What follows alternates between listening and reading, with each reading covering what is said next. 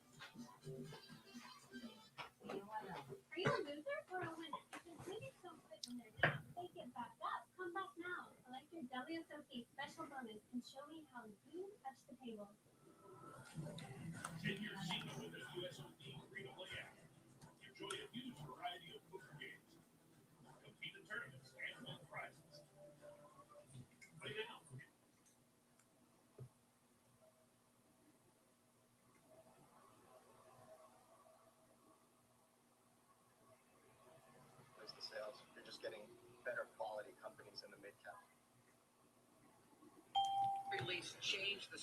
All right. Let's see. We got about 5-6 stocks advancing at the moment. Majority of stocks are off this morning. GE is up a bit. GE. General Electric gapping up again. General Electric.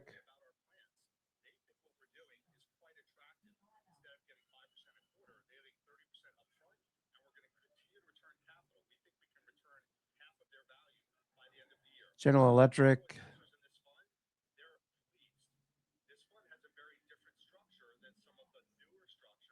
Trading up here at 340. General Electric up big.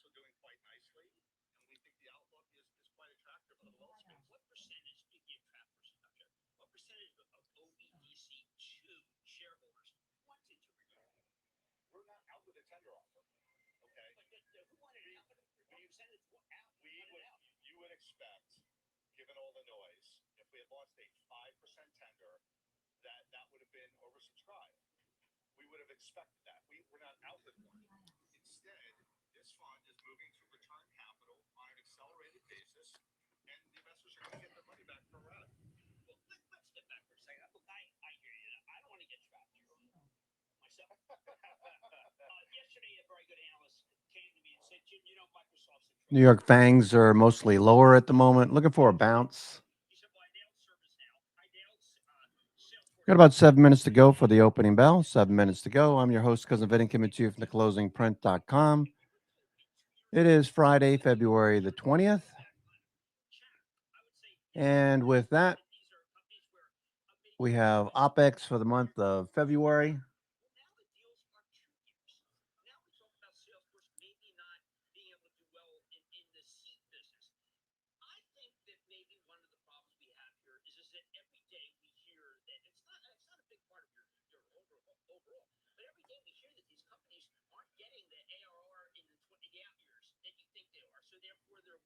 Just enjoying the coffee and waiting for the open. It's pretty nice outside. About a 20-mile-per-hour wind out of the northeast. Sunny. Quite pleasant, actually. It's about 70 degrees.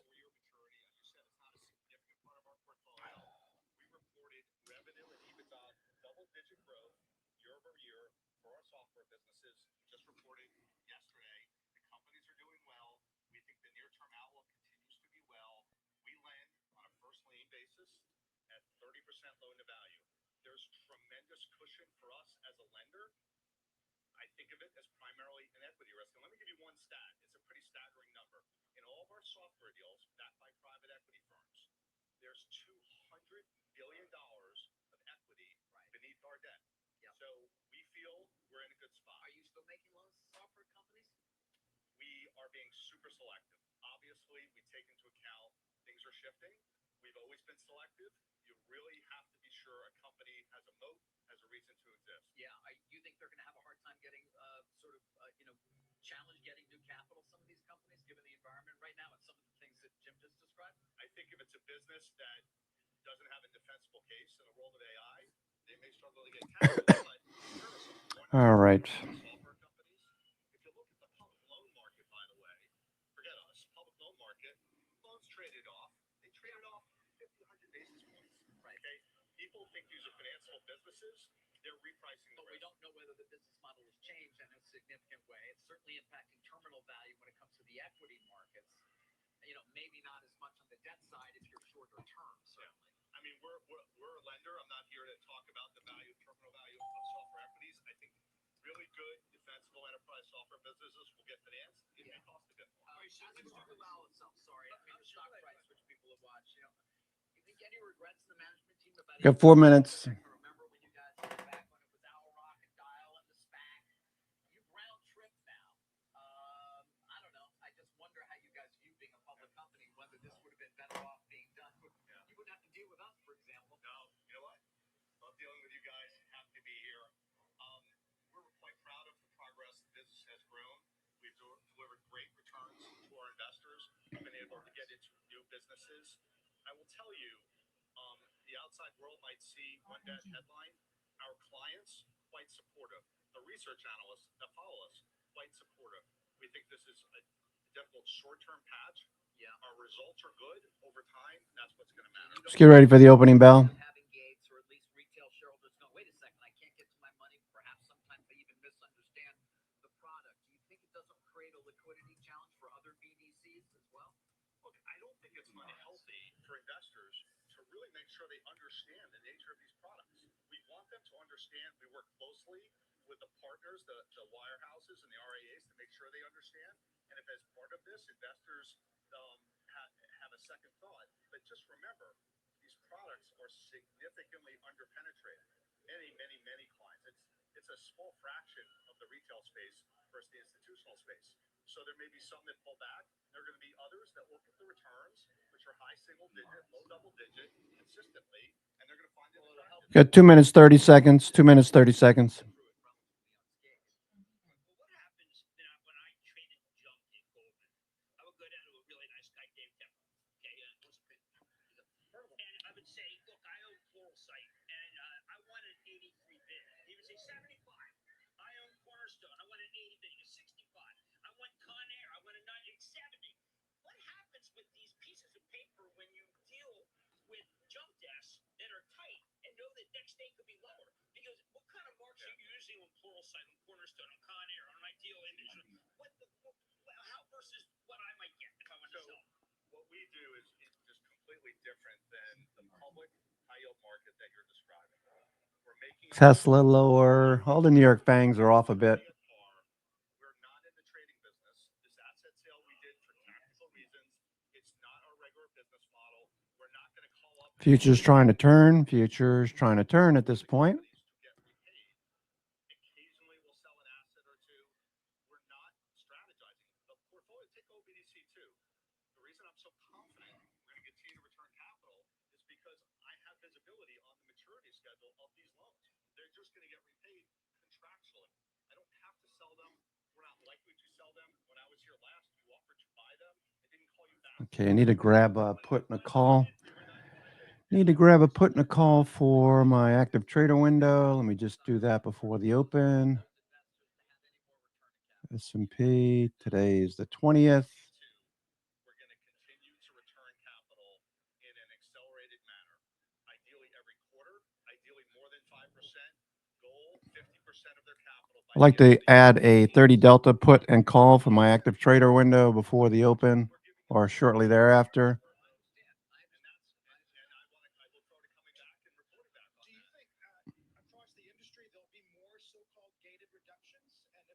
30 seconds. to advise viewers to think about them when they do see the outline price. Again, this fund, different structure. The other funds offer 5% quarterly redemptions. In the fourth quarter, all the managers, including us, met every penny of redemptions. Right? If at some point it's well in excess of the 5%, there may be some erratic distributions. It's okay. Okay, we're trying to move a bit higher here. Hedge flows. GE at highs.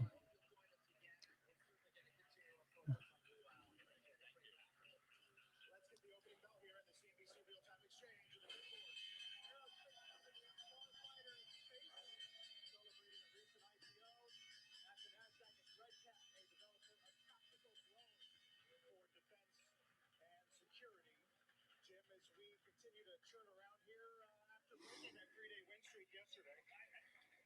I could argue again. All I really care about, and I don't mean too simplistic, if our business S&P down. go down, then I want to buy. There's a third of this market that is just terrific. There's another third that we talked about just now, which is this very questionable series of enterprise software and SaaS. Look, I don't know, that's different, but there's so much of the market that does well that I can't get negative. The only thing I did say is that look, I don't want some outside event like Iran that doesn't go well. I also need to just feel like that there is an unsteady. All right, we're drifting a bit lower at the moment. Keeping an eye on hedge flows first thing this morning, imbalances. A lot of red, so we should see pretty quick movement today. Should see fast, volatile moves today. Okay, we added about 25 advancing stocks already. Let's just take a look at what's moving. Oh, I got to take rig. I had a straddle on rig. Let me take the.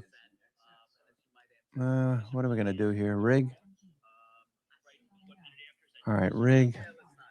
I mean, I'm just keeping an eye on all of the alternative asset managers that once again are down. This is going to continue to be a key issue. It's going to come up. You can remember, of course, previously it was around data centers, and it's sort of it's like, well, if you're either the data centers are going to be used by all of the companies, agents that are being created that are disintermediated. Watching rig. They both can't be true as negatives. I would think, right? Or you're not actually financing the data centers, and all that GPU power is not going to be used, and therefore the software companies have a lot more time. I don't know, but And these companies they're all down. they're not all created equal. Some of these companies decided they didn't want to be in this particular asset class that we just discussed. Right. Meantime, there is some reporting today that Blue Owl was unable to arrange some financing for a CoreWeave data center in Pennsylvania that they're co-developing. Pitched lenders and didn't really get a lot of pickup on that. We didn't get to that. We didn't get to data centers. If we had more time. Okay, S&P is starting to bounce a bit. It's a little early. Wait for imbalances. Hedge flows continue to move sideways at the moment. Non-zero day. A lot of negative gamma below.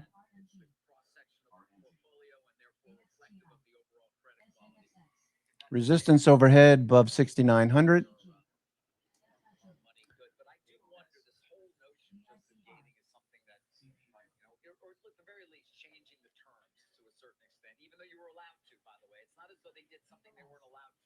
Okay, GE. I want to add to this one eventually. GE. Rigs on the move. GE.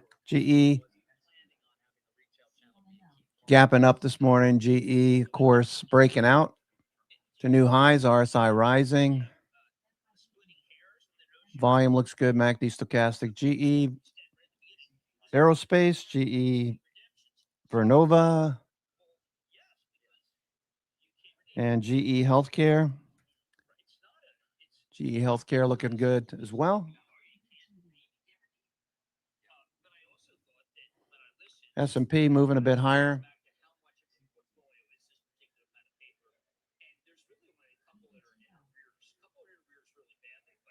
Tick cumulative is trying to turn up. We'll watch for breadth to improve. It is an OPEX for the month.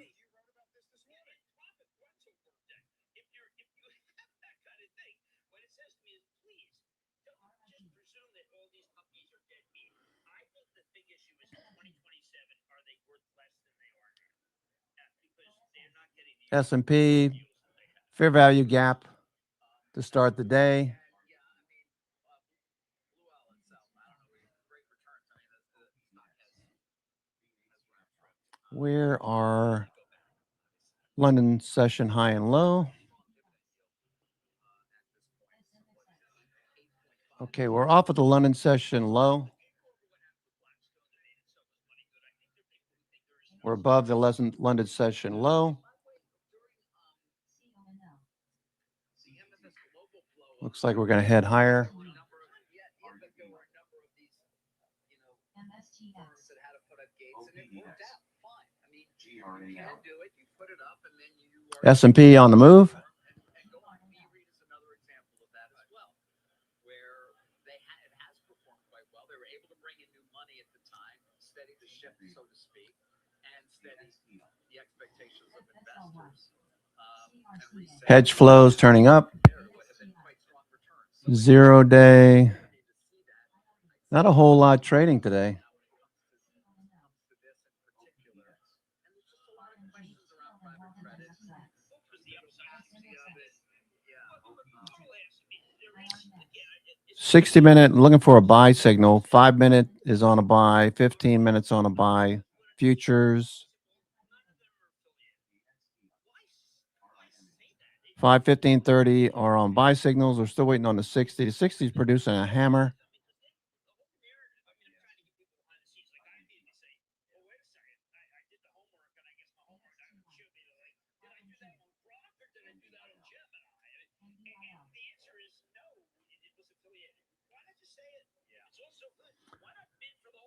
Okay, we are adding more. We had about 5 or 6 stocks advancing. Now we got about 40 advancing on the S&P 500. Excuse me, the Qs. S&P 500 about 185. It's pretty much what we were looking at yesterday.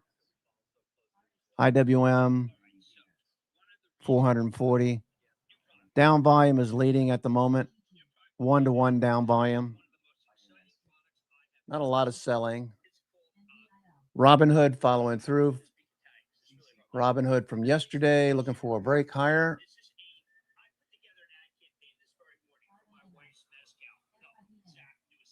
Robinhood, watch Robinhood trying to do something here.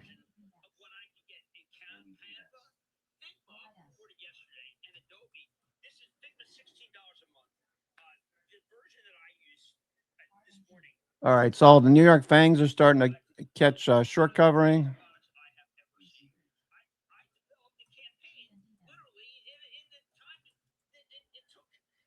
Amazon, Google, Nvidia,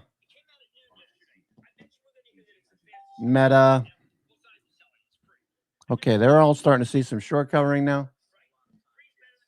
Watch Robinhood.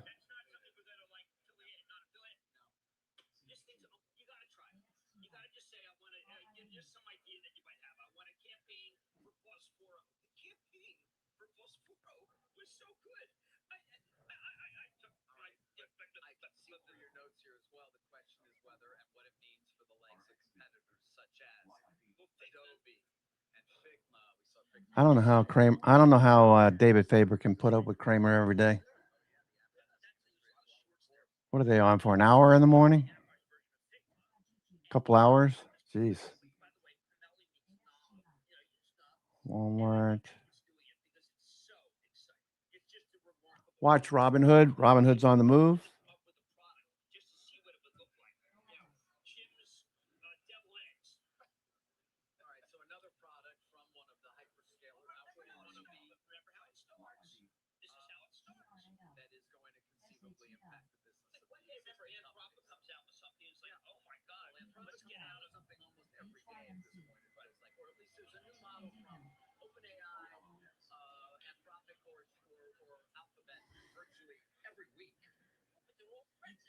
And they all say, you know what?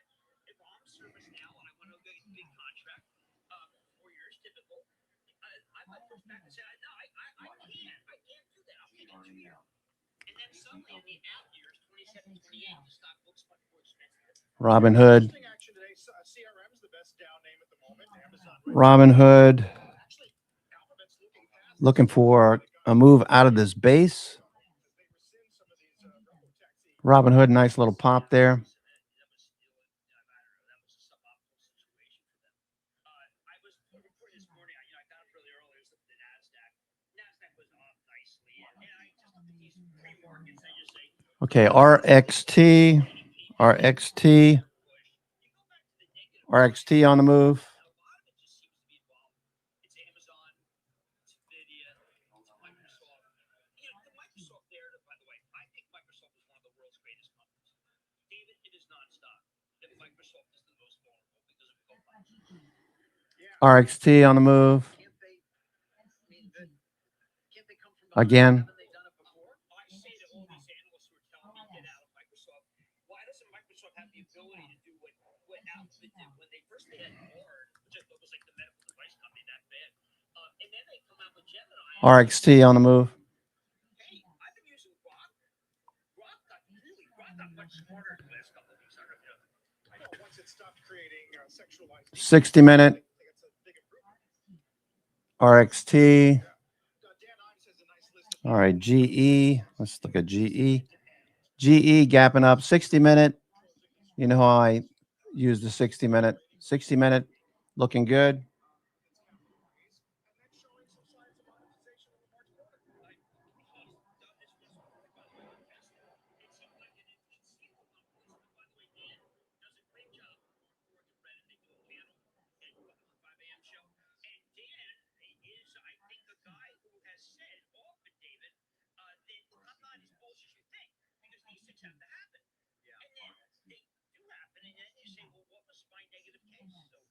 Let's give Dan that. He had the green jacket going to his Masters this morning. It was the Masters.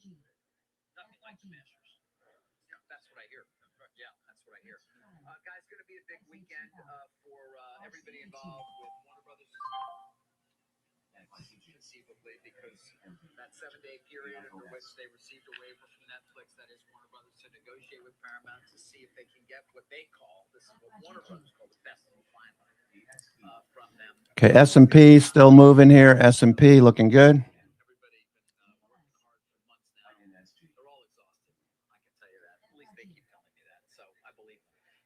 The latest news, though, and where this may end up at some point anyway, is on the antitrust front. No, the antitrust front, talking about that, because that will become important. And Paramount is pressing its own, what it perceives as its own advantage there. They did have the expiration of the waiting. All right, S&P on the move.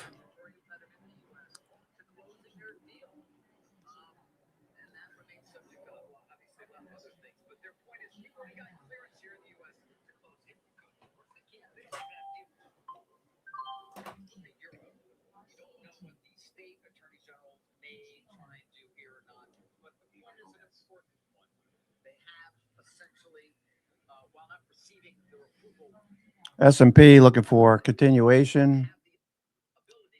Hedge flow still rising. We got red on the screen. That usually leads to fast moves. Purple overhead is resistance above 6,900.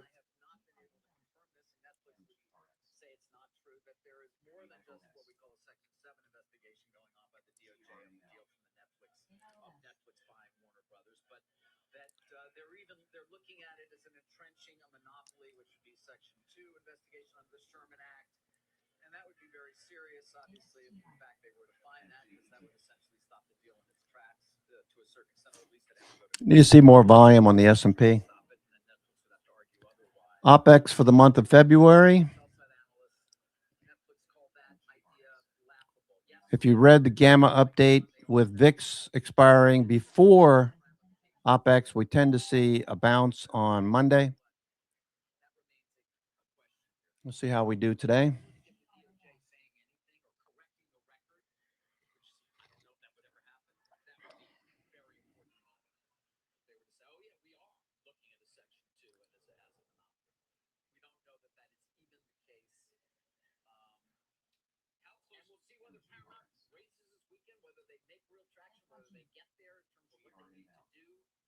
Or whether, as some in their camp believe, that there's nothing in ways that they can do it.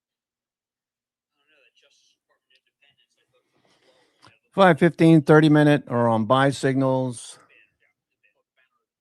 60-minute, I believe, will be a buy signal here shortly. We had talked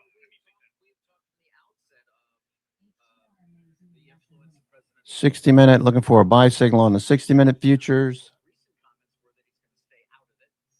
We don't know. And of course, it was perceived to be a real advantage for the Ellisons and Paramount. Tick is trying to turn on the 60-minute time frame. Tick cumulative is trying to turn up to be more bullish. Work their way through here in the U.S. And then the other question is Europe. There are, Need to add more stocks advancing. Yesterday we had stocks declining, leading the market. compellingly that, of course, they will get their approvals. Okay, we still have NASDAQ's trying to do something. If we can get the NASDAQ to kick in, that would be good. New York FANG components. Expecting a number around 52.4.5 comes in light. 51.2, sequentially lower than 52.4, lowest read since it was sub 50, and that was July of last year. And this is the first reading, of course, that is that close to going back into that PMI territory. If you look at the service 51.2 versus 52.4. You can hear Rick Santelli talking about that right now. New York FANG, we need these to continue higher off of oversold conditions.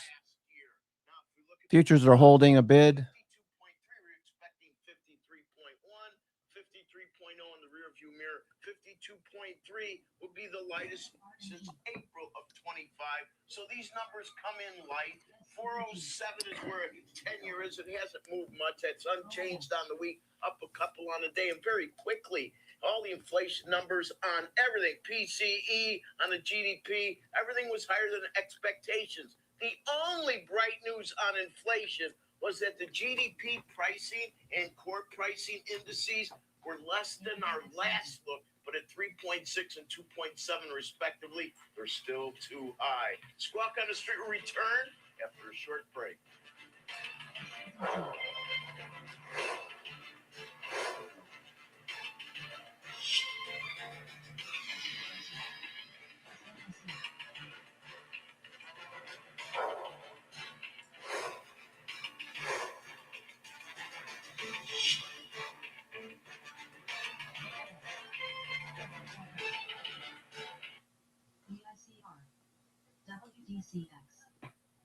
Okay, so PMI out.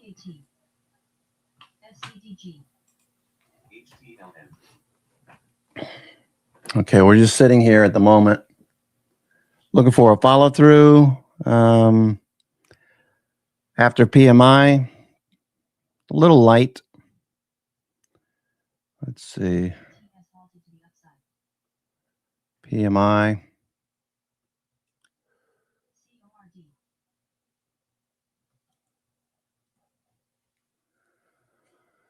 Okay, looking for a push higher. Need to see some volume.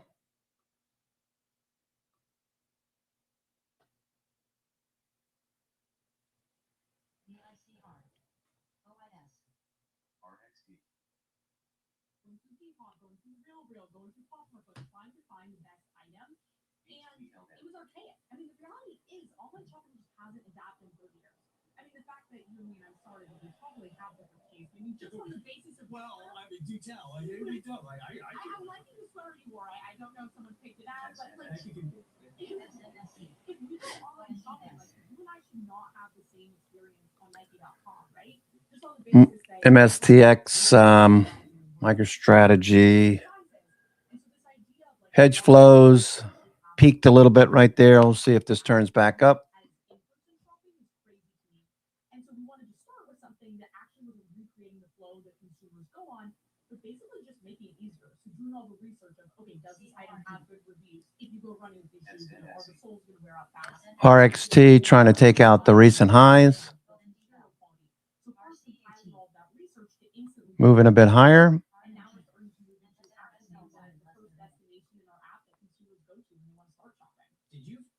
you're a little bit of a style icon for your gin. just saying, it's not because you complimented me on my sweater. Did you follow your passion here at that party? Honestly, I mean, I don't think that's a great question. I think for me, honestly, I was really interested in going into an industry that I felt hadn't been innovated in so long. I mean, the reality is, like, I was at Stanford during an incredible time. I was so blessed, right? I grew up in Seattle. I was, born to my parents, Melinda and Bill. I got to see, technology and the huge effects it has on the world, so shaping all of society. And then I go to Stanford during this time where we're really seeing this giant boom and rise of not only AI, but specifically while I was there, like the rise of personalized agents. So I mean, like companies like Harvey that are literally just an agent for legal tech. And when you think like that, I mean, Well, with a bunch of unknowns today, we did get GDP, but we're still waiting on a possible SCOTUS decision. We don't know what will happen in the Middle East over the weekend. Market's kind of taking it all in stride, I guess. All things said and done. Jim, S&P down 6. In stride is exactly the words I use. Yep. Just not a disaster. Right. Be tough later in the day. Obviously, someone might say something happened this weekend, but it's putting itself well. Yeah, well, there's a live shot of the Supreme Court, and we'll see what we get, if anything, in about 10 minutes.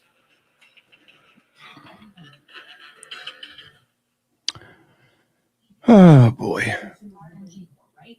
Like me and Sophia know what's going to go viral. We know what product's going to work because we're building it for ourselves. And as I said, we're solving this pain point manually before we built Via. Is your plan, how does Market's fading from the high here. We still got quite a few stocks advancing. What did you take for them to apply, like starting this business? New York Fangs looking for a bid. Google pushing a bit higher. Amazon trying to go. Broadcom is up. Netflix bouncing. Microsoft a little short covering. Meta looks like it might bounce as well.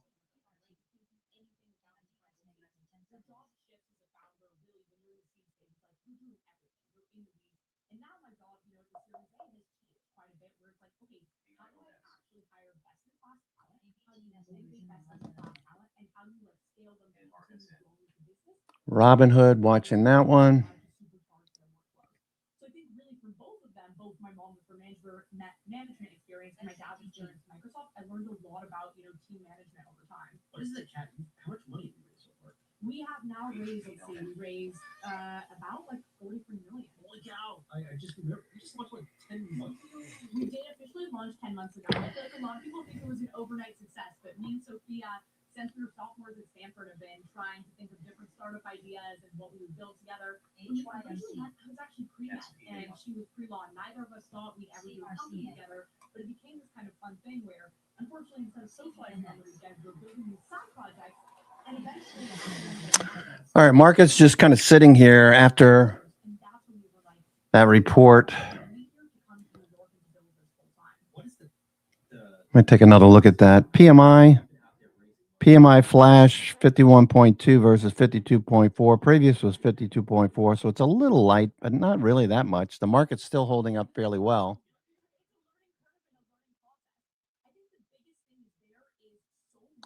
So at 9:37, President Trump talking about considering a limited strike on Iran.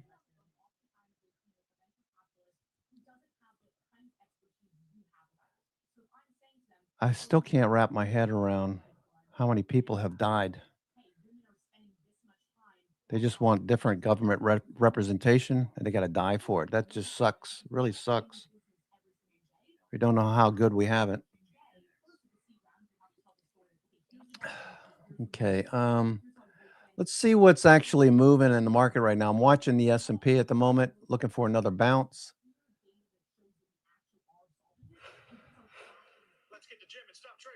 New York Fang, we're trying to push a bit higher. Global Foundries, that's been active this week. Global Foundries. Robinhood trying to push higher. Robinhood.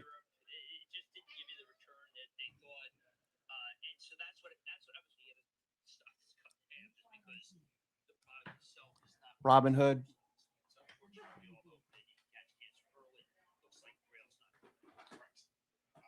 Sort of the man in the arena thing. You gotta appreciate companies that are trying. They're sure trying. There's a lot of trying, and this one is still trying. By the way, reached out to Michael and Trader from 4 weeks.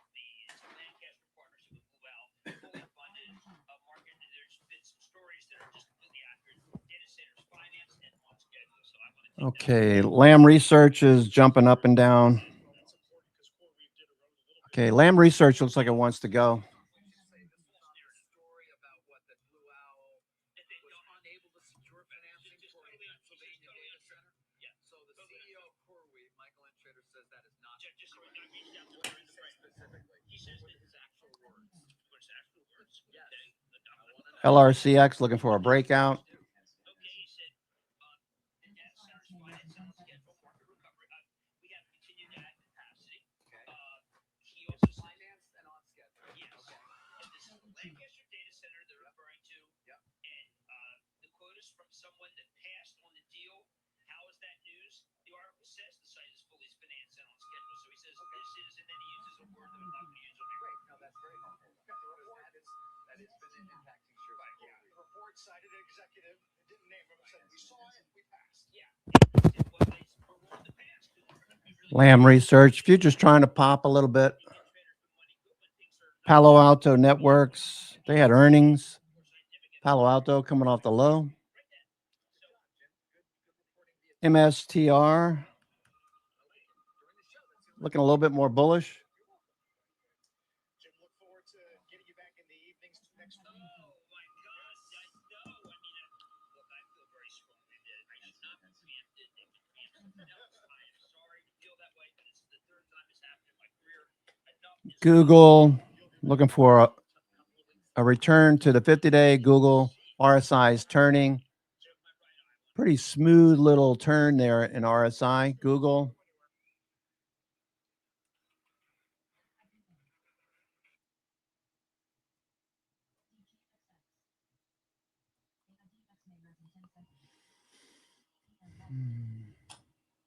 MACD stochastic.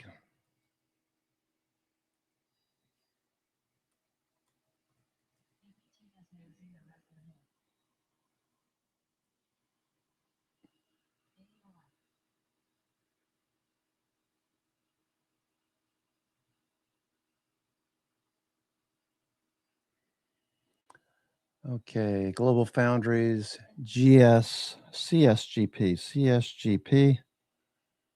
CoStar Group, CSGP.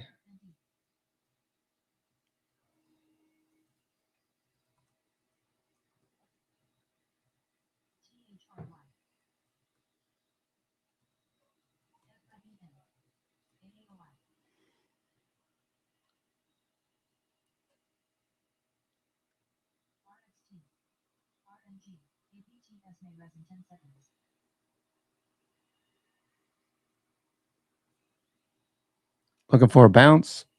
S&P, Google, Intuit. Never traded Intuit. Yeah, that's at the low. GE Healthcare, I should say. GE Healthcare.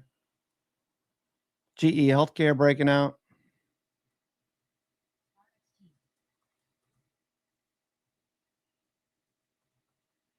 GE Healthcare breaking out.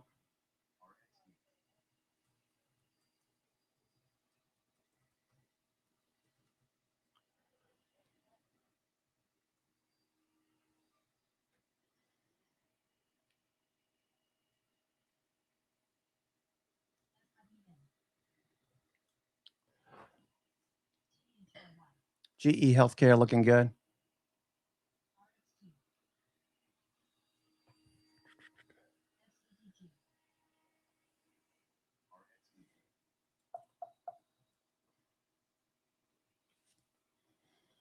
S&P 500. Okay, GE Healthcare looks good. GE broke out yesterday. Doji today. Looks like it's going to continue. GE Analog Devices. Yesterday we had AMD doing something. Let's take a look at AMD. AMD. Look like it might move in the short term. AMD. Okay, it's still inside of this range. Needs to get above it, above 205. Monster Beverages. Grinding higher, Monster.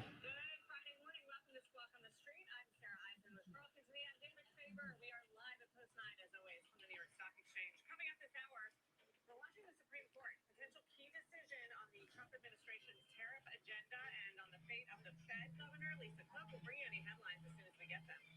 Plus, Apollo's Torsten Slok will be with us to help break down today's big myths on GDP and hotter than expected inflation print.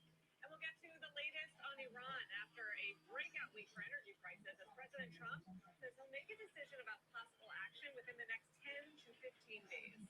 We've worked our way through GDP, some PMIs. Now let's get some UMISH and more with Rick Santelli. Hey, Rick. Yes, indeed. Now, these are our February final reads on University of Michigan, and there's some big changes. The headline number was 57.3. It now gets downgraded to 56.6. That'll be the weakest since just January of this year, when it was 56.4. But the 57.3 we threw out and changed was the highest since August 25. So lost some ground there. Same for current conditions. 58.3 was our mid-month read. Goes all the way down to also High tick alert plus 800. High tick alert. It really is. Oh, there goes high tick alert. Numbers are the same. 56.6 in this case would be the weakest since January when it was 55.4. And once again, they stay at 56.6. They are at 56. So all three readings are exactly the same. And that would be the lightest, the weakest since D's of 25. Now, let's go to the inflation numbers. 3.5 for 1 year goes down to 3.4. 3.4 would be the lightest inflation rate since January when it was 3.3. And finally, the 5 to 10 year at 3.3. Well, that now equals where we were in January. The lighter number would be December Extreme high last tick alert. year. So Wow. 3.5 to 3.4 on 1 year, and then the mid-month read on the 5 to 10 goes 3.4 to 3.3. So a little bit of good news on the inflation front, but once again, growth is on the light side, just like the GDP number. We also have new home sales for December out, and for that we go to Diana Olick. Diana? Well, Rick, new home sales in December, which remember is backdated because of the government shutdown, came in at 745,000 units, seasonally adjusted annualized rate. That is down 1.7% from November. November was higher than expected. So the street was expecting 738. We got 745, but it's still down month to month, but up 3.8% year over year. Now, remember, these are based on signed contracts. So people out shopping in December when mortgage rates were actually a little higher than they are today. They were around 6.3%. They were about 6.05% on the 30-year fix. Extreme high Prices tick down alert. 2%. Supply did drop also. We got to go back to Carl for some breaking news. Thank you. We are going to have to talk some SCOTUS. Let's get to Eamon Javers in D.C. Hey, Eamon. That's right. The Supreme Court has just issued a ruling here on the president's tariffs, the so-called IEPA. That is the International Emergency Economic Powers Act. The Supreme Court was deciding whether or not that law was appropriately applied to the president's authority to create tariffs that he did throughout 2025. Now, this applies to all the president's tariffs related to what he called Liberation Day and that massive change in geopolitical and trade relations that we saw around the world. This Iran. Very nice. Right now, Carl, it's 170 pages. So I'm going to take a moment and read it here before I tell you what it says. But we do have the ruling from the Supreme Court here on the president's tariffs and whether or not they are legal or not. And we're going to go through it line by line here momentarily.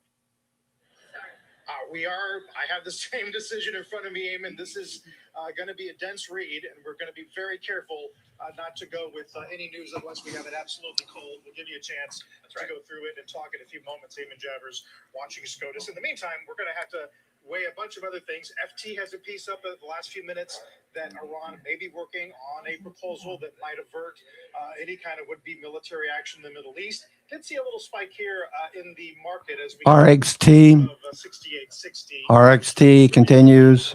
Right, we're digesting a weaker GDP. Market kind of brushing it off on the government shutdown because government spending declined double digits. So that was such a big part of the weaker GDP print and higher inflation print as well, especially core prices came in a big jump. I mean, 3%. So you don't want to see the inflation moving in the wrong direction. I will note all that inflationary pressure came from services, most of it not necessarily from goods. So it wasn't necessarily a tariff story. It was more a services story. On this, although I'll back you up there because the PMIs that we got a few moments ago did mention, here's S&P, average input costs rose sharply again in February, linked to supplier price hikes, tariffs, and higher wages, feeding through to the largest.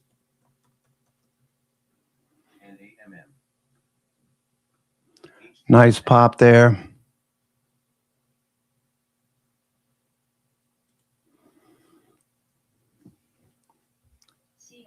RXT continues.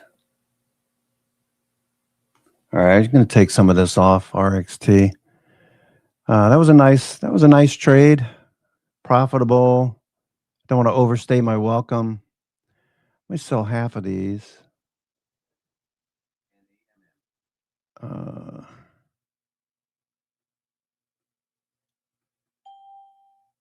I'll sell 10 of these. I'll sell 10.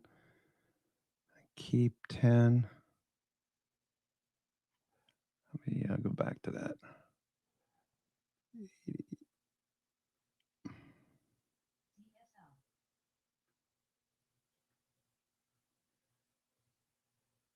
Let me make these $1. $1.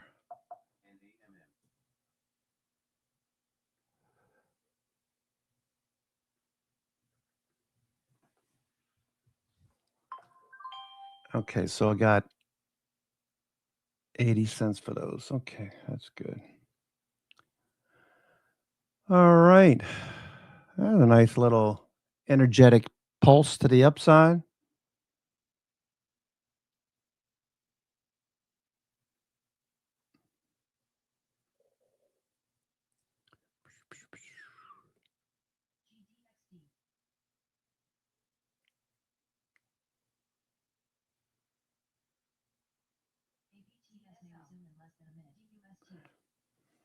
Okay, AMSC, AMSC.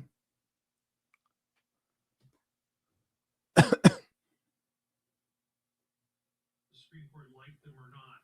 This is a very kind of narrow green eye shade decision. All right, that's semiconductor Valero.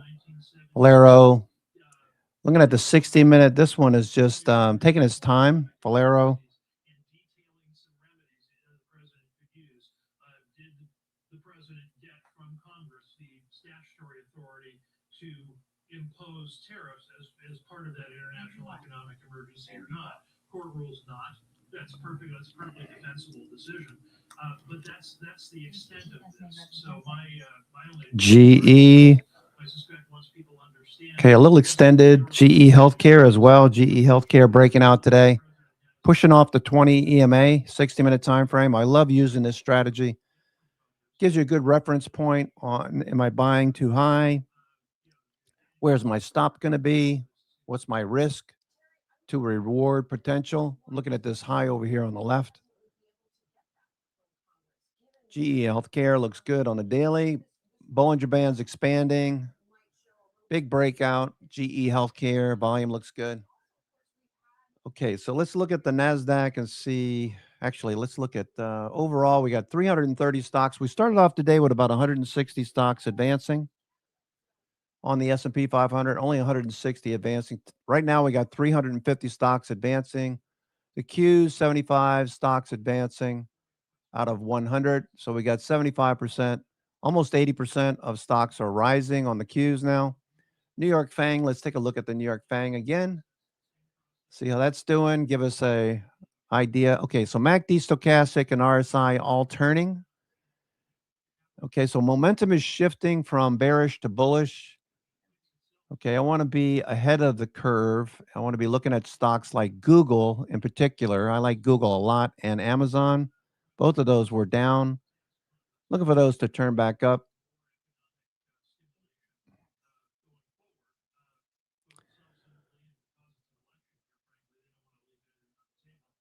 $21-day, 9 EMA. 50-day, 200 days about to cross. So we want to see that rectify. 100 days overhead. Okay, we got stochastics turning up. Okay, we got MACD about to turn up. Okay, so this is looking better. But if you look at where the numbers, what contributed to the stronger PCE, it was Netflix on the move. housing and utilities, and it was other services. Netflix on the move. Okay, watch Netflix.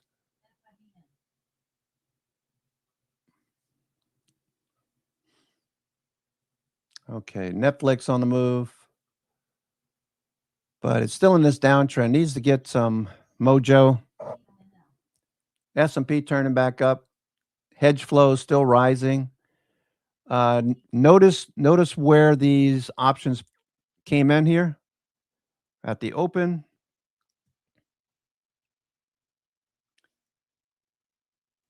Okay, and 9:30 versus 10:10.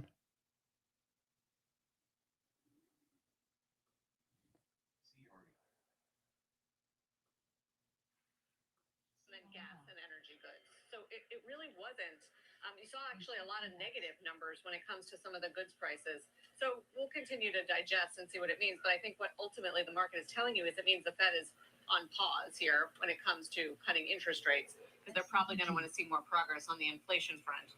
We know that. They've told us that. With regard to the IEPA decision now that we're going through, I just want to explain sort of what the Supreme Court appears to have decided here, guys, is that ultimately the IEPA statute was about regulation of imports, not about tariffing of imports. And if Congress had intended for it to be about tariffing of imports, it would have said so explicitly. And because it did not, therefore, the president does not have the power to interpret this law in such a broad way as he did. Now, what is the impact of this? Immediately, this is going to set off the food fight of all food fights in terms of how companies that paid those tariffs last year get reimbursed. The president of the United States has said that the U.S. government will in some way have to reimburse those tariffs, but the cost is so high to the Treasury. The president has suggested that the U.S. government may not be able to do that. So what kind of a situation are we going to have for companies that are trying to get reimbursed this year? That's going to be a fascinating fight. Whether or not the government tries to slow walk that or find some loophole or carve out, we'll see deeper down in this decision by the Supreme Court if they've given any guidance as to how that process should work. We don't have that right now. That might be material for a number of these companies, guys. So as we look through this, what we're seeing here is a striking decision by the Supreme Court against the president of the United States. We're also seeing here a lengthy dissent here from Justice Kavanaugh. So we'll get into his logic on why he's dissenting as we dive deeper into this, guys. Back over to you. Are you going with a 6-3 vote? Yeah, I don't have the vote here in front of me, Carl. We're still looking at the actual language of the decision. So it looks like I'm being given here by our fantastic producer. Yes, 6-3 decision. So as I was reading that, we've been able to pin this down. So yes, 6-3 decision. So that is not the 9-0 decision that we've been talking about, even on Squawk Box this morning, the possibility of having a 9-0 unanimous decision. This is a divided court, a 6-3 decision here ultimately. And we'll wait for the president's reaction. The president has said this is one of the most important decisions the Supreme Court will ever render because it gives him unilateral negotiating power, the leverage that unbridled tariff authority gives the president of the United States in terms of negotiating with countries around the world is enormous. The president has enjoyed that leverage in order to force countries to the negotiating table. The president has said if he loses this case, that will rob him of that leverage and deprive him of the ability to help the U.S. Government in all of the negotiations that it has everywhere around the world. I would expect a blistering statement on Truth Social here at some point shortly. Thomas, Kavanaugh, and Alito were in dissent here, but importantly, Gorsuch, Barrett, and Roberts obviously part of that. Hedge flow is still rising. Amen. You know, backing up a bit, I mean, Reversal at the highs here. The Supreme Court has reaffirmed that the Constitution gives Congress the right to levy taxes and tariffs, and not the president. Correct? Yeah, that's exactly right. And the Congress would have the authority to designate that to the president of the United States if they wanted to. And what the president did by looking at this IEPA law, remember, that's the law, the International Emergency Economic Powers Act, that the president cited as giving him the authority to impose these tariffs on Liberation Day in the first place. What the president did was stretch that law a lot farther than it had ever been stretched before by saying that this power to regulate Finally, something goes against them. So, financial media, CNBC, all these guys will be out there. Finally, got something against. Almost gleeful. All right. So let's see what the markets do over the next hour or so.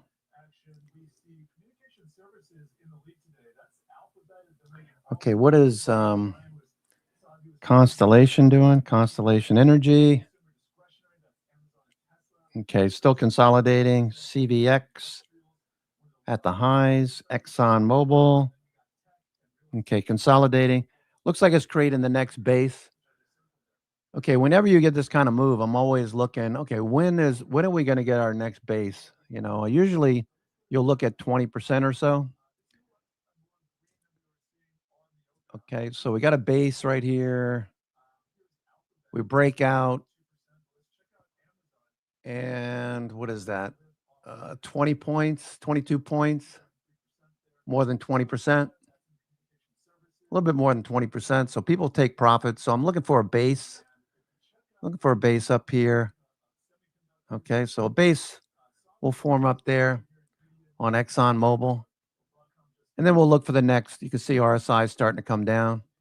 MACD starting to come down. Volume looks good, though. So I would expect to see this area hold and consolidate. If you're thinking about ExxonMobil, I am as well.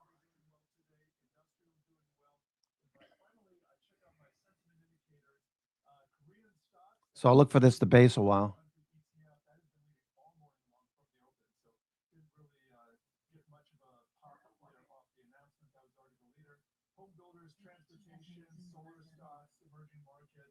Those are the leaders. What's not working today, biotech, little oil, and looks like Chinese stocks as well. The Chinese stocks were off a little bit more in the early going. You can see they're mounting a little bit of a comeback there. So all in all, Julie, a bit of a bullish reaction, but not huge, and especially when you weigh the trillions of dollars that are heading into balance here. Jared, do you have a link out there for retail? I'm curious. Because there we were seeing some individual positive reaction, even though, as we keep saying, it's unclear, when these companies might be able to stop the tariffs. Also, a lot of these companies have already reworked their supply chains, right? So there are still a lot of questions about what it would take.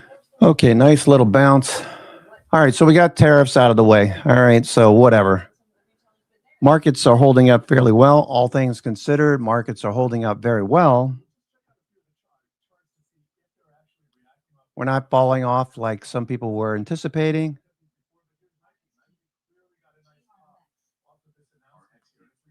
Okay, so once again, we're testing the 50-day. If we can't get above the 50-day, we're looking for a bounce and a move above the 50-day next week. I'm thinking maybe we can close above the 50-day, move back into the top of the range. Earnings have been good. Let me see what earnings look like here.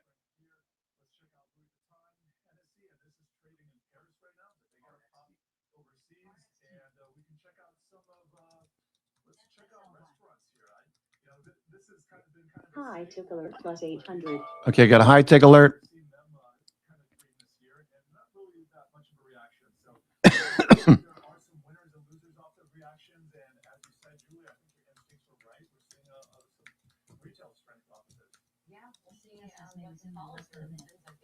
Jared, thanks so much. Appreciate it. Coming up next, we'll continue to follow the breaking news that the Supreme Court has struck down President Trump's power to impose tariffs on the U.S. We'll be right back.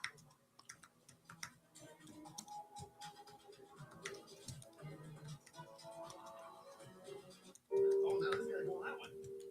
Now I'm getting the lay of the land. LA's can be a big test for a young homeowner trying to get to their parents. There's an overflow lot somewhere in the vicinity. If the garage is full, They go to the auxiliary. he said if the garage is full, they go to the overflow Well, I lot. heard about it right here. Ours is standing by. I bet you guys have driven some great. So we're looking pretty good. We're trying to get above the 50-day.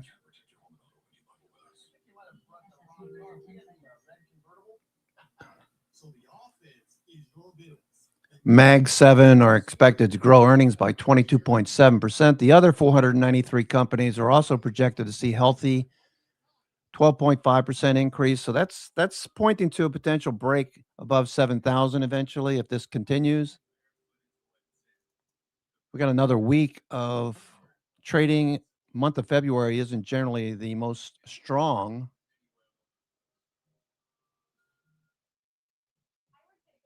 %, 76% of companies have exceeded analyst estimates, which is in line with the 10-year historical average. Revenue beat rate with about 73% of companies have beaten on the top line, performing better than the 5-year average of 70% by 3 basis points. And the 10-year average, they're beating by almost 10 basis points. Blended growth rate, current blended growth rate for 2025, Q4 stands at 13.2% to 13.6%. All this means is that the markets can eventually push above 7,000. Forward sentiment remains optimistic although the bar for 2026 is noted as being high due to rich valuations. Bullish consensus analysts are forecasting double-digit earnings growth for every quarter of 2026, 11% in Q1, 14.9% in Q2, 15.2% in Q3, and 15.4% in Q4. So that's an increase every quarter of 26. Okay, profit margins, S&P 500 net margins reached a record blended level of 13.2% in February, with the tech sector peaking as high as 29%. So this means the takeaway here is that we can push above 7,000. We just got the SCOTUS decision, and yet here we go with the market's moving higher. So what I suspect the president's going to do, he's going to try to rally the troops around Congress and the Senate to approve what he's already done. So basically, write in law or change things or vote on a bill to hold the tariffs the way they are. So he needs Congress to do that. That's basically all they said. So he doesn't have the power to do it, but yet the markets are acting very strong here on this dip. Looking like we're going to get back above the 50-day, which is good. Okay, we're on the move here, S&P.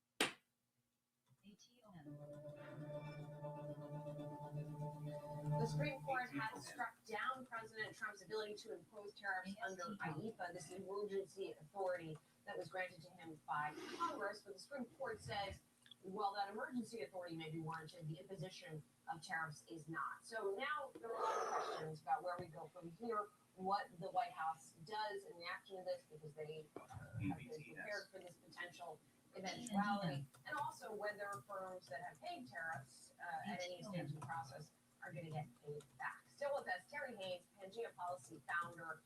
We were talking about sort of the intricacies of all of this, and it's going to take a while to play out, Terry. I know that you started to sort of look through the opinion here, and I'm curious what stands out to you.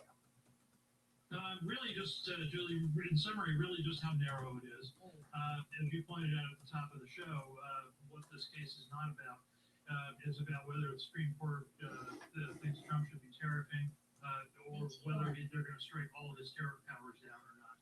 This is one specific law and dealing with the question only of whether Congress gave the president the ability to tariff as part of the declaration of an international economic emergency. The court essentially rules that the words regulate importation in the law doesn't give the president the ability to.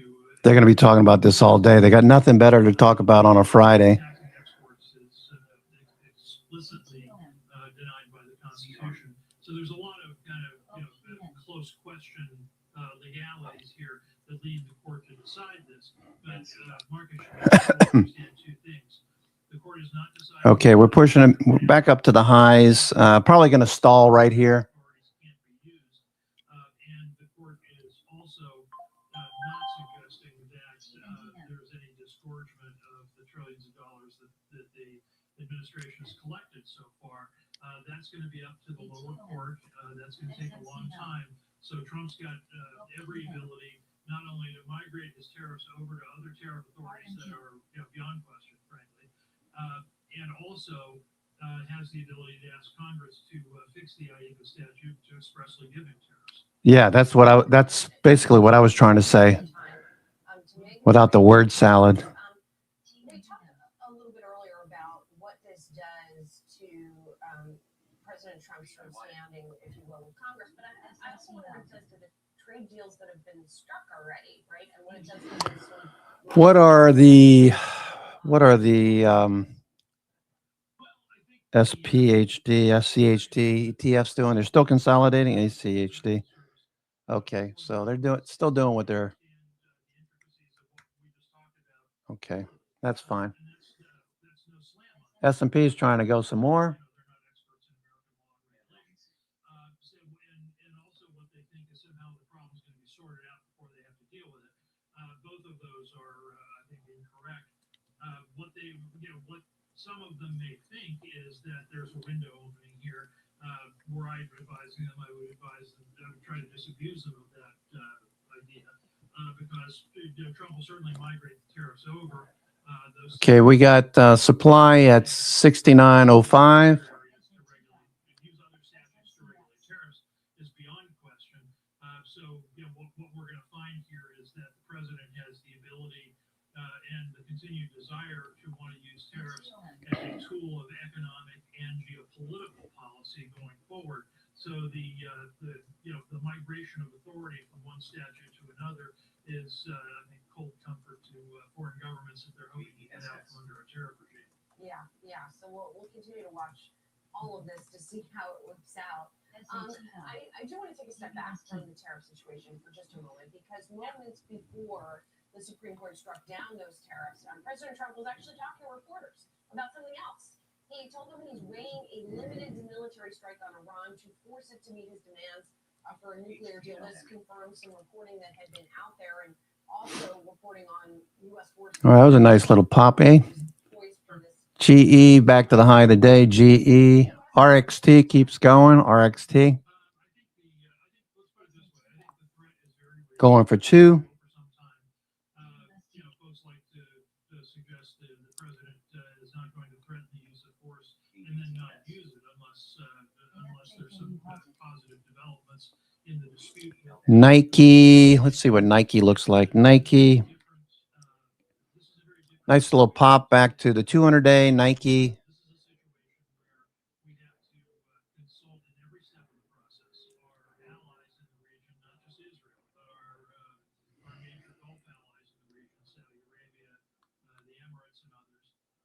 Constellation Energy. What's that doing? Constellation. Okay, big reversal on Constellation.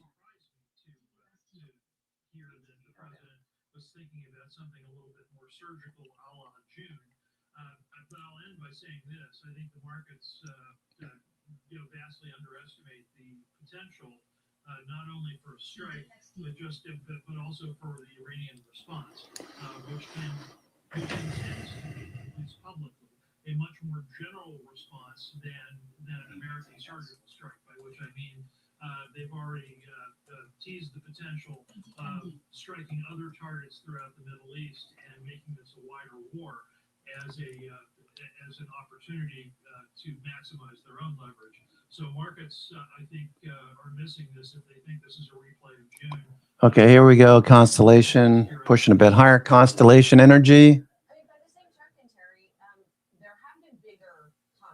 Constellation Energy on the move, coming off the low here, a nice little dip, looking for a follow through.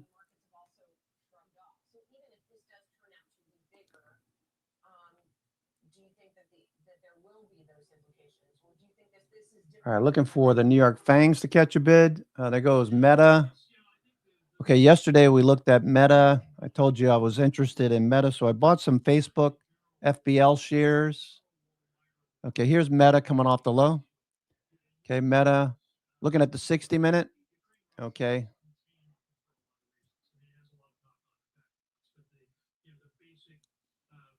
Meta looks good.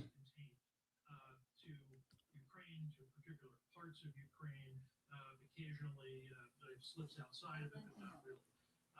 In the Middle East, in the Gaza conflict, again, Okay, that's looking good. Meta continuation. What I'm suggesting in part because Iranian news sources have highlighted this, foreign allied newspapers have highlighted this, that depending on the kind of strike that the United States hits Iran with, one of Iran's options is to create a wider war by actually hitting Egypt, Saudi, the UAE, other places. And 60-minute is turning. All right, so you don't need to buy it right here, but look for a BNC pivot. Okay, look for BNC later after 12 o'clock or so. Meta definitely on the move.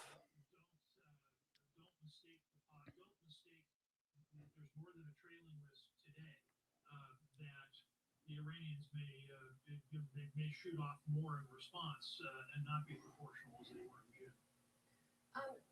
Terry, it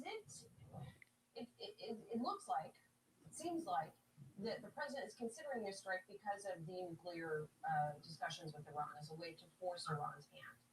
Right. Is that unprecedented? Is that something the U.S. has done before for that particular purpose? I don't mean with Iran, I just mean in general. It feels like something different than this happened before. Yeah, it's unprecedented in the sense that you're looking at a second or third ranked power with that's trying to get nuclear capability, and a major power is dissuading. It is certainly kind of West versus non-West. It's unprecedented.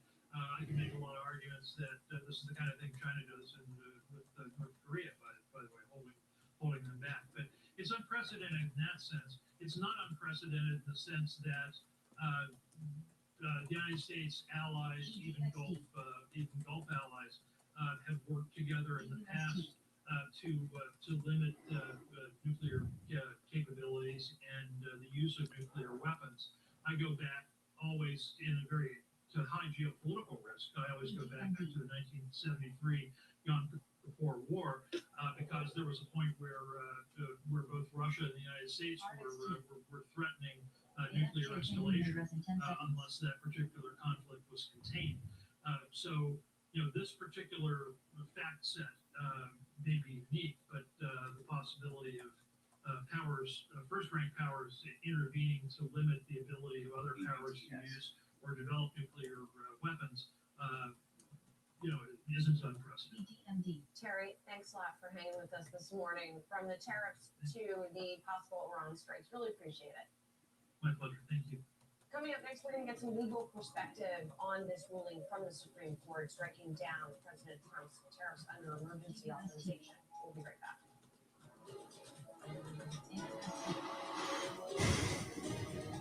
A few years back, we partnered with a company called Blackout Coffee.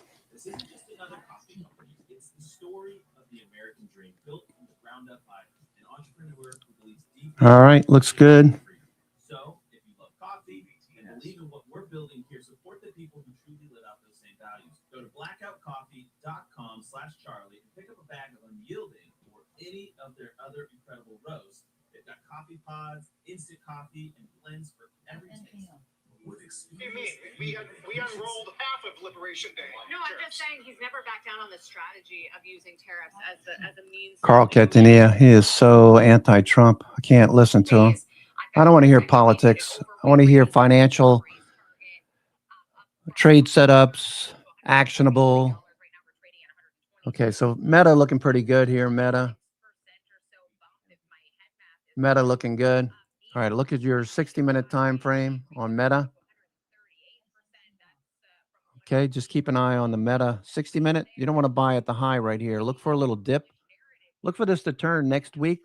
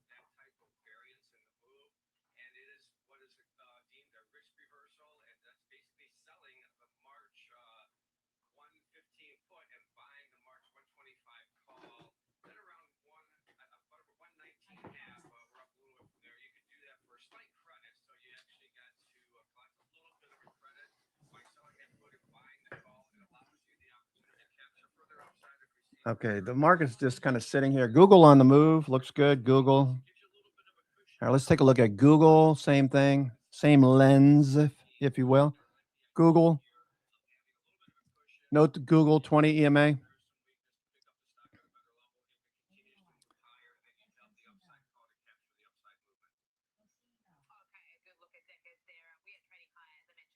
Tesla. Let's see what Tesla looks like. Tesla. Not quite there. Apple. Not quite there. Broadcom. Flat. Snowflake. Starting to turn. Robinhood. Trying to turn. GE. Obvious.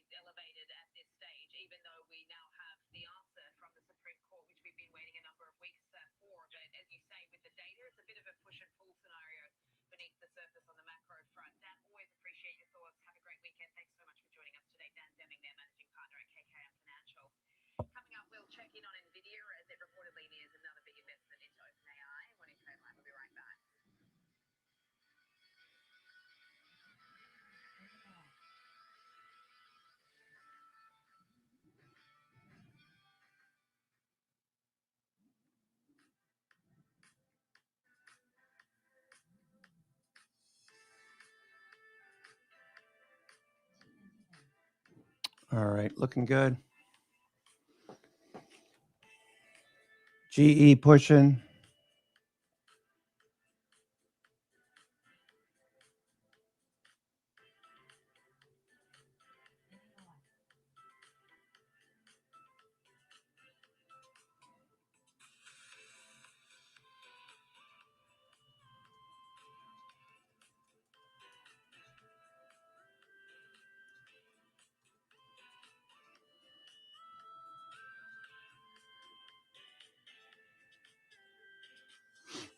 Morning movers, be the first to find out what's shaping early market action. Tech check, options corner, futures focus, technical analysis. Morning movers covers it all. Grab your coffee and tune in every trading day at 8 a.m. Eastern, only on Schwab Network.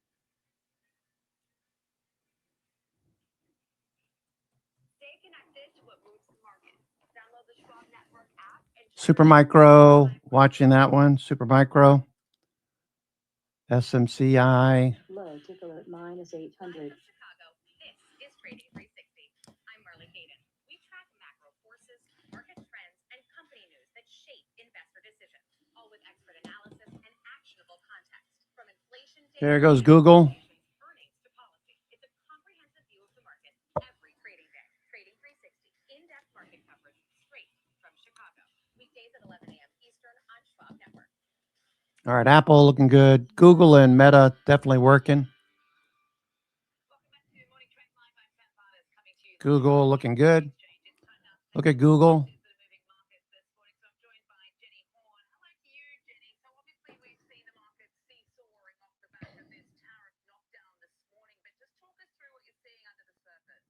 Yeah, and I know we got some disappointing economic data that just shows inflation running hotter than expected, also showing GDP substantially missing. But I think that this market and the real turnaround we've seen just in the last hour of trading here shows not only that the risk on appetite is still there, just maybe a bit more moderated, and also, I mean, look no further than some of the drivers of the price activity today. I mean, Apple, Amazon up 1.8%, Alphabet up 3.2%.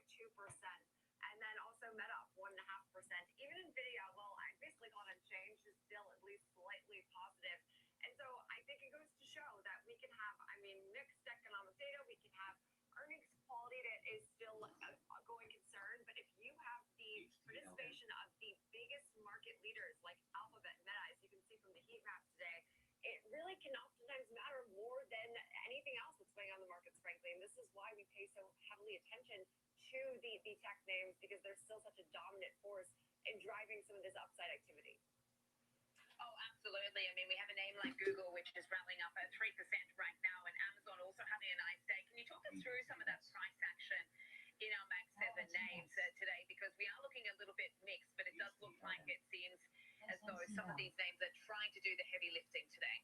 Absolutely, and I think encouraging that we're seeing this also like broad strength. I know that still Microsoft is lower, Tesla's modestly lower, and Apple actually is higher. But I mean, it's been a definitely a different market environment to navigate when you're the Max 7, which have outperformed and been, frankly, the backbone of this market for so long. And so while tech is off its worst levels, we are still seeing an overall lag of the broader market.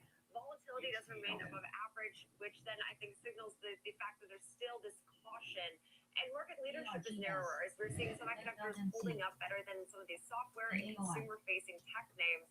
But all that to be said, it does feel like markets are no longer rewarding AI exposure at any price. We want clear evidence. We want numbers on a forward-looking basis that match sentiment, and also will produce sustainable margins, not just pure top-line growth. And so software stocks, of course, still have seen some pullback, like names Oracle, AMD is still seeing some pressure even today. But I think that it's important, as you look at the way we enter 2026, these elevated multiples, to find these pockets of AI that, I mean, right now are just a bit more resilient to the overall pressure, because they're still there, frankly. And I do think it's important to know, many want to compare this to like the .com bubble, or say that the bubble has burst. Profits still exist, and they're massive. And I think that's what differentiates this era versus, say, the .com era, because the companies at the center of this rotation are Apple, Microsoft, Amazon, I mean, Nvidia, highly profitable, free cash flow machines, and have huge market positions. It's a different market than, say, other bubbles and other times you've been worried that things have run up too far too fast. So I actually think this week feels, all things considered, pretty healthy, especially ahead of NVIDIA's earnings next week, Sam. Yeah, that's going to be the big one as we look ahead to the economic and micro calendar next week. Jenny, thanks so much for breaking down some of those details. Now, let's take a look at how these regional markets are faring to close out the week. Obviously, we've got European stocks reacting to the Trump tariff news as well. We are high across the board. In fact, the euro is stronger against the dollar right now as we've seen the Dixie pulling back. We got some good data out of the Eurozone. We've got PMI showing business activity performing better than expected this month thanks to manufacturing jumping out of contraction. Business activity in Germany, Europe's biggest economy, was particularly strong, hitting a 4-month high. It was a busy day on the economic calendar over in the UK, which saw PMI rise to 53.9, beating expectations and hitting the highest level since April. The country also posted a record monthly budget surplus last month of more than £30 billion, which was double that of January last year and the highest since records began in 1993. UK retail sales also picking up 1.8% last month, which was better than expectations and the biggest increase since May. Long-dated UK gilts are falling to their lowest levels in 5 weeks, and the sterling firmer following the data. Out in Asia, Japanese inflation falling to 1.5% in January, the lowest level in nearly 4 years, and below the Bank of Japan's 2% target. The Nikkei 225, though, falling over 1% into the long weekend. Japan will be shut on Monday. South Korean Kospi hitting another record overnight for a second day. Market heavyweight SK Hynix rallying over 6%, while Samsung hit another record amid talks of memory chip price hikes. Defense titan Hanwha also jumped over 8%. The Hong Kong markets closed lower 1% on its first day back in business after the Lunar New Year holiday. The mainland Chinese markets remain shut. They'll reopen next week. Coming up, it's time for Inside Out. We'll take a closer look at NVIDIA, again, ahead of its earnings next week, and bring you an example trade. We promise when Morning Trade Live returns.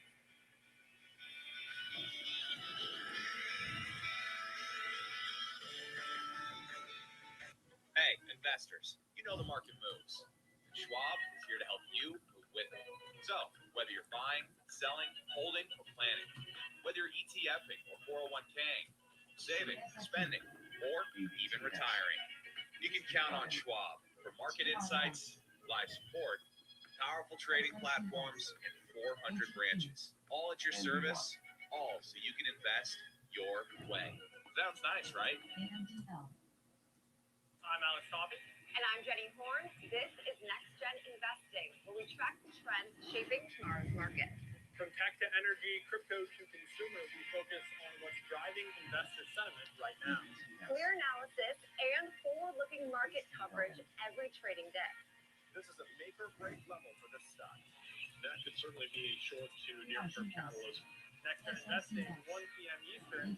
Only on Schwab Network. Whether you're an experienced investor or just getting started, Charles Schwab offers a webcast that's right for you. Are you a long-term investor? Our investing webcast series breaks down different investing styles. And more. Best of all, you can ask questions by chatting directly with the experts. It's interactive learning at its finest. Tune in live or on demand. Head over to schwab.com/coaching and start learning today.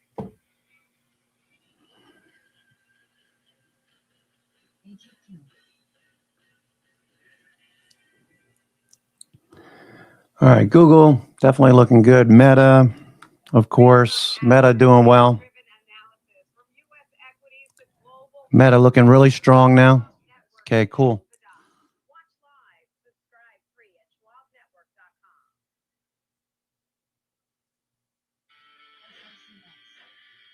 Welcome back to Morning Trade Live. Joining us now is Paul McCarthy, who's the president about NVIDIA's earnings, which is coming up next week. So, just wanted to get your thoughts on what to expect here, because I mean, it looks like a lot is riding on this, given everything we've heard from some of the hyperscalers, what we're seeing across memory. I mean, this Meta earlier this week really confirming, as one guest pointed out to me yesterday, that I mean, this is NVIDIA's universe, and everybody's just in it.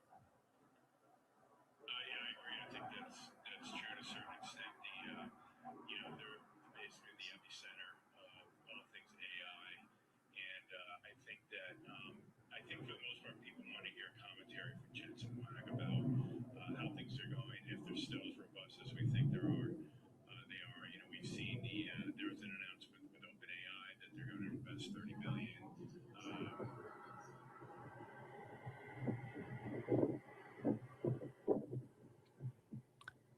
All right. Happy Friday. Danny Riley, Mr. Riley. What you think? These markets may be volatile, but Fridays are the day of the week where everything gets smash holing. Now, one of the things I pointed out recently is that I thought that the S&P was back in Philly. Now, I don't necessarily know that that means the decline is over, but we did see a little bit of a kind of a reversal of some of the AI. All right, we're pulling back a little bit now. Earlier in the week, I think it was on Tuesday, where I went out and I started talking about the back and fill. And back and fill, if you don't know what that means, it means that the S&P is like found like a lower level where it's kind of bouncing off of. And I showed you the chart. I put it in the opening print. Now look, I'm not going to be on here very long, but I did a post today, and it was about spot gamma, that more prudent way to go.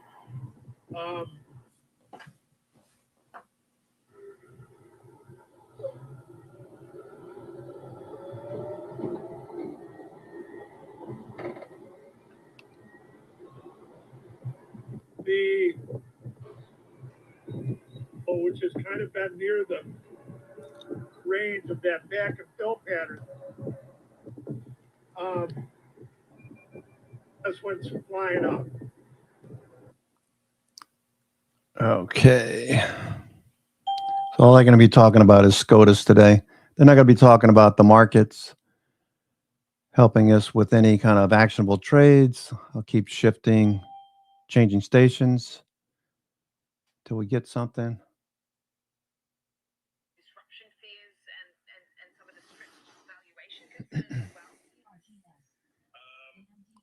You know, cash flow tends to fix valuation concerns. So I think that's, one thing. I think the tariff is definitely going to create a lot of questions as to, I don't think it's necessarily negative. I think it just opens up, the box from the sell to everyone. But, I think that the government has been careful about exporting U.S., technology like AI. But, I think that one other thing that, was in the bill that was passed this big beautiful bill was the depreciation schedules create a big incentive to build in the U.S. And I think Google looking much better. Related to AI. So, I think some of the software companies have suffered concern over whether AI is going to replace, some of their products. I think that's a bit overdone. I think that does happen. It happens over many years. But I think ARM Holdings, looking for that to continue as well. ARM. Let's take a look at ARM. Okay, here's GE. ARM Holdings, ARM. Consolidating. Looks like it's going to go. ARM Holdings. Okay, so if you have a position in ARM, I'm thinking about adding to it. I need to see a pop through this area, though.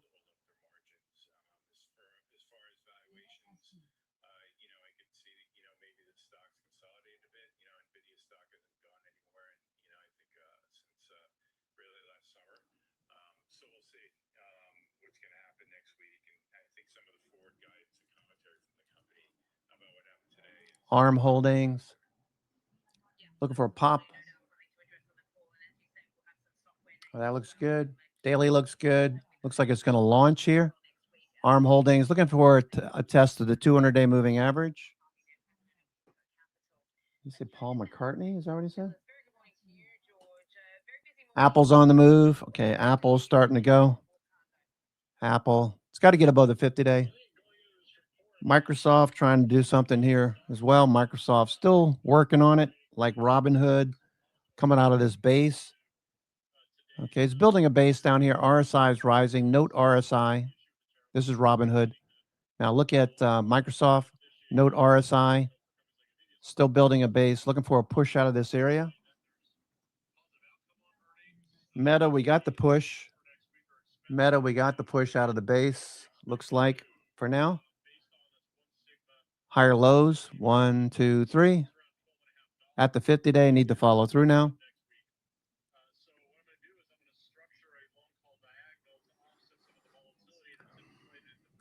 Meta's still going. Meta's still going. I got FBL shares. I'll add to those FBL shares shortly. 60-minute, nice turn.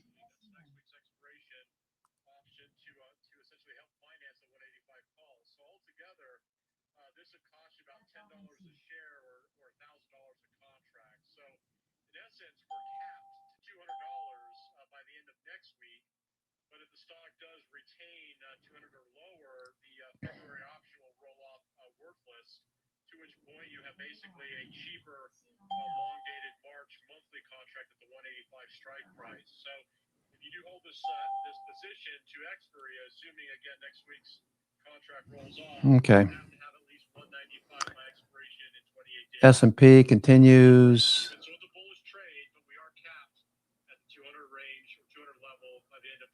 Amazon's up 2.6. Amazon, nice pop on Amazon. Okay, Amazon coming off the low. 60-minute, just getting started.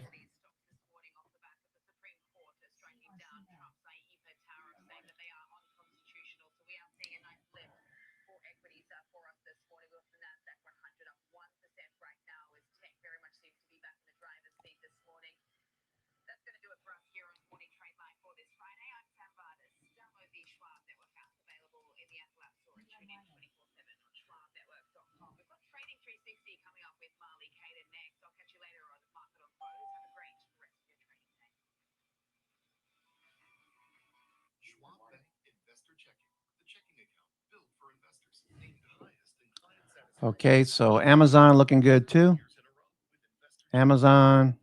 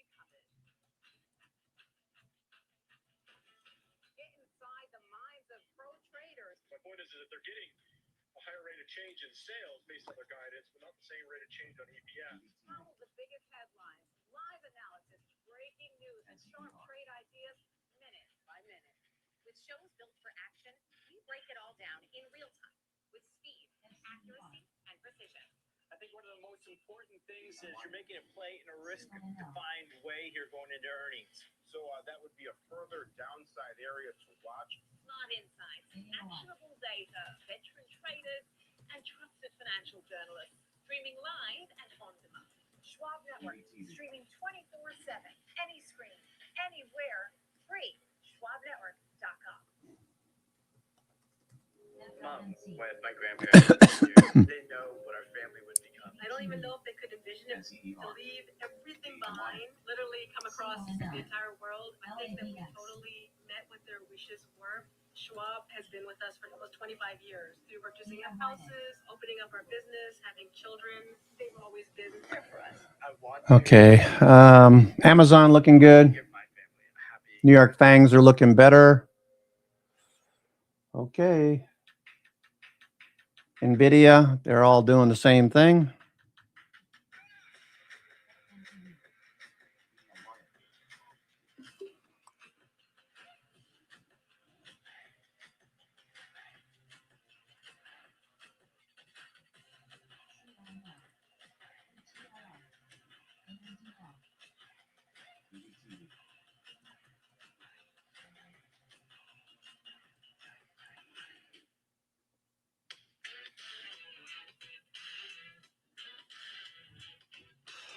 All right, let's see. Nvidia looking good. Nvidia's looking good. Okay, range bound into earnings.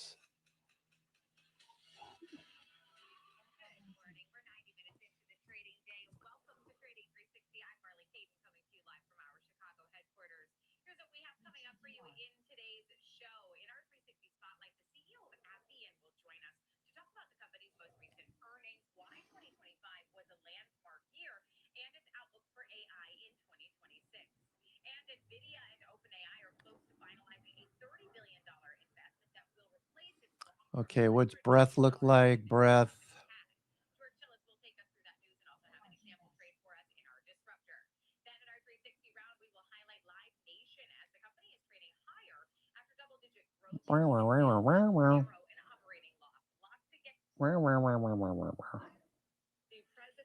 Oh, they're still talking about.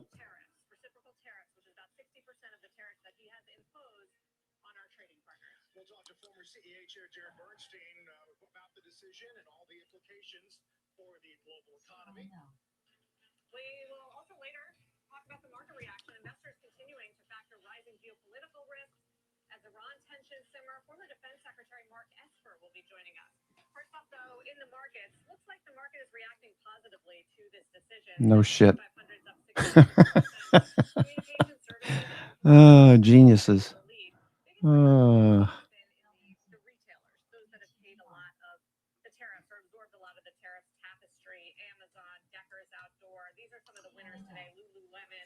In the session, as far as the bond market, which we're watching carefully, seeing a little bit higher yields. So one of the questions there, Carl, is would we see a big sell-off in bonds on concerns about the fact that these tariffs would go away and they were plugging an important hole in the debt? A little bit firmer yields, but nothing dramatic. Right. Let's get right to that Supreme Court decision, which we got about an hour ago. Our Eamon Jabbers has been going through the opinion and some of the dissents all morning. Hey, Eamon. Yeah, good morning again to you, Carl. A sweeping 6-3 decision from the Supreme Court of the United States shutting down the president's biggest economic policy of his second term. Really tiresome. Expects adjusted earnings of 150 to 167 cents per share, below the 175 estimate, while revenue 1.06 billion to 1.08 billion is roughly in line with forecasts. For the full year 26, Akamai guided to adjusted earnings per share 620 to 720. That's slightly missing the 729 estimate, though projected revenue of 4.4 to 4.55 came in slightly above expectations. So Akamai, the content delivery network cloud services provider, down about 9% to start the day despite a strong market. And it's really interesting here too. We were covering these earnings live on air yesterday on Market on Close, and the numbers looked good. But you mentioned the three-headed monster, that guidance being one of the things. Now, management came straight out and said that it was the Okay, looks good. and that was what was affecting some of the guidance. GE at the highs. GE.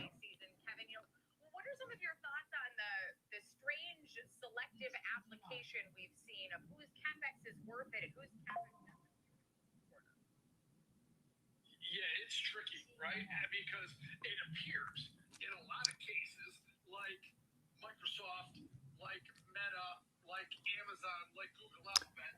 Bitcoin looks good. Kind of an inflection point when it comes to CapEx spending.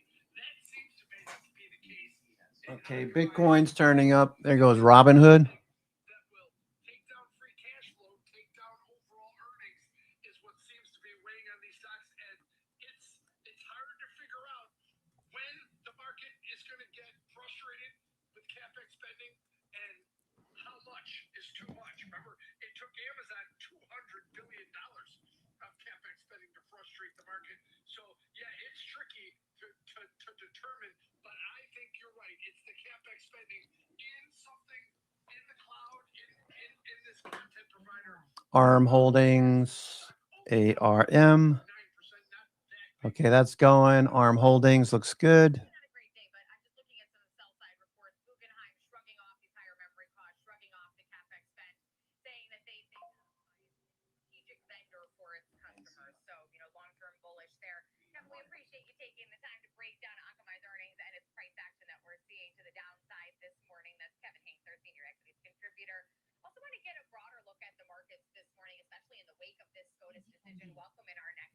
Oh, geez. They just can't help themselves.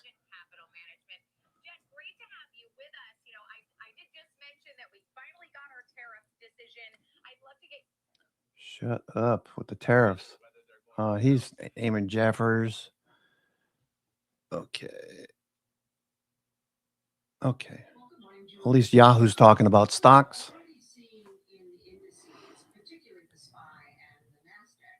Was not only downward pressure as they failed the 50-day moving average, but also a real sharp divergence in momentum.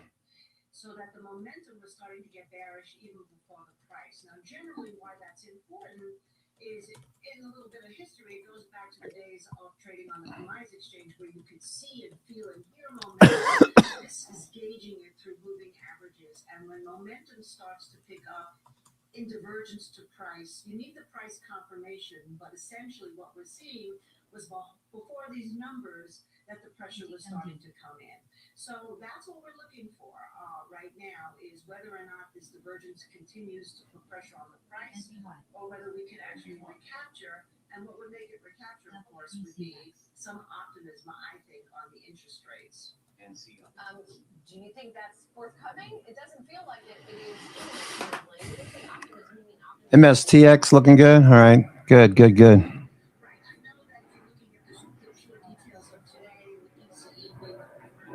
GE looks good. I want to add to GE. HSAI, that's one that Mr. Turcini mentioned. HSAI. Okay, it's trying to break out.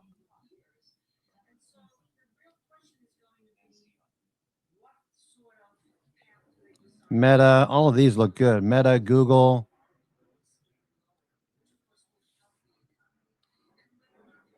Amazon.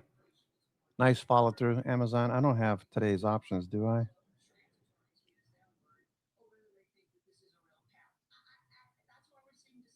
Apple.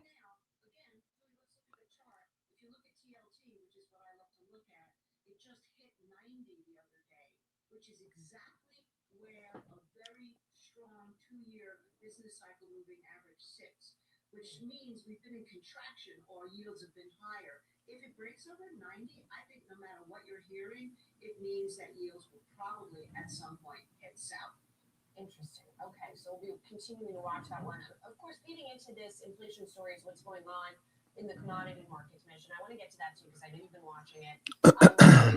Piled into all of the other stuff affecting inflation, we now have a potential conflict with Iran to contend with, and the effect of that. Okay, Robin Hood. Past few sessions on concerns around that. What levels are you watching there, or what are you watching to tell us what could be happening? Well, we have Rig. oil because it was actually starting to show firmness even before the most recent headlines about Iran. So right now, I think $66 is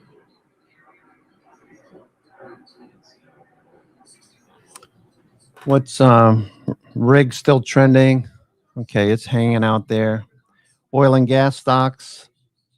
Okay, losing the 20 EMA. Watch those.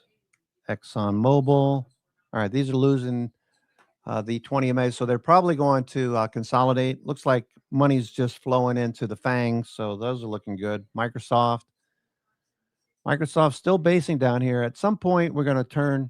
We're not going to be paying attention, and Microsoft will be back up at 420. That's my guess. Meta, Google, Amazon, these are all turning. Amazon, Apple trying to get back above the 20 MA. Once this pops above the 20 MA daily, that red dotted line, 265, 266, this should go some more. Okay, Broadcom on the 60-minute, still trying to do something. Netflix, been in a downtrend, so that needs to turn. Break the downtrend, basically the 20 MA overhead. And then the 50-day. SPY looking good. Still in a range. The Qs. IWM trying to push a bit higher.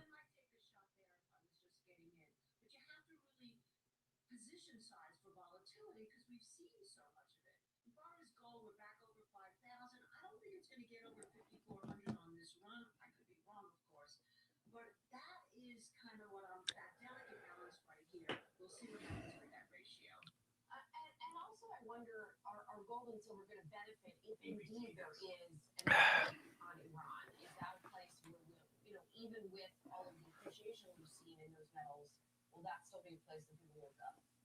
I think that's a great question because we've seen gold and silver. Stocks that are actually moving. What's the most active today?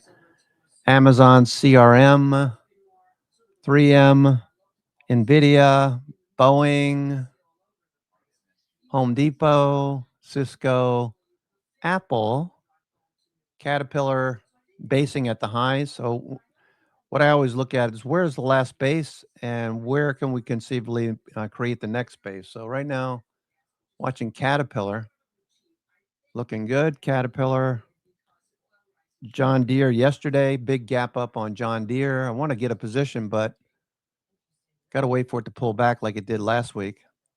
Walmart, falling off a little bit more. Walmart. What's Hims and Hers doing? Hims and Hers, basing. GE, big gap up. GE Healthcare as well. Okay, off the highs of the day. GE Healthcare.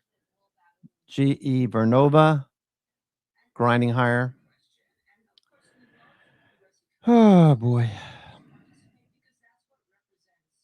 The U.S. companies, the smaller companies, the manufacturing and the industrial, and even though we've had the growth story for years, this would be the best news for the administration if that can stay in the game. So again, we talked about SPY and Q. Now the Russells are outperforming ARM Holdings. holding the 50-day moving average. Good thing. Looking for ARM to break above this level.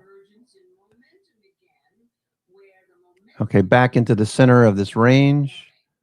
Okay, so looking pretty good. Get above 130, we could see 135 pretty quick.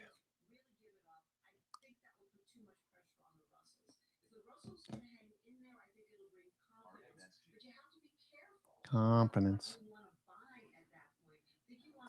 Hope everyone's having a good day. I'm your host, Cousin Vinny, coming to you from theclosingprint.com.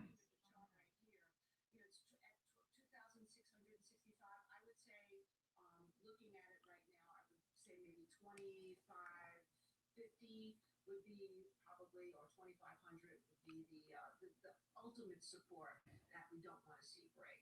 Wish, I find it so interesting that you talk about the Russell as a signal for U.S. stocks more broadly. I think that's really interesting because we've been having discussions so much about international stocks, right? And just this morning, Michael Hartman over at Bank of America says if you look at relative flows of U.S. versus international, then it's been more than 5 years since international was attracting this much flows relative to U.S. Do you think that that is not sustainable and we're going to see sort of a mean reversion in those flows? Well, right now it's hard to make that case with everything that came out this week. However, first of all, there's going to be a ruling on tariffs. I think that might be an impact.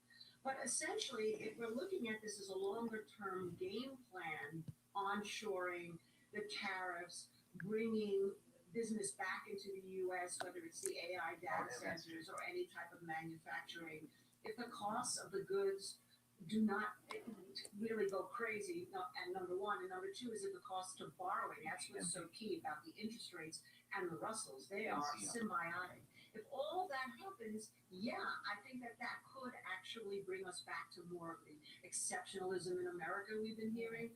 But if it doesn't, that's why a lot of money is going towards the European countries because they've been so undervalued, and they had some good stats that came out today, as opposed to us that had some concerning.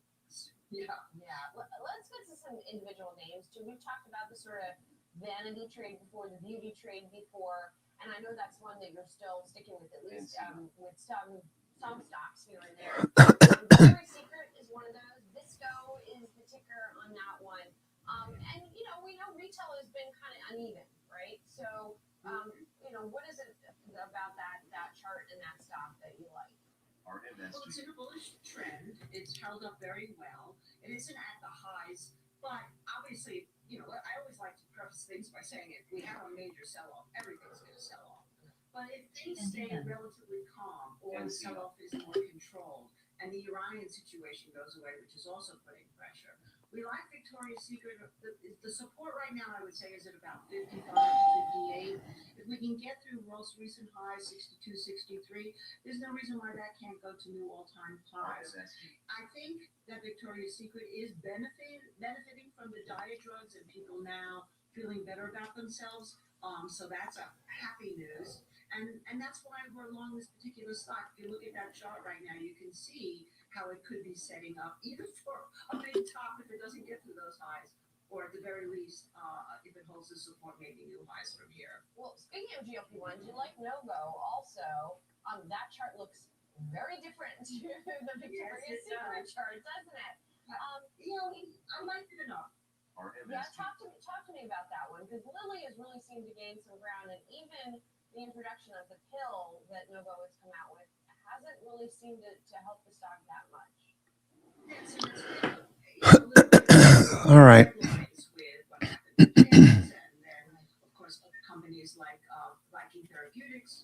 Arm Holdings, watching that. New York Fangs at the highs of the day. They're starting to trickle off a little bit. S&P starting to fade from the high as well.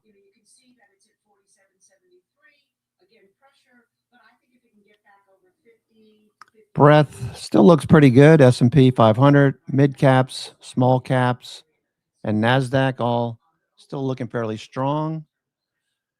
Number of stocks advancing. We were up at 360 stocks advancing. We're backing off to 280 now, 280 out of 500. The Qs, we had made it up to 80 stocks advancing. We're back down to 68. And something similar for small caps, IWM. The diamonds showing 4-to-1 up volume. The Dow Industrial Diamonds, the equivalent of SPY for the S&P. The diamonds just sitting here. IWM, 1-to-1 up volume. 1-to-1 up volume on IWM. Okay, the small cap 600, S&P 500 small cap 600. That's still consolidating. KRE, we're looking for banks, regional banks to do something. Nothing there. Big banks like JP Morgan, still consolidating. Goldman Sachs. Material sector, consolidating. Communications, that's Meta, Google, Netflix, etc. Those are all turning today. Maybe we move back into the top of the Bollinger Bands. Above the 50-day, maybe next week. Energy, taking a break. Financials, we just talked about. Still consolidating near the 200-day. Tech, consolidating. Industrials looking the best. Industrials, absolutely the best.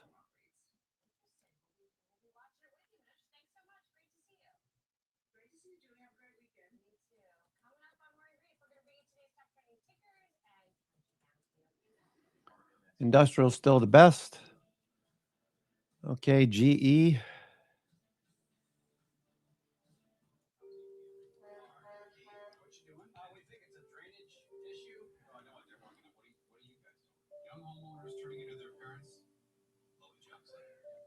GE, XLI, material, consumer staples,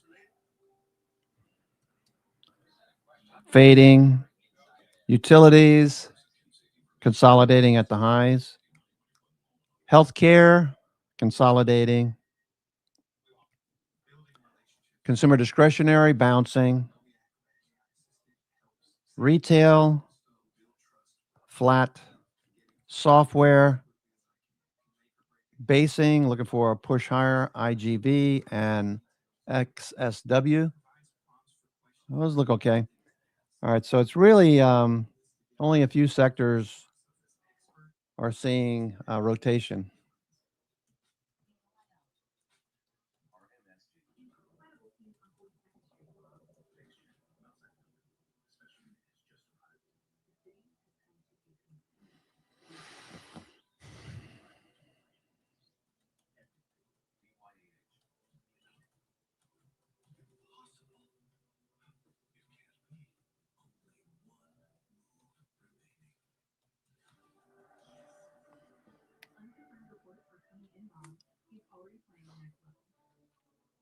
S&P 500 looks good.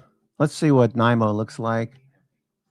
NIMO, NAMO, Swag Breath Thrust, still up there. Okay, we went from 5,100 up to 7,000. So still a very good signal.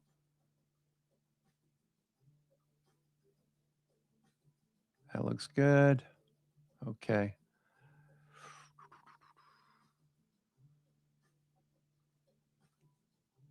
Okay, we need this signal to turn along with NIMO. NIMO has been strong.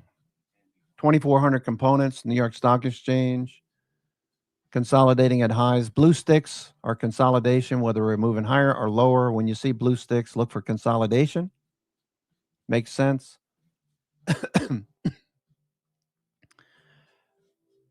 Let's look at XII. It'll tell you what institutions are thinking.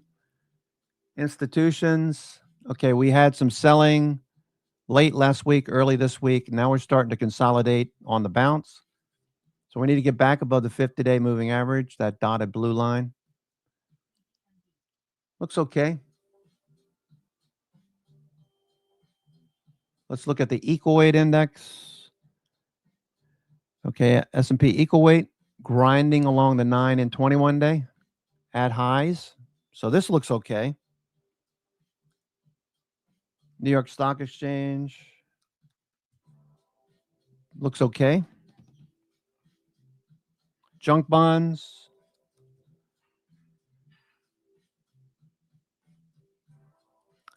Junk bonds, neutral to bullish. If we can get through 97.60, 97.70 and start moving back up to the upper Bollinger Band, stay in the upper half of the Bollinger Bands, that would be very bullish. For now, we're neutral bullish. Volume tapering off. You can see that they're less interested. Now, some of the sectors that would be affected, IBB, XBI, these are risk-on signals or risk-off. Right now, they're neutral. Bitcoin, BTC, USD, this is another risk-on, risk-off signal. Neutral. I would say neutral to bearish because this could roll over easily. But if we get a pop through 72,000 over the weekend, that'd be great.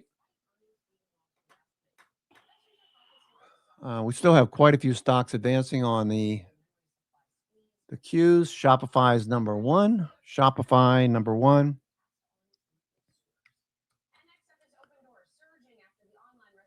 Shopify off the low. Shop looking good.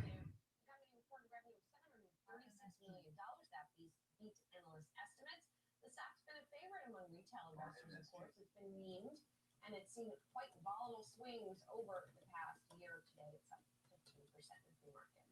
And finally, Blue Owl. Investors are struggling to find confidence in the private credit sector. Blue Owl sold over $1.4 billion in loan assets on Thursday. It's going to stop offering quarterly redemption options in one of its retail-focused funds. The wider sector is facing increasing withdrawal requests over the past few months, and this has been fueled by concerns over private credit exposure to software companies as fears over the risk of AI grow in the market.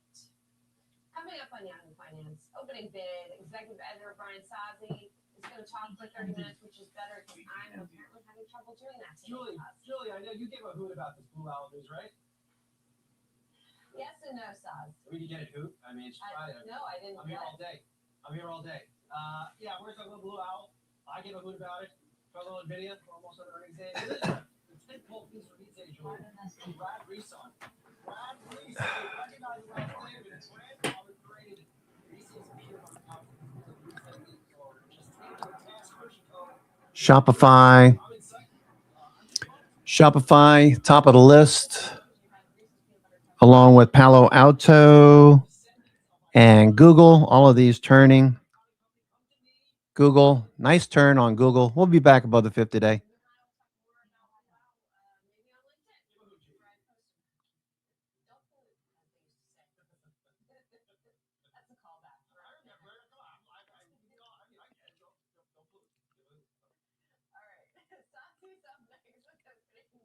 I'll be back at 10 a.m. We got much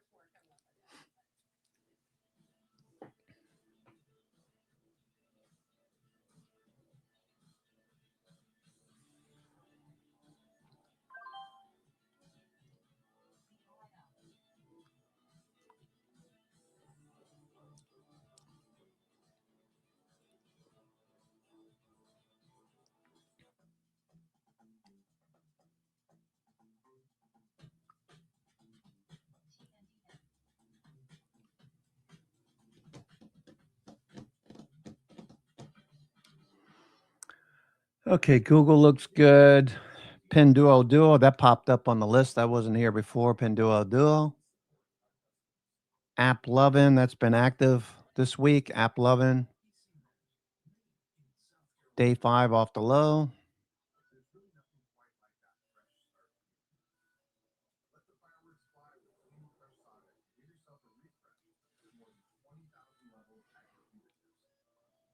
Available anytime you want. Plus, with no Wi-Fi needed, there's always space for a re-energizing break. Now that's what we call a sweet treat. BT and Candy Crush Sonic. Download now and play now. Did you know there's more than one Captain America? My dream is a super team with all the Captain Americas on it. That'll never happen. We can make it happen. Your dream team awaits in Marvel Strike Force. Redeem code DREAM today. With Moomoo, turn data into sharper trading decisions. And with Moomoo AI, spot what matters, predict what's next, and decide with confidence. It's all on one platform, from stocks and ETFs to options and crypto. Trade smart with Moomoo. I'm a former NASA mechanical engineer. I originally started on YouTube showing off some backyard science experiments, and now I'm doing experiments for viewers all around the world. Please welcome Mark Rober, everybody.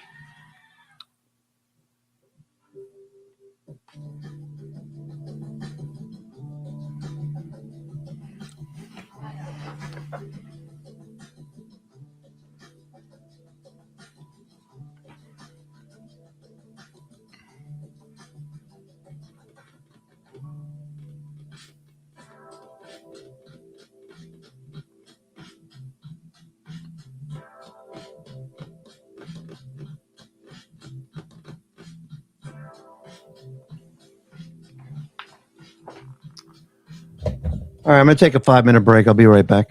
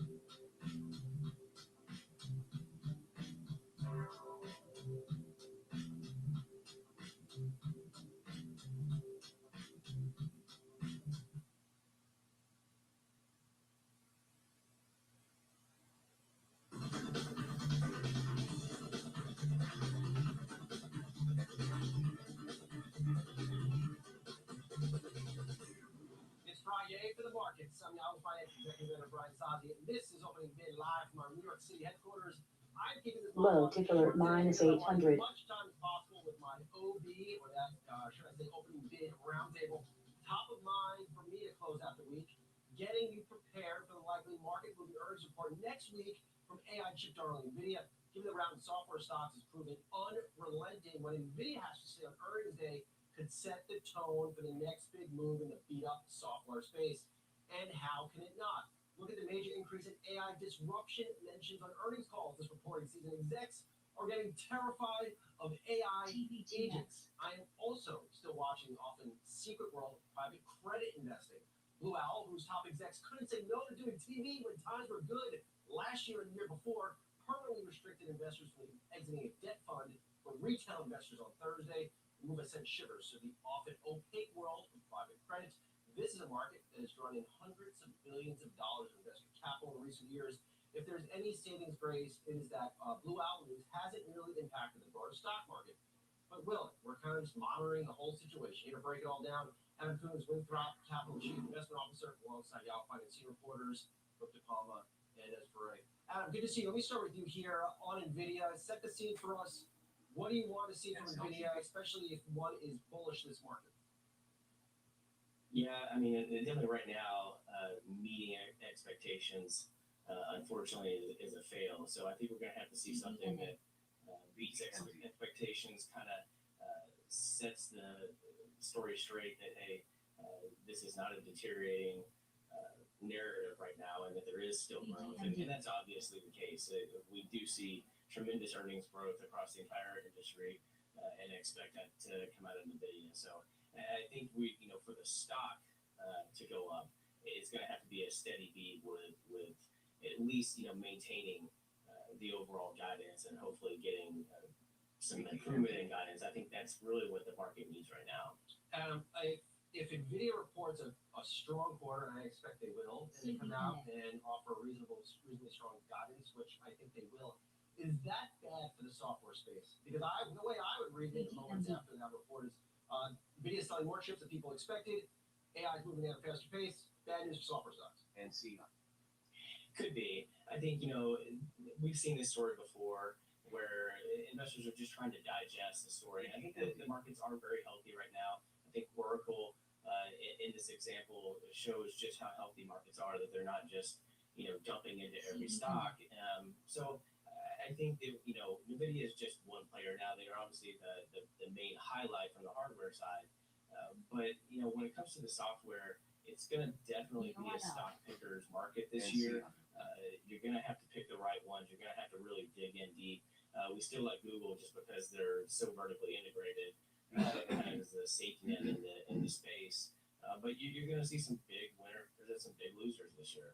And then I put out 4 charts on my X account this morning via day, calling attention to how cheap software stocks were.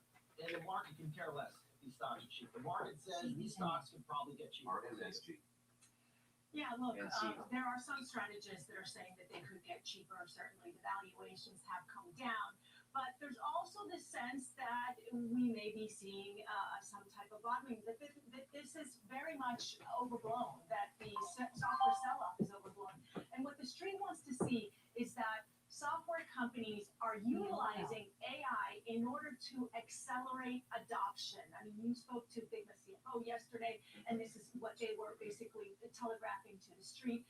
And with Salesforce is going to be reporting their earnings, and the street wants to see that. I will mention that we did see some price target downgrades for Salesforce with Citi, also UBS.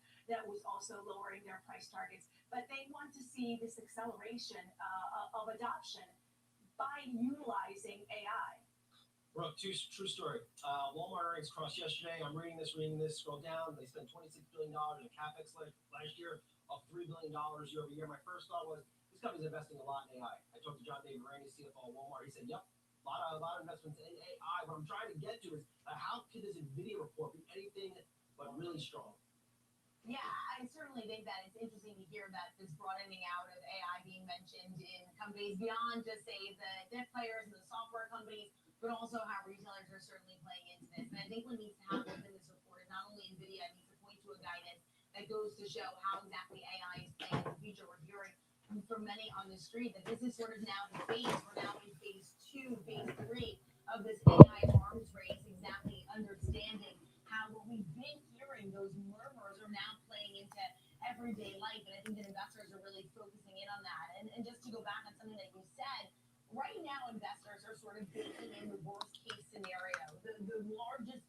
Google hanging out at the highs, looking good. Meta, just off the highs. Apple, Microsoft, Nvidia, Amazon. All right. Not a bad day.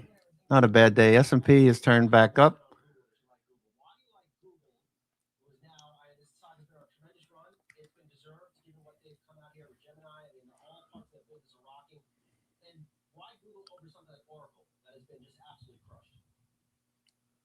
Well, Oracle, I would argue, is cheap for a reason, and that story around Oracle does give me some concern.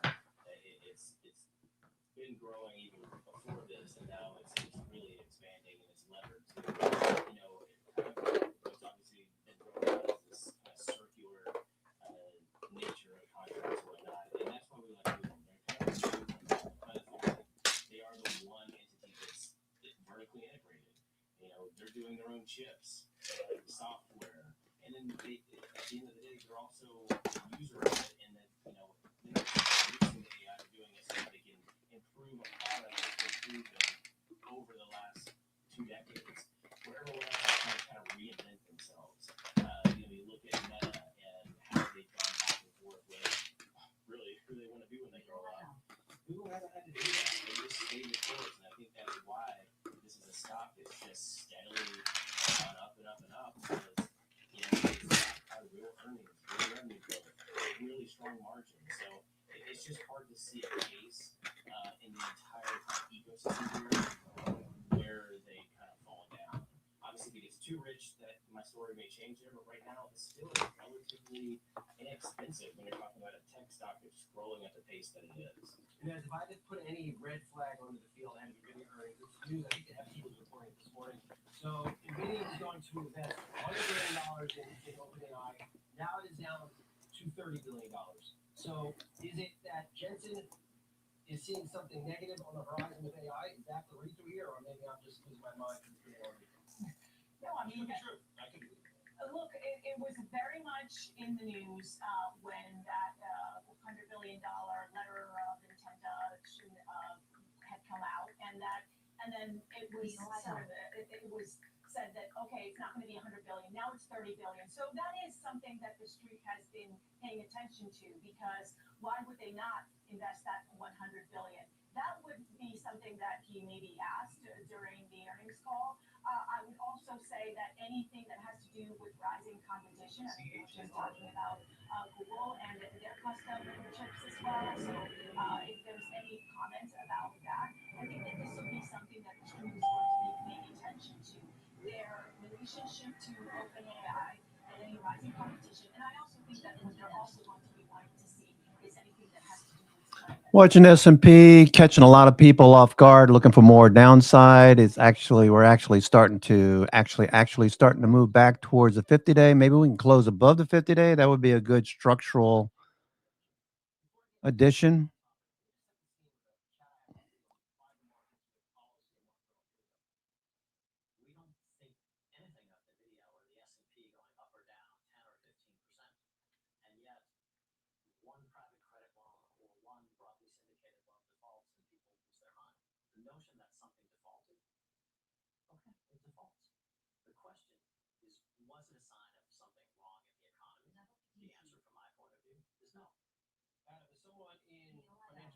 How concerned are you about what is going on at Blue Owl, and many other companies playing private credit? Yeah, and kind of reiterate what was just said there. I think investors just really aren't used to this type of story, and I think it's easy to narrow in on like so one or two default. And for us, and we are in the space, our largest clients are insurance companies, so we're very familiar. Looking for S&P to continue this climb. All right. We got resistance overhead.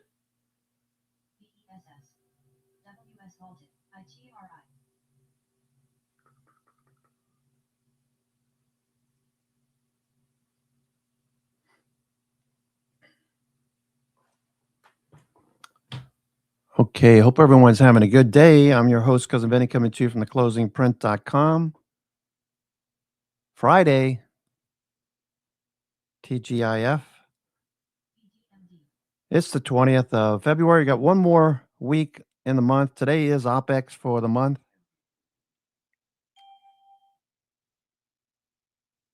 Usually when VIX expiration occurs before OPEX, the following week is bullish. I know some of you are accounting for the puts that are being bought down below. So we'll see who wins out, the bulls or the bears.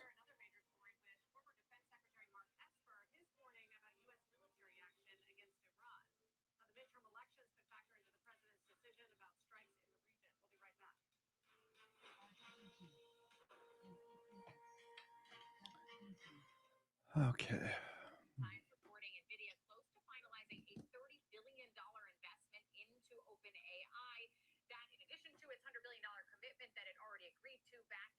NVIDIA turning back up. Apple making new highs here. Apple about to make a new high. Well, I think this is actually quite important for NVIDIA and maybe in the context of OpenAI, but it looks like the deal, which was a longer-term deal with NVIDIA and OpenAI for $100 billion is being revamped or restructured into a nearer-term $30 billion deal, which is a little bit more guaranteed. So I think this is a better situation for NVIDIA considering the longer-term trajectory of OpenAI's business model. They're really struggling to generate revenue. And again, some of these longer-term commitments for OpenAI to other major hyperscalers and hardware manufacturers like NVIDIA and hyperscalers like Oracle have come into question. So I think when it comes to this deal for NVIDIA, it's a little bit more ironclad. And it's basically a round trip of revenues where NVIDIA. Okay, NVIDIA needs to get out of this range that it's been. If you look at the weekly time frame, NVIDIA has just been sitting here doing nothing, creating a base up highs. So what I always look for is where are the bases?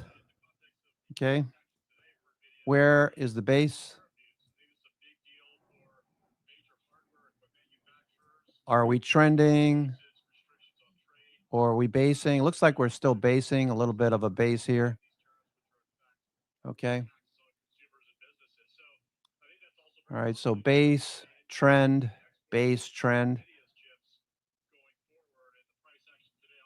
High tick alert plus 800. High tick alert. Lastly, we got to consider what's going on next week. Big week for NVIDIA with earnings.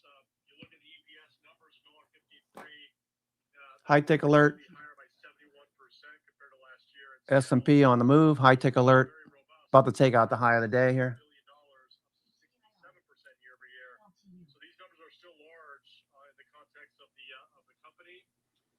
Action in the last 6 months really hasn't reflected the promising aspects of the business. That may change coming up next week. And George, as reporters on this story are sort of tapping into their sources, we are getting some discrepancies here as neither company has confirmed this $30 billion investment here as part of the funding round. Whether or not it's going to replace that $100 billion deal, CNBC saying it has a source saying it is separate. Financial Times reporting it's a replacement. Does that make a difference here? It does. I think it does make a difference in terms of some of the longer-term revenue prospects for NVIDIA. But if you look at the news, which we report again, there's questions about whether it's a cancellation or replacement deal or just an addendum deal to the already $100 billion. But the price action earlier today was down. But since the tariff news, price has been rising. So I think that the primary effect that NVIDIA is benefiting from, at least right now as we move into earnings, is this tariff news. All right, so you've highlighted some important things. We've got this move to the upside. NVIDIA year-to-date mostly flat, but we do have NVIDIA Day coming up next Wednesday where we'll finally get their earnings. So if you were looking to trade this name knowing that you've got that earnings event happening, how would you do that, George? Well, I think there's a lot of pent-up demand for the stock, to be honest with you. I think if you look at the price action, it's still above its rising 200-day moving average. Year to date, it's been relatively flat. S&P looking good. Last year really hasn't done all that much. Equal weight index is trending, trying to make new highs. Breadth, watching for breadth to improve. Okay, breadth, S&P 500, mid caps, small caps. NASDAQ looking the best. We need the NASDAQ the most. We need those tech stocks to rotate in. Okay, so if those can rotate in, as we're seeing here,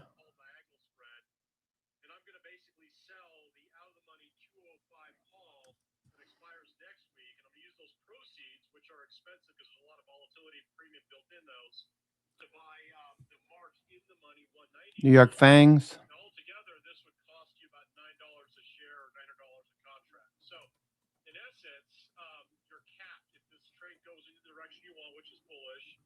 By the end of next week to $200, to which point, of course, we would achieve the max profit.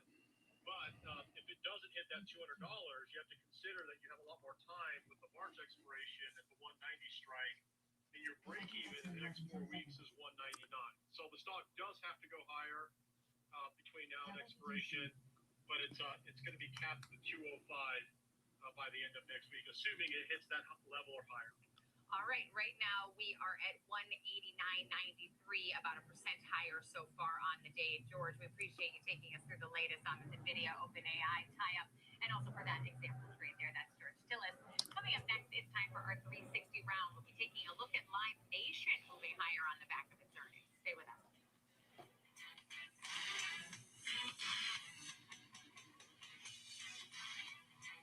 Trading at Schwab is powered by Ameritrade, unlocking the power of Thinkorswim, the award-winning trading platforms.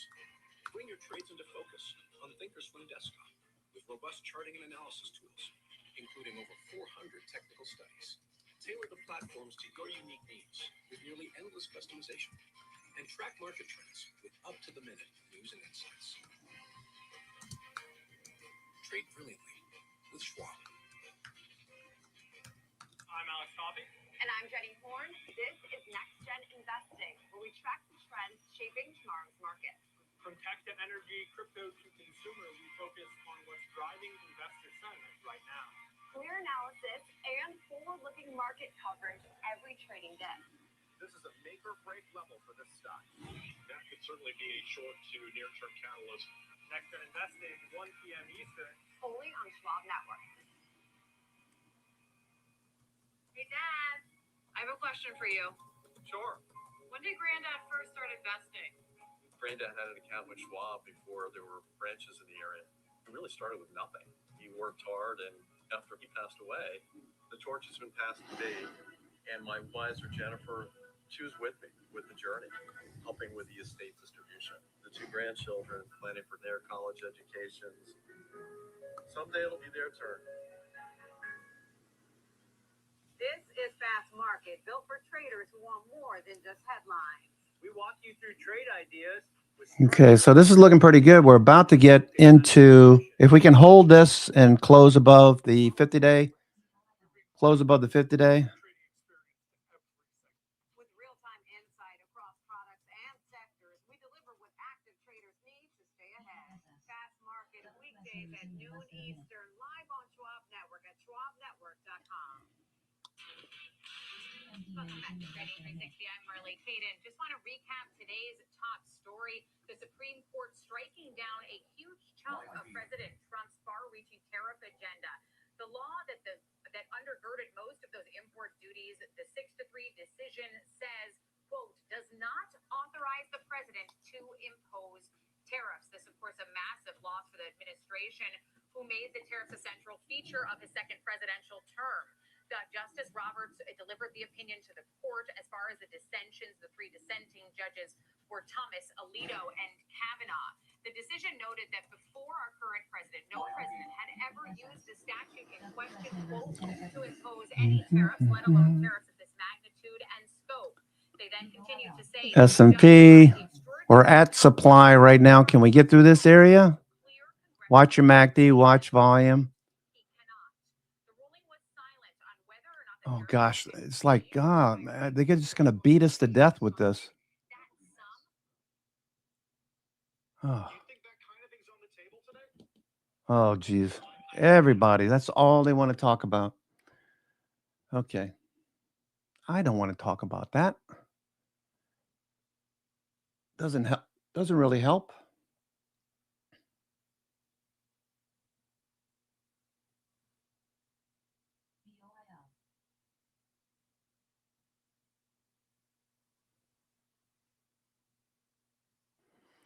What's today? Today's the 20th, right? Today's the 20th? Um,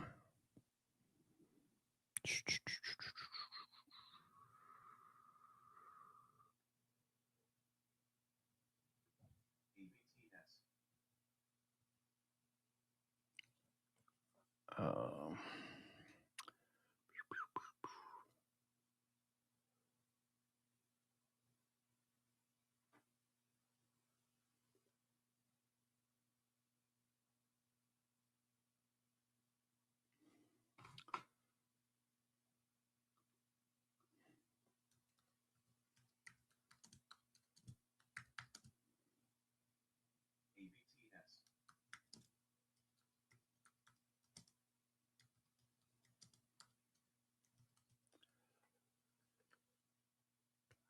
February 22nd.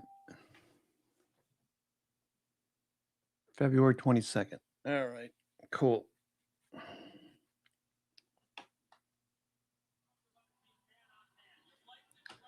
I'm just watching the S&P getting rejected here now.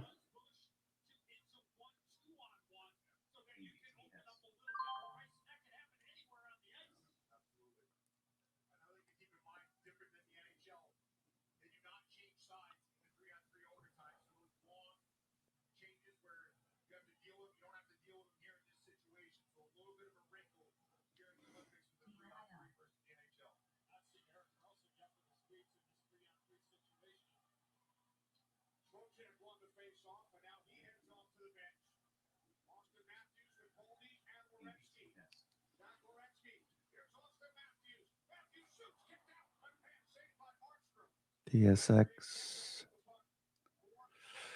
S&P.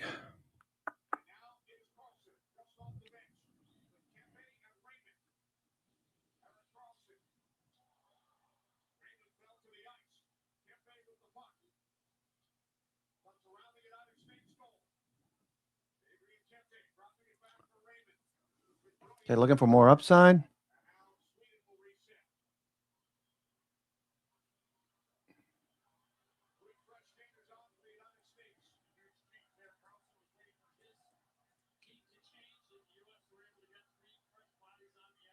Looks like we're going to go here. Looks like we might go.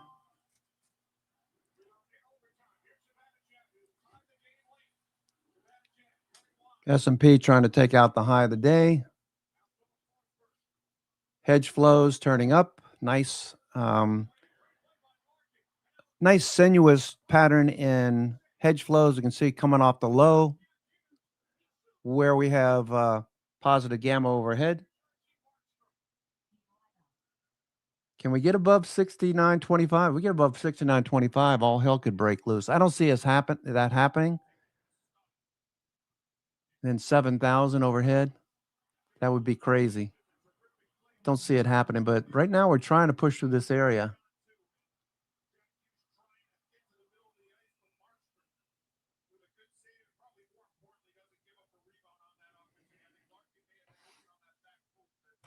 Okay, RXT. Trading just below 2. RXT. Rackspace trading right below $2. New highs, RXT.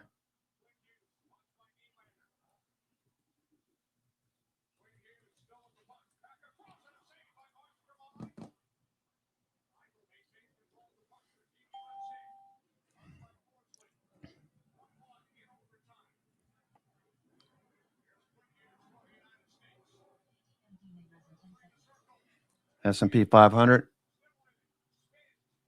I don't know why this keeps happening.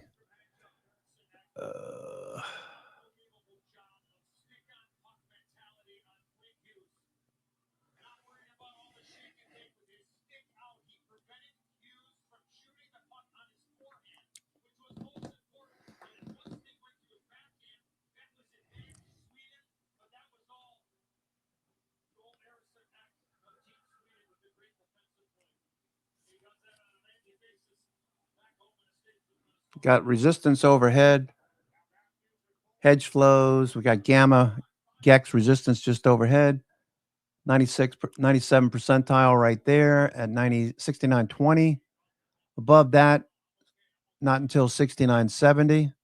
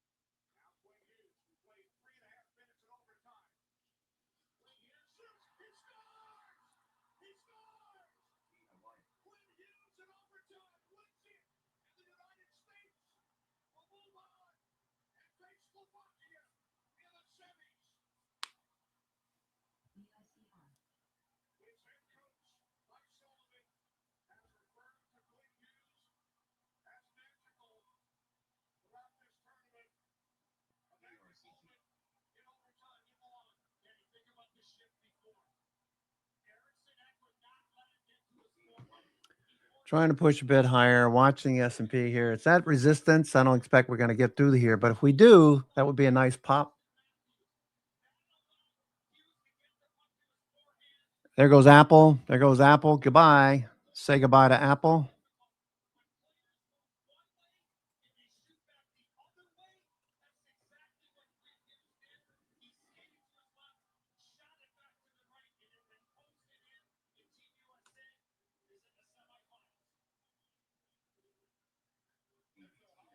Apple and Google pressing higher.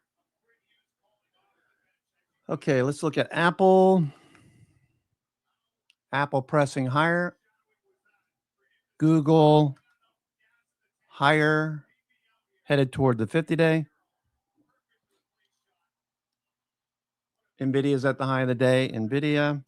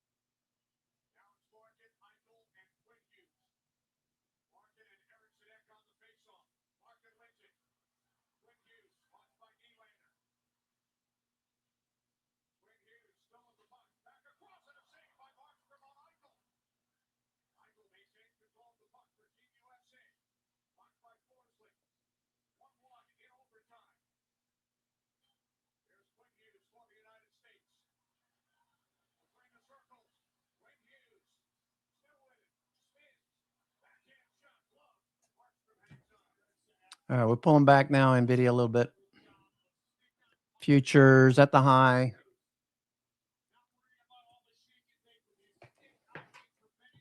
Okay, S&P 500 keeps banging up against this level, getting rejected for now.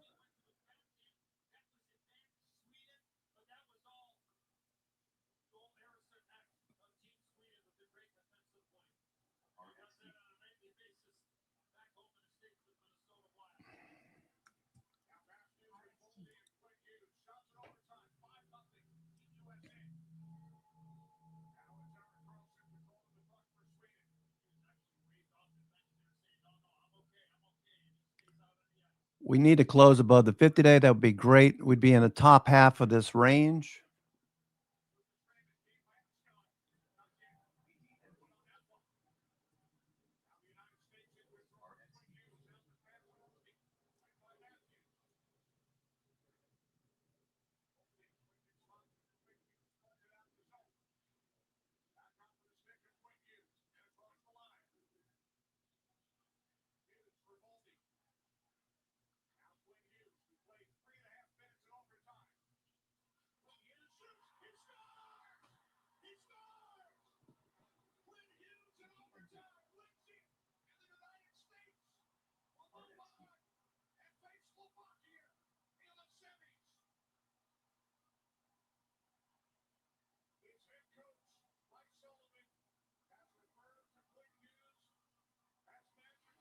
Looking for, got to see some volume. Got some sellers right up against this level here.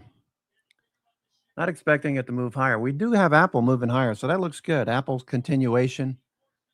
That just came off the highs over the last 3-4 minutes.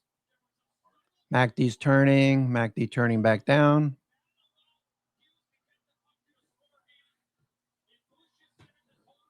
Apple.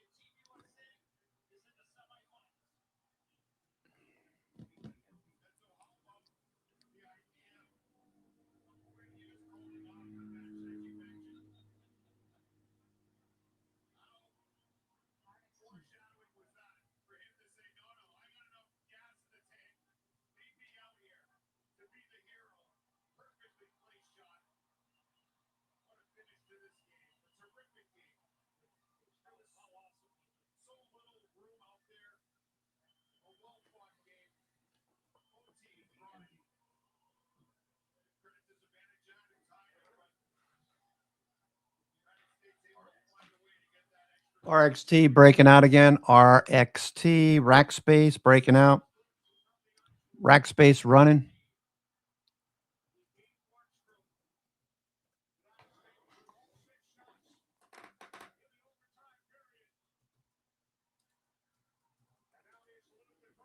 Okay, pushing through 2 here. Rackspace. This was one that Mondo brought to our attention. What was it, on Tuesday?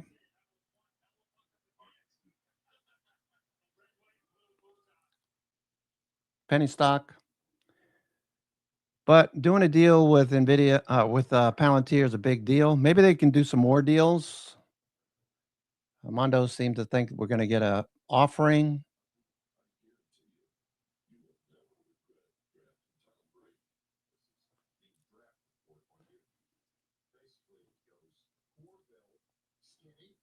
See if they're still talking about tariffs. Really don't want to hear about that. I want to hear actionable setups. Okay, it's 12 o'clock. Let's see what they talk about here. Freaking jabbers.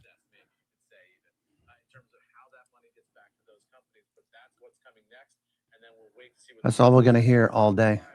Got anything else to talk about?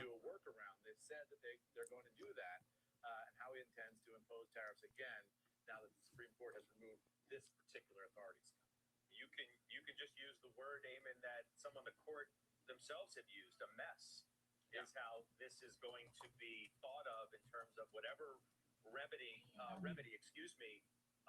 exists. And you know, as you said, just to remind people, 12:45 p.m., which will obviously be carrying CNBC, you're going to hear from the president Amen directly. And I wonder to what degree do we hear from some others who have made the case over the tariffs? The Commerce Secretary Lutnick, Kevin Hassett himself, who was sort of embroiled in that controversy already this week about the reporting on who actually pays the cost of the tariffs, which we already frankly knew who did.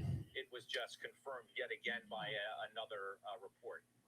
Yeah, I mean, look, Scott, the big question in my mind about this press conference that we're going to see in about 40 minutes' time is this going to be a reaction press conference, or is this going to be a rollout press conference? Remember, who cares? Okay, I'm sorry. I just can't listen to these people just go on and on and on about stupid things that have nothing to do with finance, in my opinion.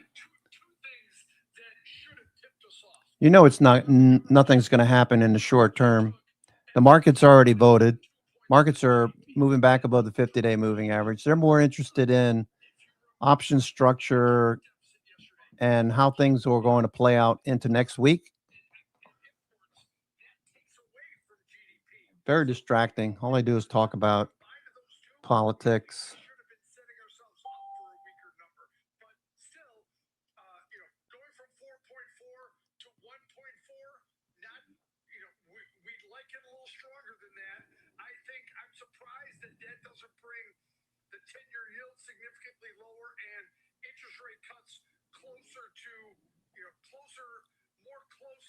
to our date than further away. So I'm going to watch how that plays out over time. But yeah, that in terms of GDP, certainly. Okay, here we go. RXT continues higher. RXT, S&P 500. A little fade off the highs. Keep running into that resistance level. Apple's at the high, just off the highs of the day. Apple. Looks good on the daily. Google grinding higher. Google pulling back a little bit. People taking profits. GE looking for the bounce and a follow through.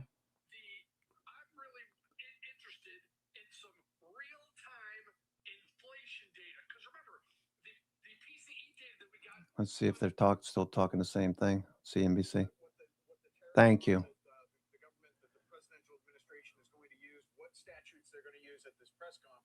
They're going to be lower tariffs than what was, the president could come out on any day and say, I'm going to charge 150% tariffs on China. This is good news that he can't do that anymore. The statutes that are being looked at have limits to them. Oh, yeah. 10%. So, the markets should like this because people like me, Kevin, Josh, Bill, are not going to wake up in the morning and say, oh, my goodness, one of my companies is in the crosshairs of what the president likes or doesn't like. Yet, Josh, as we, were just discussing with Eamon, the prospects of this now being a quote-unquote mess to figure out has just broad implications for, potentially how the markets and the different sectors within it react based on what sort of outcomes probabilities are given to. You know what? I think I agree with everything Jim said. I just don't know if I agree with the conclusion. I actually don't think this is as positive to the market as most people would have thought it had been. Like, for example, if this ruling had happened 6 months ago, I could see a scenario where the Dow rallies 1,200 points. Because 6 months ago, this was like the number one overhang, especially with respect to metals and mining, industrials, even pharmaceuticals, automobiles. Like, this was really a huge issue, a psychological issue that the market had been wrestling with. And you remember, you would hear like Lutnick do a CNBC appearance, and you would see the futures swing massively, either up or down, based on what he was saying on this issue. And where I slightly disagree with Jim is I just don't think that this issue holds as much power over the market as it did. I think we sort of just got used to it. And yes, there were winners and there were losers. And now we're having like rebukes of economists who said that this would lead to some sort of problem for the economy. The reality is, I think the market looked at this as, all right, great. If the tariffs come off or are modified in some way, or if there's a court challenge, that'll be a mild positive. And that's what I think you're seeing playing out. Right next to me, you see the S&P barely mustering 0.5% rally. Because now the next phase of this is more saber rattling, more speeches, more Lutnick appearances, and then Trump appearances. If you know anything about the Trumps, they're not going to go away. Like, this isn't, I guess the court ruled against me, therefore I give up. LOL.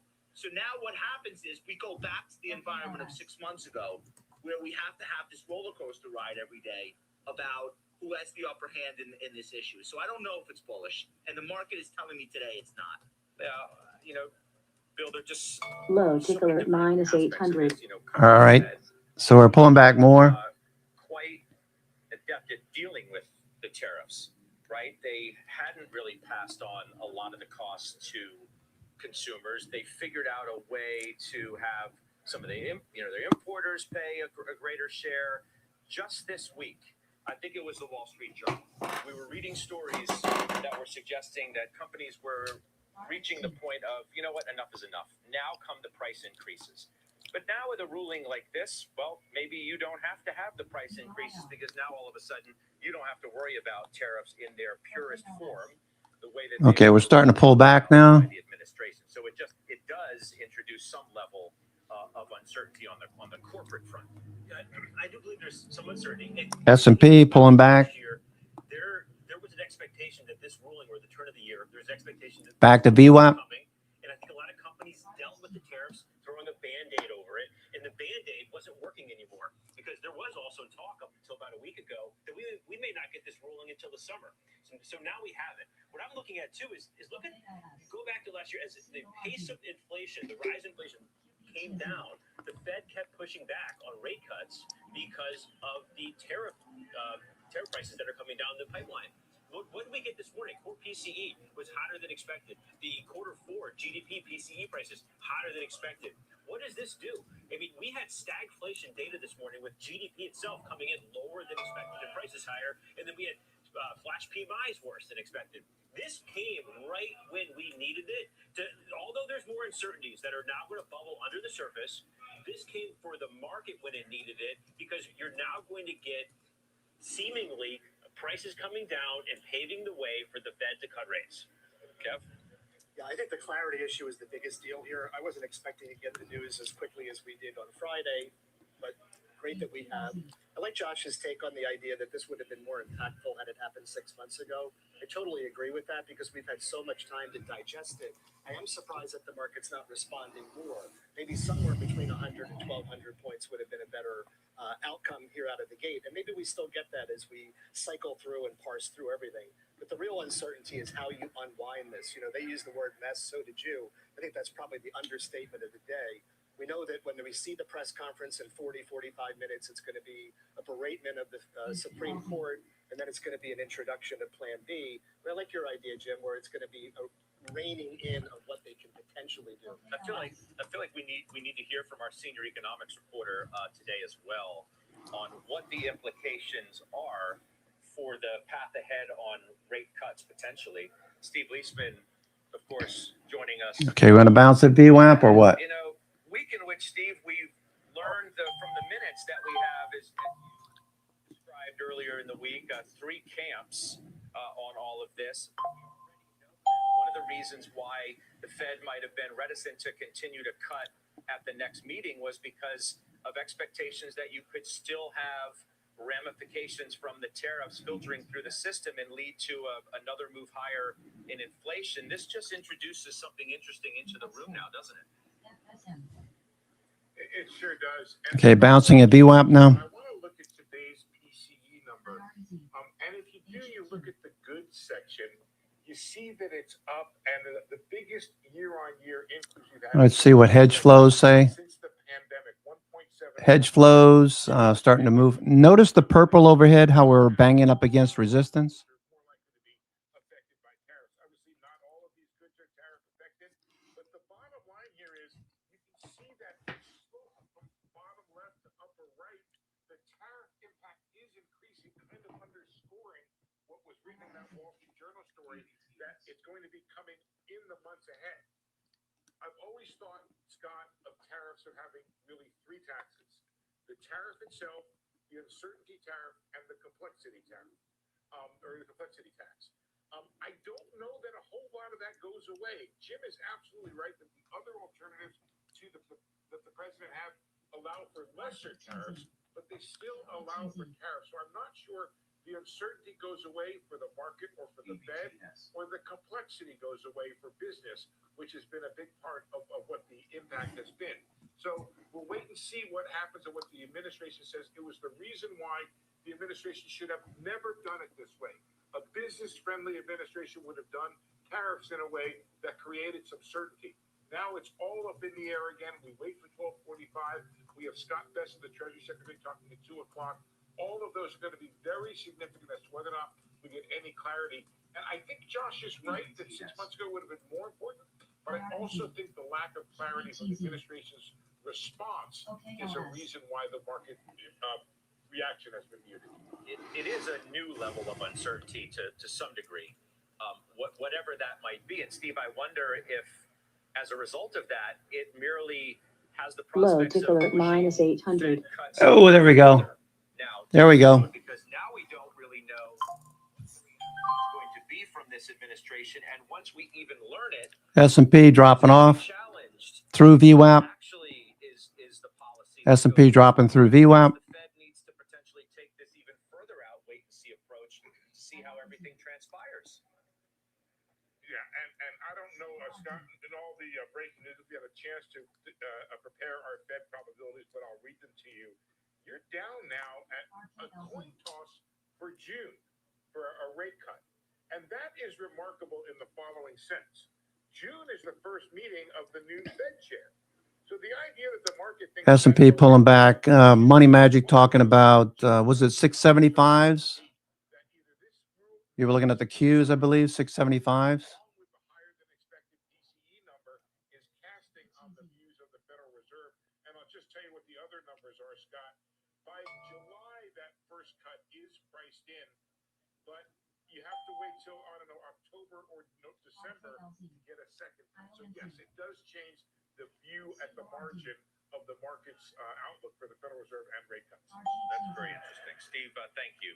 I'll see you again at 3 for certain. That's Steve Leisman, our senior economics correspondent. That's interesting. If I told you, okay, well, whatever your expectation is for future rate cuts, dial them back. Yeah. At least as we sit here today. Now, others would say we didn't need the Fed in the first place anyway because, despite the lower than expected GDP report that we just got, the economy is still poised to perform well. And most importantly, many would argue earnings have been really good. You've gotten, your double-digit earnings growth, and the prospects of continuing to do that are high enough that the Fed is sort of an afterthought. You don't want it to be working against We're you. below VWAP. You may not have the wind at your back that you once thought you might. It shouldn't be working against you. I don't think we need the wind. The New York Fangs, most of the stocks are pulled back at the moment.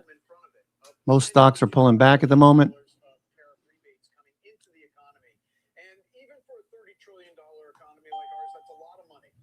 Going to be upward pressure on the curve from more deficit financing that's necessary without the tariff money coming in. So I'm not surprised that the odds of a rate cut have gone down. I am strongly of the camp that this is a market that doesn't need rate cuts. But by the same token, we better make sure that things don't go the other direction. I don't think they will. The absence of tariffs or the reduction of tariffs should keep inflation in check. I just have to say this, Scott. I think in the long run, another reason I'm positive is that the Supreme Court cited Article 1 of the Constitution, the separation of powers. The Supreme Court just laid down a line and said, this is as far as you go with the extension of executive power. All right, we're moving a bit lower right now. Going to like that. We've been in this strange sort of multiverse world of the president does whatever he wants. There are limits now. All right, let's talk about some moves that we get. Let's get away from the implications maybe of the decision and all of that and what we think the remedies could be and everything else.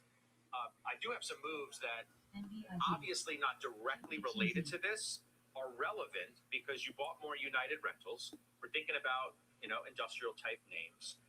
Kevin sold Wayfair. Now you sold. Okay, lows from this morning. Minus 800. Lows from this morning over here. Let's see. Let me just delineate that low from this morning. Morning low is right here. Morning low. Now,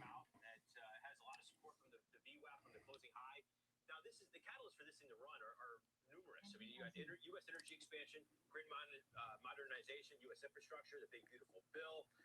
It'll help middle market manufacturing, industrial capex spending, and this stock has performed overall very well without a U.S. energy capex cycle. So, all around, we're looking at backlogs. We're looking at a lot of tailwinds here for this name to really make a good run over the next few months. So, as I said, you sold below VWAP. The company yesterday posted its first annual. New York Fangs continue to pull back. Microsoft back to the low of the day. Nvidia pulling back. Apple, Google, Amazon, Meta, Tesla. They're all turning back down for now.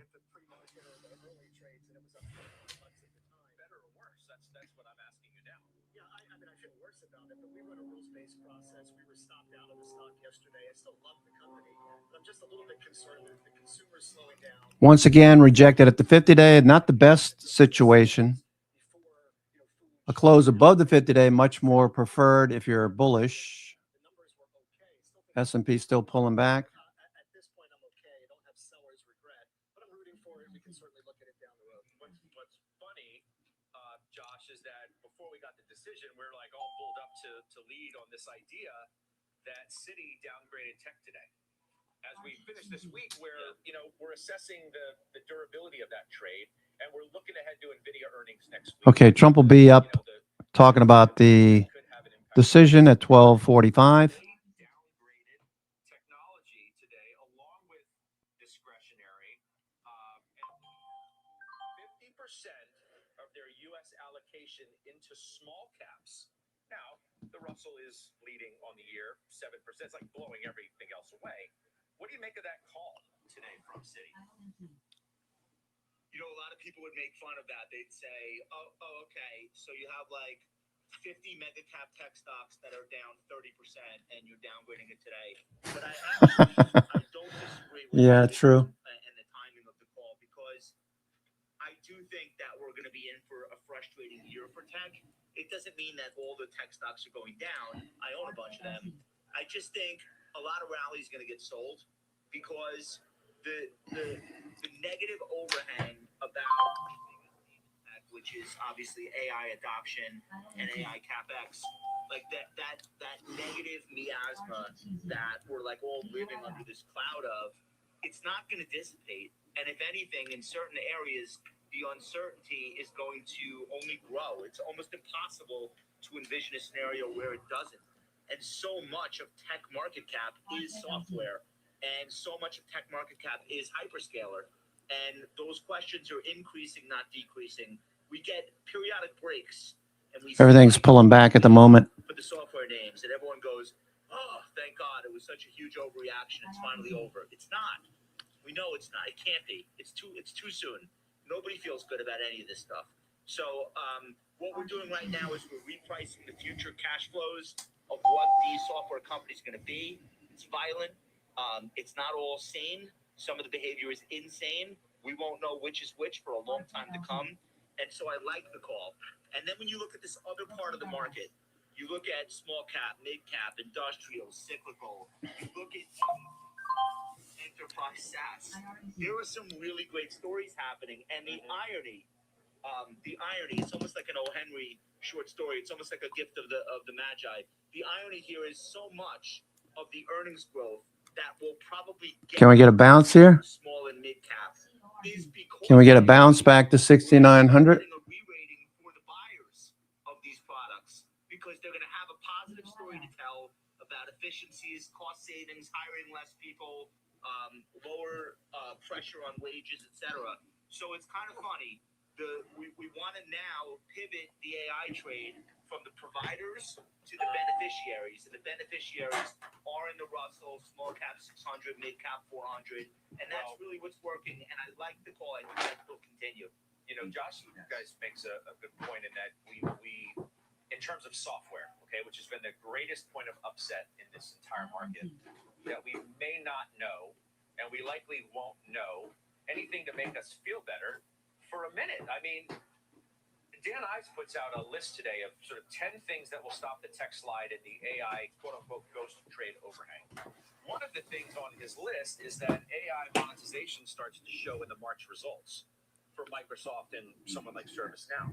All right, so what are you going to wait till April? This market's just going to be volatile in these areas until these companies report. You know, when you get into the first few weeks of April. What's interesting to me is, Bill, you bought ServiceNow, so you're not waiting around to see what this company delivers after already working on its worst quarter ever. The worst quarter ever. Looks like we're going to go lower. Is now a buy for you. Why? Yeah, I mean, we don't love catching falling knives, but you know, we did buy it as a new position, about 1.25%. You look at it, it's 2 standard deviations below its valuation. I mean, it's a right now forward valuation about 25, and we see AI as a adoption as a complement, not a substitute to ServiceNow. And if there's going to be winners, this could MACD is trying to turn. MACD is trying to turn here. all your chips in there, but start picking out some of these names that have been beaten, and we think this is going to be a winner, and that's why we stepped in. But I mean, it may be, I don't know to what degree you think it's going to be a winner. There are legitimate. This morning's low right there is what I'm looking at. Morning lows. If you know the market, it seems to me, has been reacting the way it has. Okay, looking for a bounce now. Of lower revenue growth, which is why the multiples have re-rated to the degree that they have. Maybe we don't know just how deep a slowdown in revenue growth is going to be, which makes it difficult to decide what multiple you're willing to pay for a name like that. Yeah, I think the mid-20s is definitely a spot for us to get it into the portfolio. And the names that we hold in the bottom half of the portfolio, we always add them, thinking that we want to see conviction build and want to increase that size. It's still, the 25 and a half times, 25, yeah, point two. I mean, it's down from 60 to 75 over a year ago. Well, how do you know 25 is the right number? And it may be wrong. I mean, look at like CRM, for example, which I think is down to like 13 or 14 or 15, something in that ballpark. To what that stock has historically, there it is, at almost 15. To what the stock has traditionally traded at, people are asking the same question about this. Is 15 the right number? Well, I think what you're seeing is if you go to 50 and 75 multiple where it was, the re-rating has happened.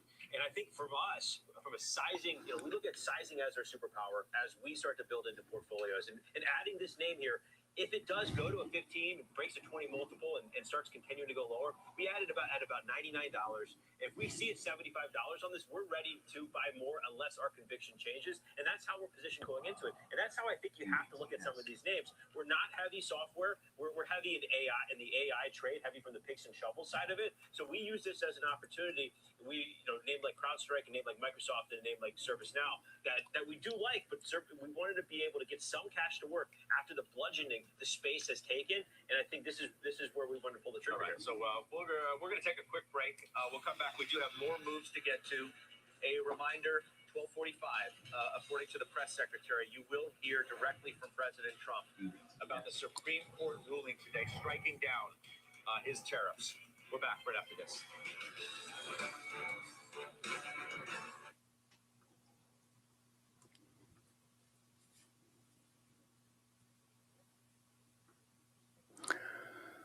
Okay.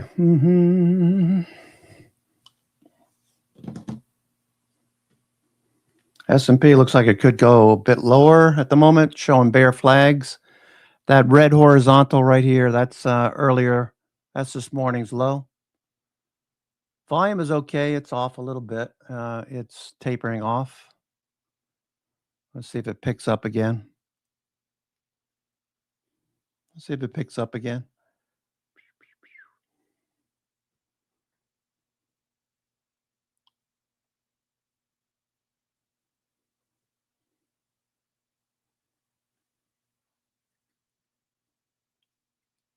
The fact that we have so much red on the screen, okay, all of this negative gamma down. Look at all these negative gamma bars over here, the red. The fact that this is all red, we expect fast moves to the downside. We can equally expect a fast move back in the other direction. For now, we're showing bear flags, so watching dealer hedge flows.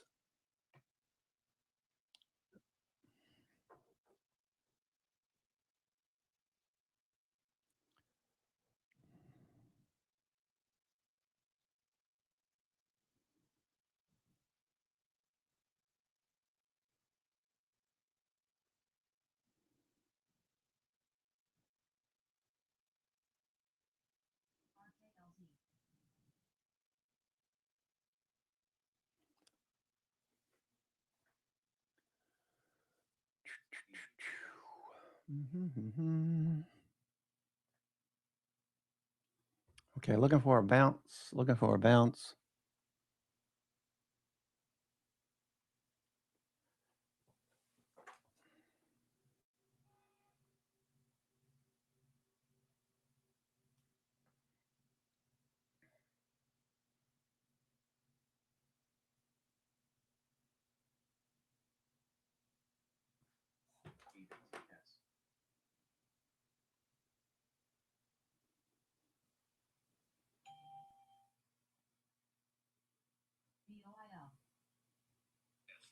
Tune in live or watch on demand. All right, watch for the bounce here. Watch for the bounce back in the other direction.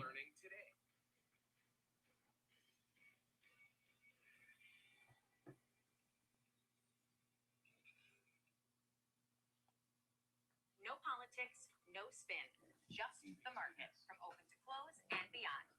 S&P, we know hedge flows are trying to turn up. Notice the volume was tapering off there. Now it's spiking back up again.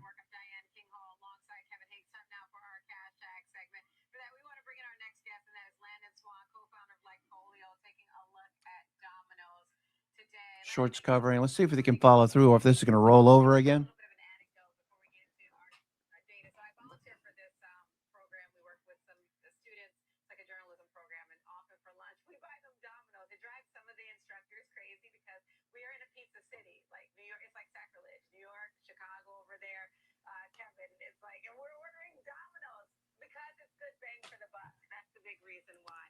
Still could be a bear flag. Let's see what hedge flows look like. Looking at the changes in GEX over here on the left. Okay, that's non-zero day we're looking at here. Here, 0 day, you can see that there's some resistance right there, and you got some support down below. Negative gamma below. What can I make of this? I really wouldn't do anything until probably late in the day. If we get a little bounce here, that'd be nice. MACD's crossing.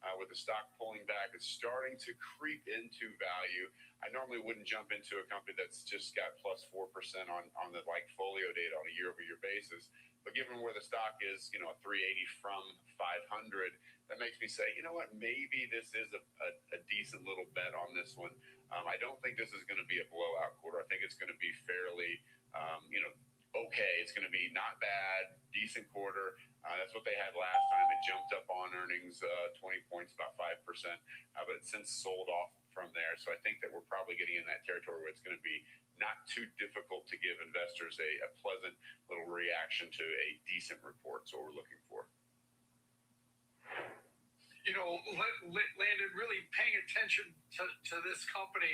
Your charts, your graphs here, pretty positive with some divergence on the visits versus stock price. So that's one of those eye openers. But Landon, Diane lives in a pizza town. I live in a pizza town. But young people that don't understand what a pizza town is, like Domino's Pizza. I think it's a lot of bread with they made the sauce a little sweeter.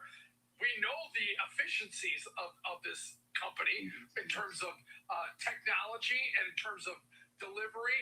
I'm fascinated by the fact that their carry-out business is doing so well, but they make pizzas awfully quick. So I imagine you can get them relatively quickly.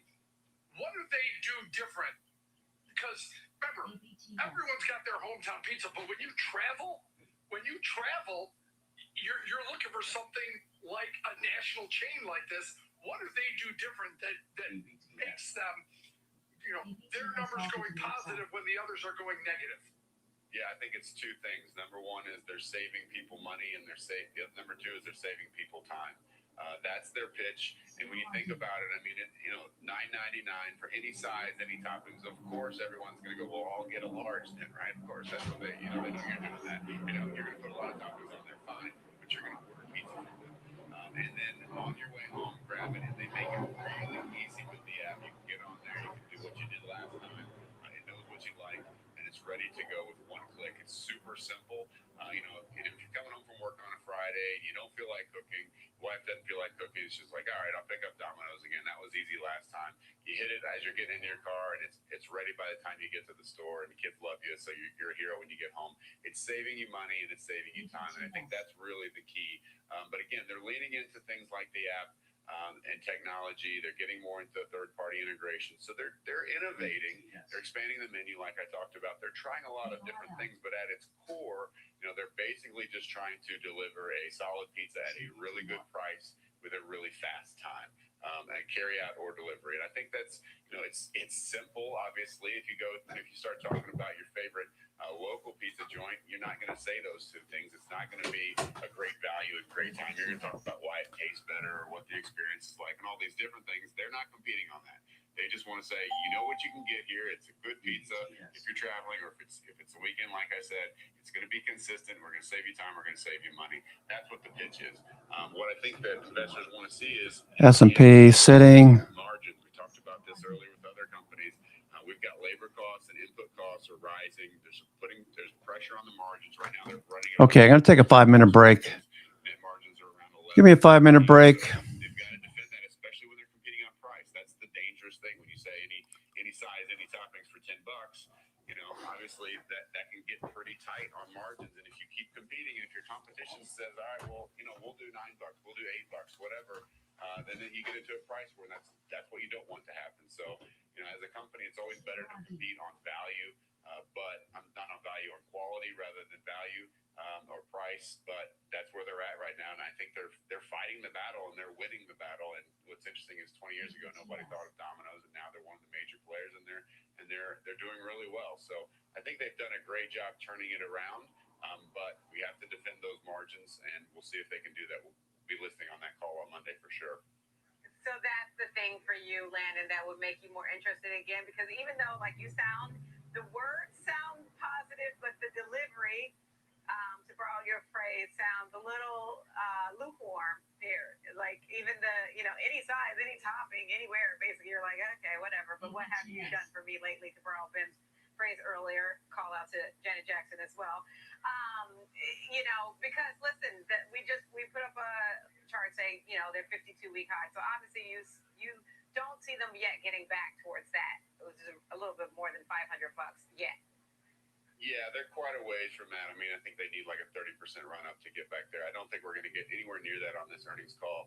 Our earnings score on them is +10. Like, we're barely on the bullish side, but almost to where we're not ready to make a trade. But again, it's there because of what's happened with the stock. So, keeping with the theme, this is a value play on the stock, on a value a company that sells based on value. But this chart that, Kevin pointed out, this divergence is important. And you can kind of see here where that blue line generally leads the stock price. There's probably a 2 to 3 month lead time on that. And they've diverted. There's divergence there. And, you've got basically the consumer reaction or the consumer demand heading to the upside while the stock is selling off. Now, whether or not that data is going to be priced in, or whether or not on the call they can allude to that turnaround, We'll see. I don't know if this report on Monday has had enough time to impact the stock. We'll see if all of that data is going to be in there, because a lot of this is forward looking. If not, then I think next quarter we could see definitely a better reaction. So right now, I think they're creeping into that value territory where they're starting to become oversold. The data is definitely looking more positive than it has been.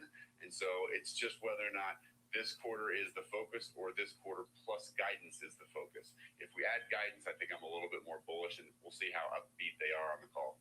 Okay. Thank you, Landon. That's Landon Swan, co-founder of Alike Folio, with the latest look at data on Domino's. So Domino's, we're expecting a 536 on adjusted EPS. Revenue is expected to top $1.5 billion.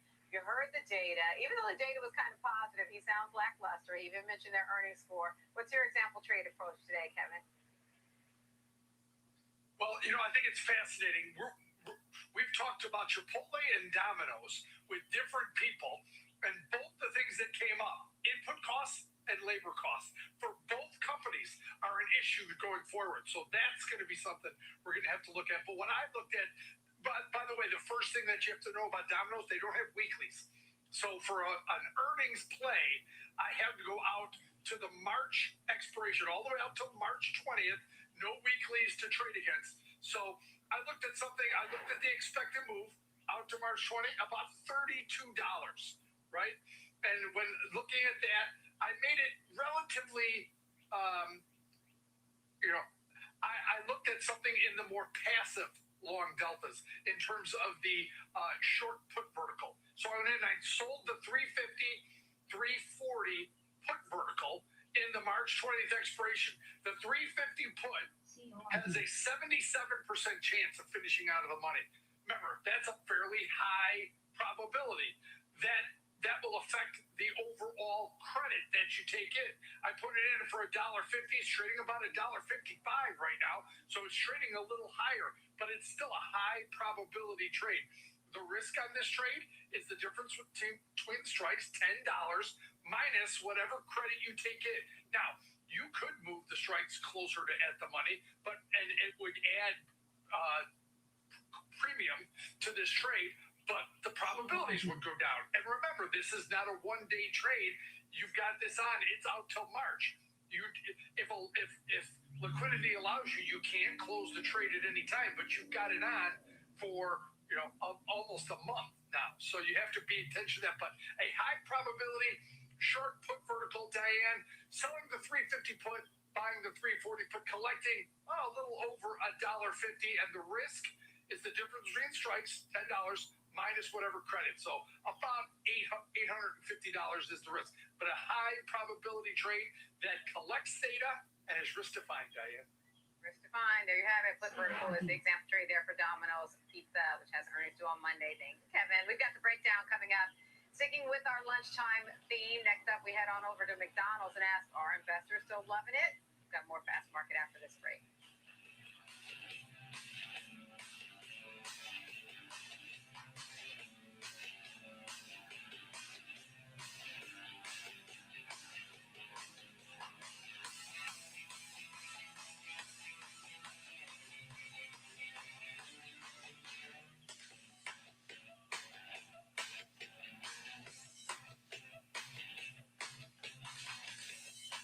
Stay connected to the markets with Schwab Network. Tune in 24 hours a day, 7 days a week on SchwabNetwork.com and on all your favorite streaming services.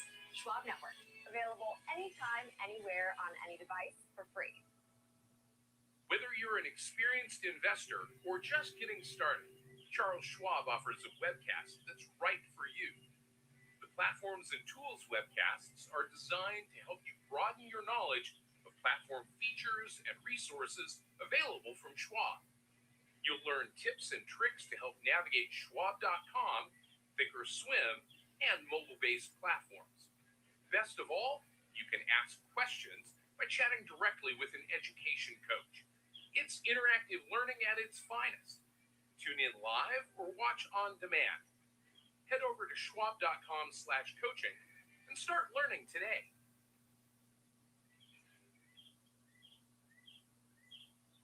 Whether you're an experienced investor or just getting started, Charles Schwab offers a webcast that's right for you. Hi, took alert plus 800. Our investing webcast series breaks down different investing styles, including growth, value, income, and more. Best of all, you can ask questions by chatting directly with an education coach. It's interactive learning at its finest. Tune in live or on demand. Head over to schwab.com/coaching and start learning today.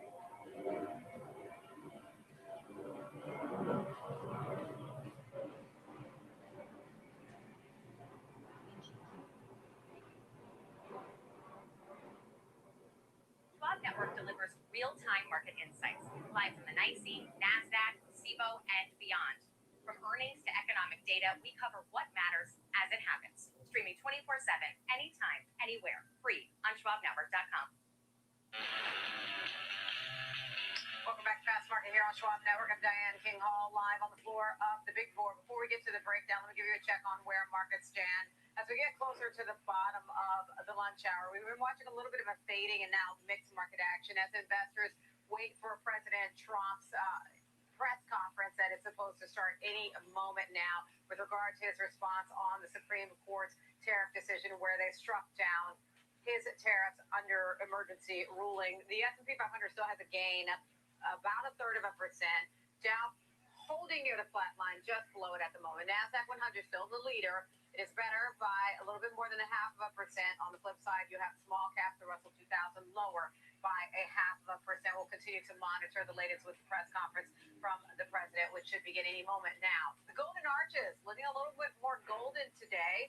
Shares of McDonald's have been inching higher, and year to date, that stock up more than 7%, outpacing the S&P 500.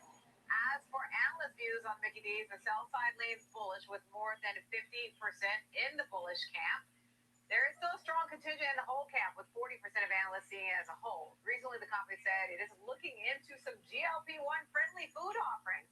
When asked by an analyst about how the weight loss drugs are impacting its business. With that, time now for the breakdown for that. Let's welcome in George Sillis, senior markets correspondent for the lunchtime take on McDonald's. So investors, pardon the pun, George, they've been loving it this year. How do you break this one down? Well, I think there's a reason to love it. I think if you consider the business model, first off, I mean, the product offerings are always changing. They're always adapting. We know that McDonald's has a history of doing this, and they've done it quite successfully. And I think the other thing is just the business itself. If you just look at the financials, excluding that it's a restaurant business, you would think that this is a high margin company. I mean, if you look at gross margins for the business at 57%, net income margin at 31%, and we're talking technology company-like levels. So what gives? The issue with McDonald's is the business model. I mean, not only are they one of the largest globally recognized brands, 44,000 outlets, 100 countries, 95% of those outlets or businesses are franchisee owned. That's a great business strategy because, again, they can pass on the higher expenses, the risks. They are borne by the operators, not necessarily by corporate. Again, so that business model means it's a licensing business, and royalty revenues are very predictable. Free cash flow margin is very predictable, and profitability for, again, a franchise-based business with royalties is quite high.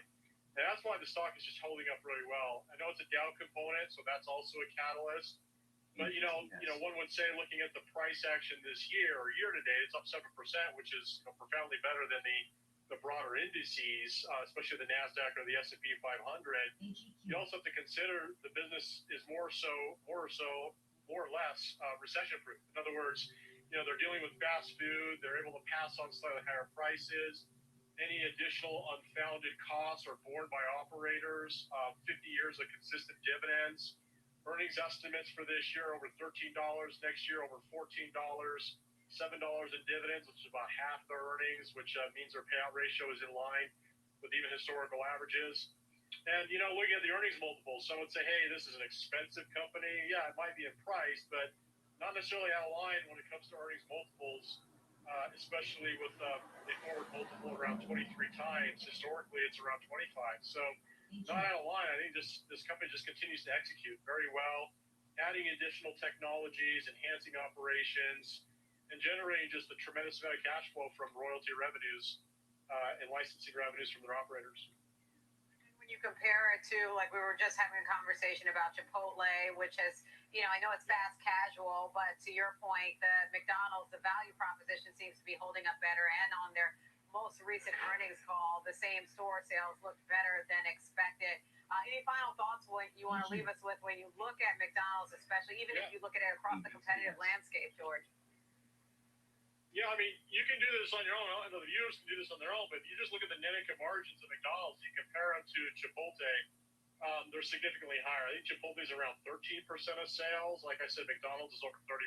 So that is a huge discrepancy, and I think that the trade this year has been value and consistent and robust profits. And therefore, that's why there's a disparity between price response or price action in stock in a company like Chipotle. Even Wendy's, by the way, has been an underperformer. That's a different story altogether. You have a lot of problems. But nonetheless, this is a value-oriented growth stock with McDonald's. And the growth isn't huge. Profits are huge in terms of margins because the growth for earnings is only expected in the mid to high single digits, revenues in the mid single digits. That's consistent with their historical averages, but they just generate a lot of cash flow, and that's why the stock is accretive, and also why many institutional investors and individual investors own it for the dividend. I'm glad you mentioned Wendy's because also what came to mind is Restaurant Brands, which is, Hi, Tickler plus 800. The parent company of Burger King. All right, George, we'll leave it there. That's George Sillis, senior markets correspondent with the breakdown on McDonald's. Let's get Kevin back in here for example trade purposes. Kevin, your thought on the golden arches and that breakdown before your example trade? The stock just came off, hitting a new all-time high around $335. It's backed off, but as you heard from George Tillis, the news is fairly good. And if this sector of the U.S. economy is doing well, they're the low price point. They have scale. They have everything that can really turn a good idea into massive amounts of profit. So that's why this stock has firmed up and rallied to new all-time highs. But it's backed off about $7 or $8, Diane. So what I'm looking at is something in the calendar spread family. Not a diagonal. It's the calendar spread where the strikes are the same. And so I looked relatively short term. I bought the March 13th, 335 call, and then sold next week's February 27th, 335 call. So the same strike price. The advantage of that costs a lot less because there's not that embedded vertical spread in that trade. So yeah, it was trading around 130. It's trading pretty close to there, just a penny or two higher than that. So for 130, you can get about 10 deltas in McDonald's. You're collecting theta. The risk on the trade is the debit paid, so it'd only be $130 on a one-lot trade. But this is one that looks for a gradual move up towards that 335 strike, where it has already been a short time ago, Diane. So if you want to participate on the recent dip, and if you feel a bullish posture going forward at McDonald's, this is one way to do it using the calendar spread. Now, it is a 2-week spread, which means if liquidity allows you, you can extend duration on that trade and chip away at that net debit. And so that would, like I said, chip away at the net debit, also chips away at the break even, Diane. So a risk-defined strategy, looking for a move towards the 335 strike where it's already been, Diane. Okay, all right, risk-defined strategy. The approach is a call calendar there. What made you pick the 2-week March 13th again? Well, I like to give myself a little bit of time in terms of then if I don't get the move towards that strike, within the next 7 days, then I can extend duration and keep the trade alive, lower the net debit, lower the break even. It gives me more time. I like duration in trades where I need a move. If I don't need a move, like if I'm profitable, if nothing happens, then I want to go shorter duration. But where I need something to move, in this case, I needed to move towards the 335 strike, I'm going to give myself a little more duration because one thing about this trade, there's not earnings, there's not an event. So you want to give yourself a little more duration. So just things like that. Give yourself a little more time for this trade to work. If it works next week, that's great. You can, if the market allows you, you can take the trade off. But if not, you can extend duration and keep the trade alive, Diane. All right, thank you, Kevin. All right, we want to go back to our top story. We're continuing to watch the aftermath of the Supreme Court, which their opinion was out earlier today to overturn the sweeping tariffs issued by the Trump administration. We are continuing to watch for the White House. President Trump says he will be holding a press conference that will be any moment now with regard to his reaction to that ruling, which was 6-3 in favor of striking down President Trump's tariffs. Only 3 dissents there. Among those, Justice Kavanaugh, Justice Thomas, and Alito among that group. The question that remains is about tariff refunds, how those would come to pass, if those would come to pass. That's set to be left to deal with by the lower courts. That's going to do it for us today on Fast Market. I'm Diane King Hall alongside Kevin Hayes. Our thanks to Ben Watson. Download the Schwab Network app. It's available in the App Store. Tune in 24/7 on schwabnetwork.com. You've got Next Gen Investing coming up. Schwab Bank Investor Checking, the checking account built for investors, named highest in client satisfaction by J.D. Power for 7 years in a row. With Investor Checking, you get the award-winning features of our checking account, plus cash management solutions, all designed for investors like you, with unlimited ATM fee rebates for cash withdrawals worldwide, no overdraft fees, and enhanced security features to keep your money safe. Also, because your investor checking account is linked to your Schwab One brokerage account, you can manage your checking and investing in one convenient location. Moving funds between your accounts is easy. Cash moved to your brokerage account is available in seconds. That means you can stop waiting and start investing in stocks, bonds, money market funds, and more. Get more with Schwab Bank Investor Checking, the checking account built for investors.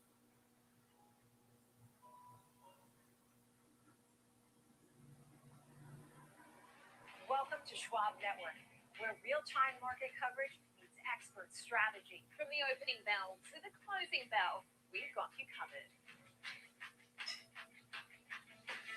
Get inside the minds of pro traders. My point is that they're getting a higher rate of change in sales based on their guidance, but not the same rate of change on EPS. Follow the biggest headlines, live analysis, breaking news, and sharp trade ideas minute by minute.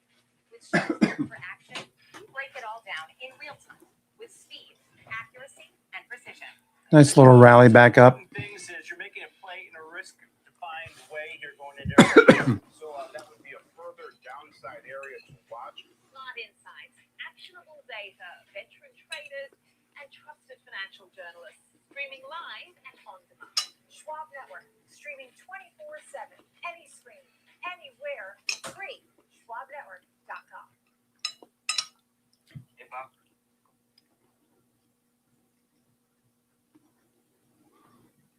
President Trump, a reminder, the closing bell, we'll react to everything. Whatever the president says and what the market reaction could be going forward with Wharton School professor Jeremy Siegel. So we're happy to have him with us today, and I hope you'll join me then as well. Let's do some final trades. Josh Brown, what do you have for us as we await the president here? Apple pulled back Friday just barely. Green again. I really like the setup here for the stock going into the rest of the year. Yeah, you've been talking about that one lately for sure. Got an event coming up, we think in March too. Transocean, I've talked about this recently. They had earnings last night. Cash flows better than expected. Debt levels lower than expected. They're doing a merger with Polaris. The slightest bit of analysis will turn you positive on the stock. Bill Baruch. App loving, and now there's a lot of positive news around it. Terrific margins, and it's been beaten down. This is a great place to step in. Microsoft. What are you looking at me? Who do you think's left? As far as AI is concerned, Copilot is a show-me story, but the Azure growth is real. Under $400 a share, I'd like to name. Still needed to be prompted after all the time we've spent together. I'm not used to this one chair. Yeah, all right, you're a little close to the sun. Don't get used to it. All right, so look, we are, as we said, all joking aside, we are waiting for President Trump there in the briefing room imminently to respond publicly for the very first time to that Supreme Court decision. I will see you at 3 o'clock on the closing bell.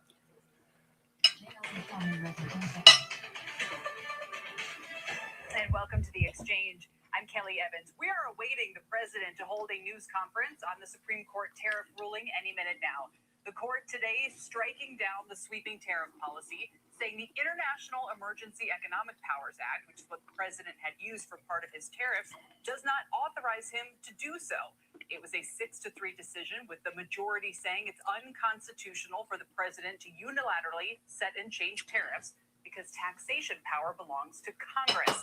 Stocks are swinging around on the news today, from down 200 to up more than 300 initially after the ruling, back towards the flat line now. Dow still up about 50. Keep an eye on the NASDAQ, outperforming today, up 0.75%. If we get there, we'll talk to Tom Lee about that in a moment. Russell 2000 is fractionally lower. Let's begin with James Lucier, who is standing by. He's managing director at Capital Alpha Partners. James, we expect this event to begin in just a couple of minutes' time. The president already expressing some distaste about the ruling, but remind us again, this was about 100 or so billion total in tariffs that have been collected. Now that this has been struck down, that money has to be returned, and do you expect him to try to reimpose them under other means? Yeah, it's actually about 3/4 of the tariffs that have been collected so far, so about $175 billion since they were inaugurated. It's a biggish number, but it's not a surprise at all. I think that's why the market's decision is relatively calm. We have expected the Supreme Court to strike down tariffs, albeit in a complex decision of the sort. The decision's actually 162 pages and it's got multiple concurrences. I could tell you more about the decision, but the real show is going to be at the State of the Union on Tuesday night when President Trump goes to Congress, speaks from the dais, and the Chief Justice of the Supreme Court is going to be sitting in the front row right before him. And I can only imagine that what we see in today's Trump press conference will be repeated from the dais in the House. But in other words, James, about 3/4 of the total tariff revenue so far has been collected under these powers, which was just struck down. That is correct. So the best source of information on this, I'd like to give a shout out to the Tax Foundation. They do terrific work on this topic. And there are obviously other sources that tabulated, but I always go to the Tax Foundation first as numbers. That being the case, it remains the court was not clear on whether the president would have, or the country has to refund that money. What do you think is likely to happen on that? So I think there absolutely will 100% be a refund of all the tariffs collected. The administration has made filings to that effect. Lower courts have ordered it. The thing we're waiting for now is that this decision from the Supreme Court is not the mandate to stop collection of tariffs and start the refund process. We need to go back to the Court of International Trade in New York City, and they set aside their mandates to do this during the appeal process way back in June. So now I would imagine within a couple of days that Court of International Trade will issue the order to stop collection of the tariffs and to start the process of refunding it, which may be complex, which may take a special rulemaking. Maybe Congress will have to step in to help that process. But the next step, at least, will be at the Court of International Trade. This had been one of the reasons that the budget deficit was slightly improved this year. We were running down about 15% year on year. And when you're collecting this amount of tariff revenue, that's going to, at the margin, make a difference. Not a huge impact, but it's an impact. That goes away now. How quickly do you think the president might look to reestablish these tariffs under other means? Well, the president has more or less put the tariff machine on hold since September. Now, in fact, there's been a lot of keenness in that inflation, no doubt, is a bit of a concern. Let's see how growth is going to hold up throughout the subsequent quarters. But obviously, we continue to also track the oil markets with the geopolitical tensions and what's going on with the Middle East. There has been some suggestion from the president this morning as well about considering maybe some limited military action here as well. So we did see oil prices actually coming off a little bit off the back of that, but we continue to keep an eye on that. So there's a lot of moving parts in these markets, Jenny. We do have the geopolitics, we have the economics very much driving sentiment today, not to mention some of the stuff we were talking about earlier today with these ongoing AI disruption and also credit risk fears in these markets. Yeah, and I think that's such good points, and I think that's why we're seeing a bit more of this sort of lingering drag. I mean, because initially we were, lower and then higher, and now seeing things come back to earth a bit. And I think considering everything that you just laid out, markets are weighing a lot of these factors and awaiting some commentary from the president himself, of course. But to focus on some of these individual moves, Akamai is humbling despite actually a fourth quarter earnings beat. Now, it was really in regards to the 2026 outlook. I feel like a broken record. This has been the theme for a lot of our tech earnings. But, I mean, walk us through what the report really gave to the overall AI trade, and does this give any sort of calming to the disruption fears, which I would say an 11% move doesn't seem like it's easy in any of those concerns, Sam. Yeah, I don't want to make sort of editorial observations or anything like that, but I mean, it just feels like last year, if you mentioned the T word tariffs, that's where you saw that punishment. Now it feels in 2026 if you mention the M word, and that is memory. This is the sort of reaction that we get from the likes of Qualcomm, Nintendo, even Apple. I'm just watching the markets. MACD is starting to flatten out. Momentum is starting to slow a bit. We got the president about to speak, so maybe some straddles for a move in either direction, or just get ready for it to move. Have some options ready to go in your active trader window. I have some puts and some calls ready. 40 deltas. See if we can't get a rally here.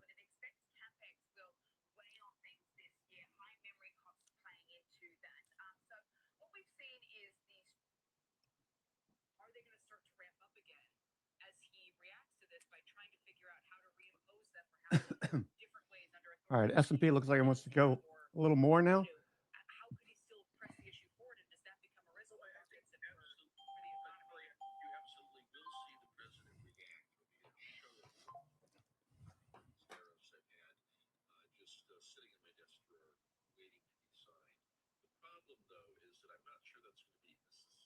Volume picking up. Volume picking up on the call side.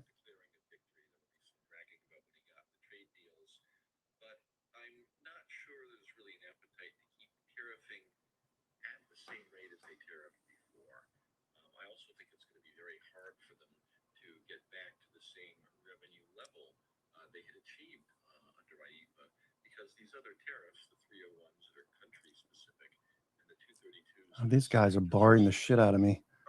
Come on. Let's talk about some financial stuff. Okay, there we go. Schwab at least talking about Akamai, up 10% year to date.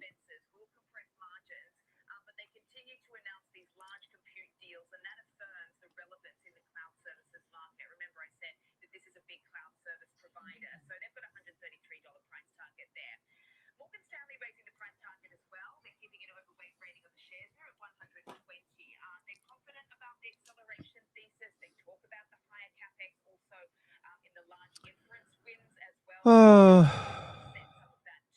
Then you've got the folks over at UBS. They were a little bit more sort of on the fence, you could say, neutral, price target of 110.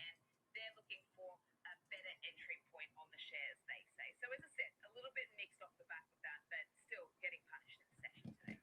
Okay, and one of my favorite names that we've been discussing, I mean, thoroughly on Next Gen Investing has been Texas Roadhouse. So giving back some of the initial strength, we saw headline numbers did miss. And the restaurant chain is raising its prices now in April, but I mean, still seeing a 2.25% move to the downside.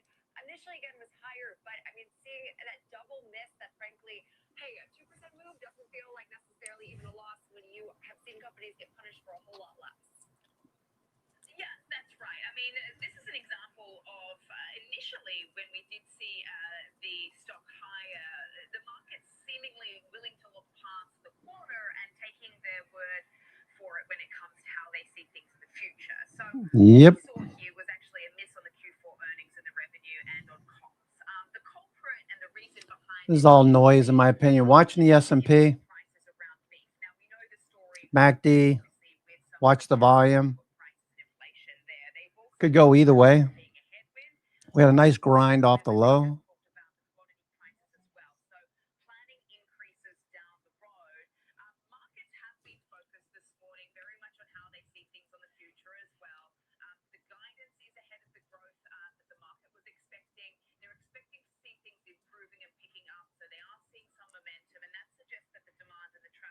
maybe picking up since the Q4. Now, as far as the reaction in the stock, as you say, down fractionally, you could say, I suppose, off the back of that. But I mean,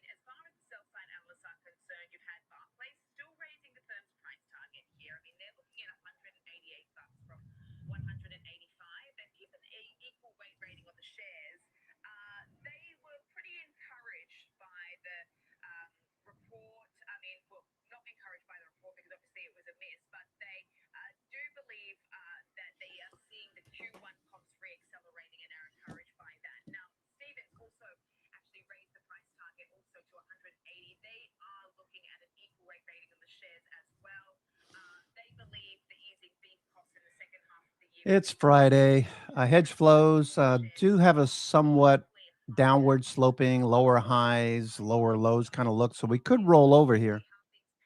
Could roll over here.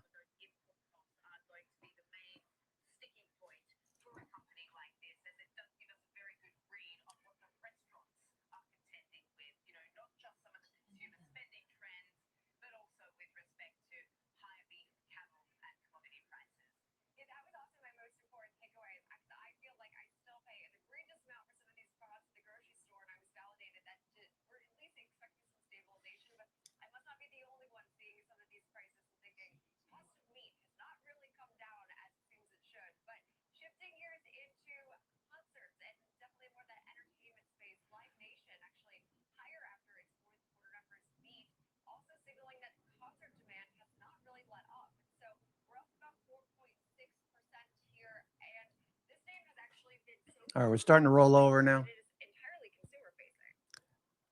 A little bit. A little bit.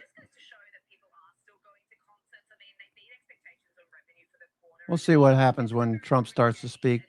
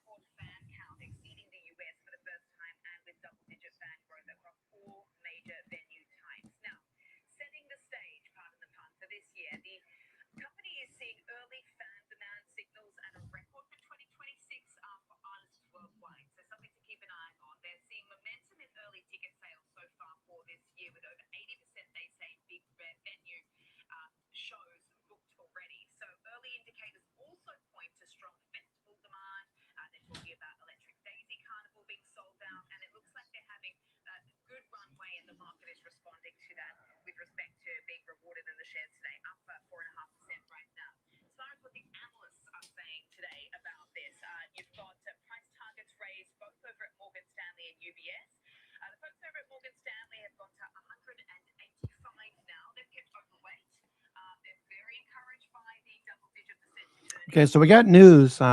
We got Trump about to speak, so you know the market's going to jump.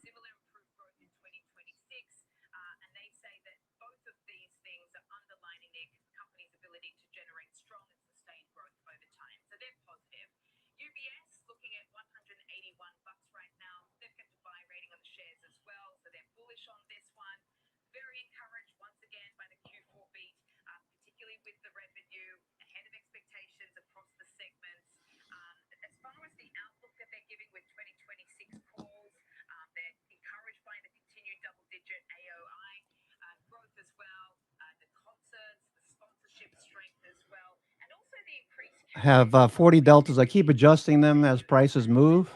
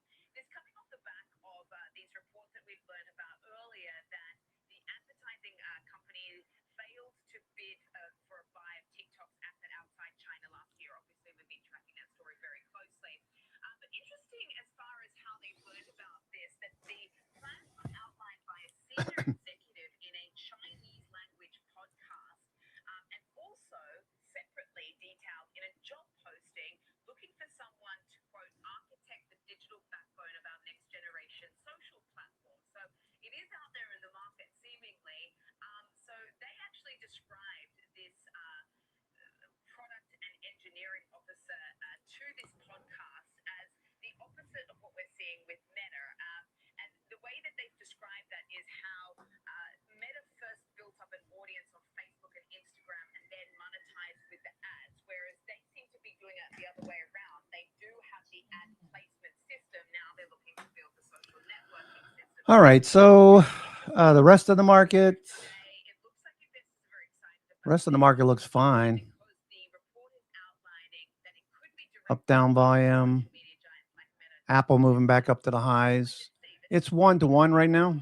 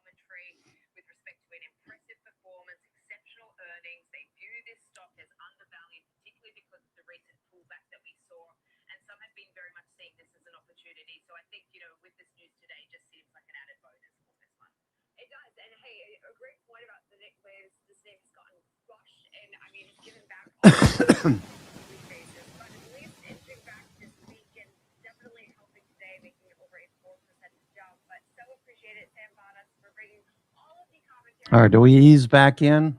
Is he talking yet? Is he talking yet? Where is he? I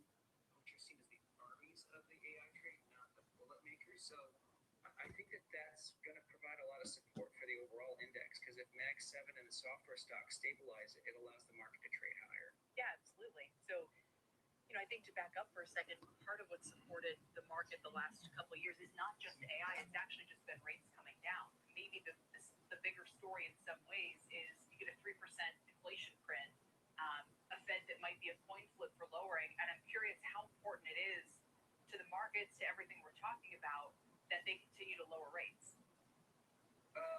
I think it's a big deal because, as you point out, from 2022 to last year, the Fed has been trying to establish inflation credibility and fight inflation. So even as they cut rates, it's really been a hawkish Fed.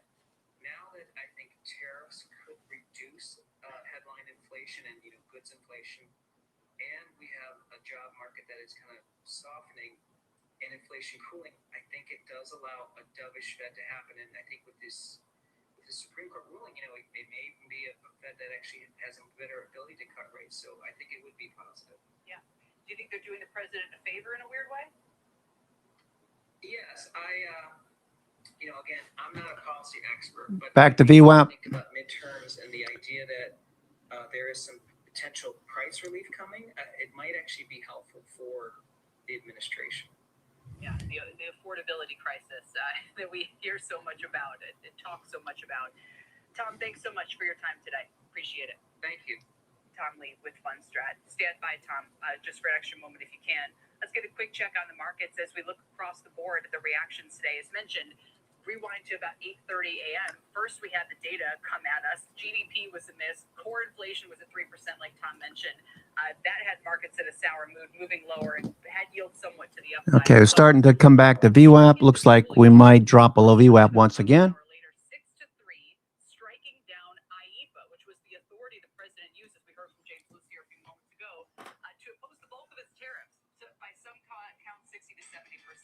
And here's the president responding for the first time directly to this issue. To a lot of people. It's a new record. We set a record every time. Well, thank you very much for being here. The Supreme Court's ruling on tariffs is deeply disappointing, and I'm ashamed of certain members of the court, absolutely ashamed, for not having the courage to do what's right for our country. I'd like to thank and congratulate Justices Thomas, Alito, and Kavanaugh for their strength and wisdom and love of our country. which is right now very proud of those justices. When you read the dissenting opinions, there's no way that anyone can argue against them. There's no way. Foreign countries that have been ripping us off for years are ecstatic. They're so happy. And they're dancing in the streets, but they won't be dancing for long. That I can assure you. Oh, man.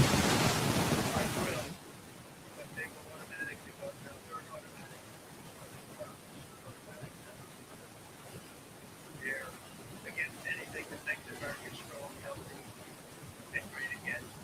They also are a, frankly, disgrace to our nation without justice. We're an automatic no, no matter how good a case you have, it says no. You can't not get loyalty. One thing you can do with some of our people. Others think they're being politically correct, which has happened before far too often with certain members of this court, and it's happened so often with this court. What a shame. All right, starting to push back up now. Okay, we just flipped 1-1, almost 2-1. Diamonds just went 3-1. Let's see what Breath is saying right now. Breath.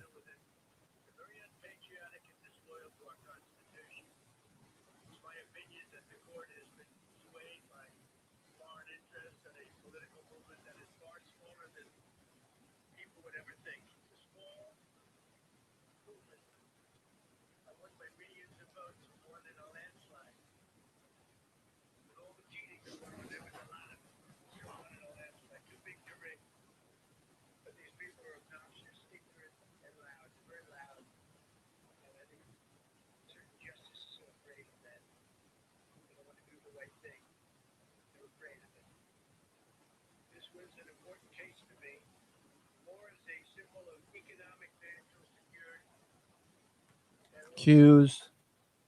All right, they're looking okay. All right, puts are starting to catch a bid here. Puts are catching a bid. Hedge flows turning back down. Lower. Note the lower highs in the hedge flows. Lower high, lower high, lower high, lower highs. Okay, the low that we put in before, there's one pivot right there. 68.6. There's another pivot early this morning that we have noted as well. Now we're starting to turn back up. Okay, very erratic. Erratic. Okay, I'm going to step away for 2 minutes. I'm just going to grab a Dr. Pepper. Maybe that has an effect on the markets.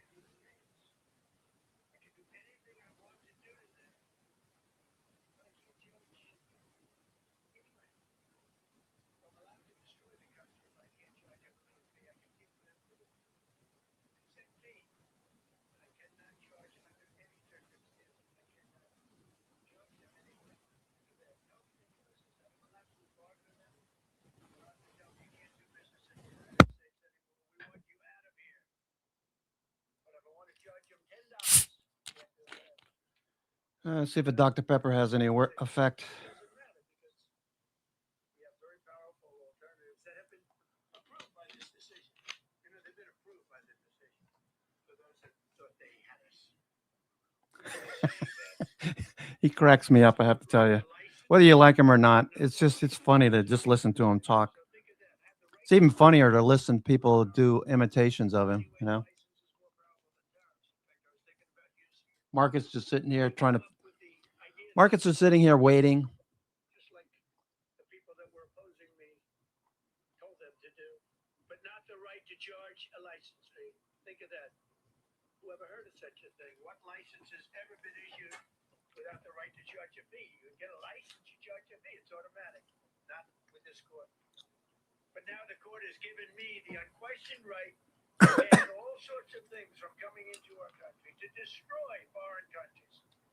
But a much more powerful right that many people never thought we even had, but not the right to charge a fee. How crazy is that? Our country is the hottest country anywhere in the world right now. And it was a dead country 1.5 years ago under an incompetent president. But now I'm going to go in a different direction.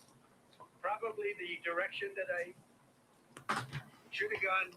Let's see what's working at the moment. Stocks that are working: Pinduoduo, number 1 on the NASDAQ 100 right now. Pinduoduo. Coming out of a base, it looks like. Pinduoduo. Google.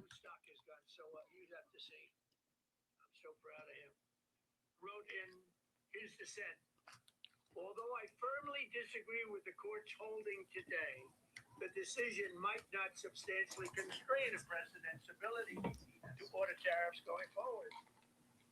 So, I think of that. The decision might not substantially constrain. Amazon, nice reversal off the low. A lot of stocks look good. GE at highs, GE. The decision might not substantially constrain a president's ability to order tariffs going forward. That's because numerous other federal statutes authorize the president GE. to impose tariffs and might justify most, if not all, of the tariffs issued. MSTR. Bitcoin, trying to do something here. Bitcoin. We are making higher lows. It's like a triangle pattern for now. Looking for a MicroStrategy or strategy. Looking for strategy to continue.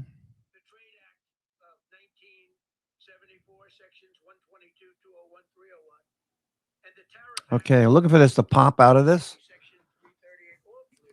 RSI is rising.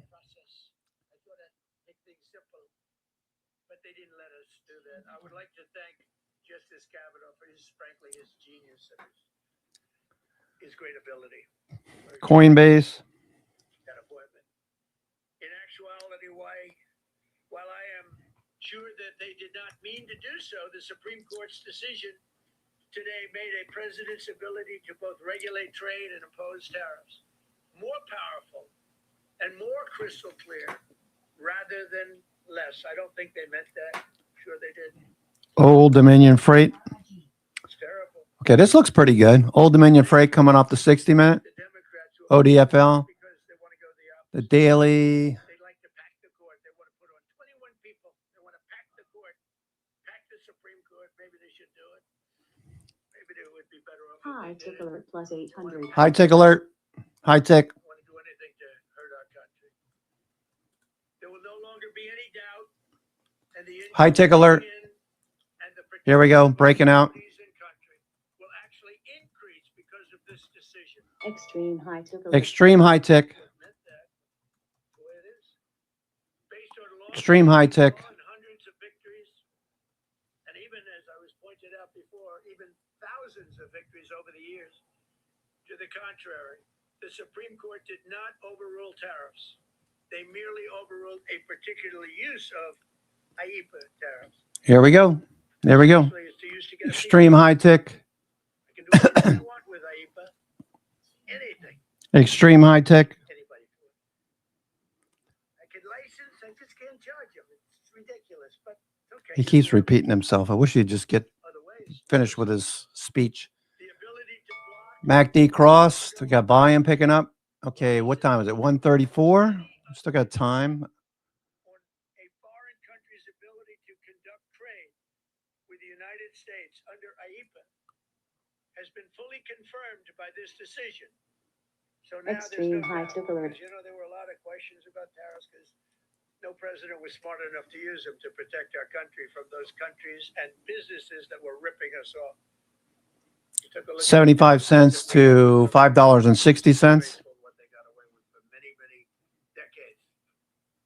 But now we know, because this decision affirms all those things that some people weren't sure about. In order to protect, and it says so, in order to protect our country, a president can actually charge more tariffs than I was charging in the past period of a year under the various tariffs authorities. So we can use other of the statutes, other of the tariff authorities, which have also been confirmed and are fully allowed. Therefore, effective immediately, all national security tariffs under Section 232 and existing Section 301 tariffs, they're existing, they're there, remain in place, fully in place, and in full force and effect. Today, I will sign an order to impose a 10% global tariff under Section 122, over and above our normal tariffs already being charged. And we're also initiating several Section 301 and other investigations to protect our country from unfair trading practices of other countries and companies. Thank you for your attention to this matter, and I say quite simply, which I've said for a long time, make America great again. And interestingly, we've already made it great, so I don't have to use that, but I don't think we'll ever give up on MAGA. MAGA is always going to be with us. If you have a few questions, you can let us know. But just to end, so we're going forward, we will be able to take in more money, and there'll no longer be doubt, because there was always doubt. I know the people that brought the lawsuit, and sleazebags, major sleazebags, but I know them, and they're foreign country centric. They were sending things into our country, and the people representing them knew full well, but they were sending things into our country, and they were beneficial to other countries, but very, very bad for us. And I stopped it, and we'll just keep it going. So we have a totally firm decision now, and I don't think the court meant it, because the court doesn't show great spirit toward our country, in my opinion. A lot of bad decisions, but there are usually ways. Let's see how far we take this. 5, 15, 30, and 60 are on buy signals. And the numbers could be far greater than the hundreds of billions we've already taken. Mr. President, I'm very curious. Thank you so much, Mr. President. Justice Thomas and Alito, as you know, are the most conservative constitutional justices. Do you think that you'll get to appoint 2 more justices later this term with similar ideologies? And what type of vetting process? Let's see if we can't get going. He's going to be able to do tariffs again. So, all right. So he'll be right after it already. Yep.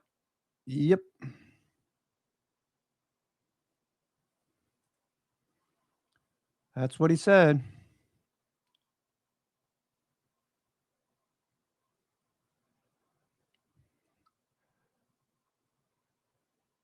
%.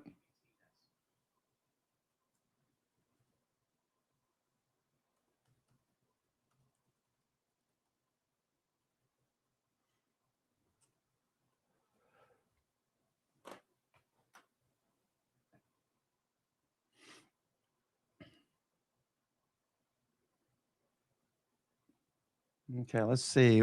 Volatility, pretty intense, back and forth.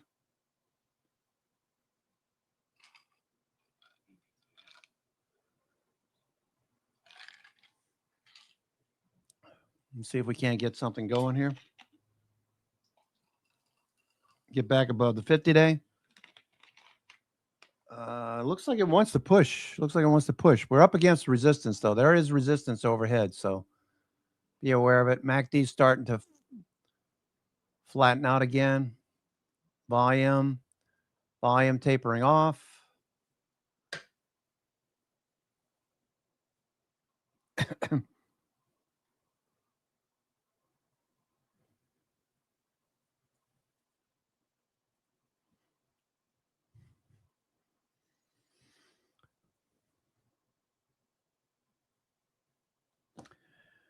All righty.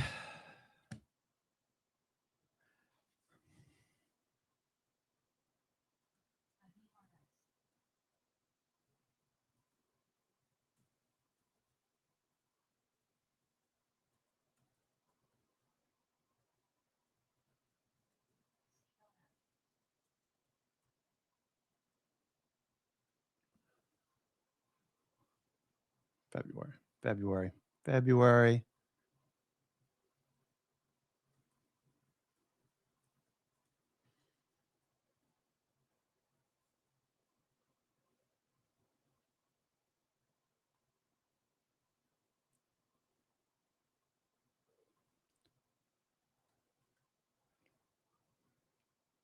February, we announced tariffs, and where we are now, all-time highs. So let's see if we're going to go here. Going to go? Let's see if we go. Let's see if they push this through this level. Okay, we're starting to push higher. Tick alert plus 800. High tick alert. More high ticks.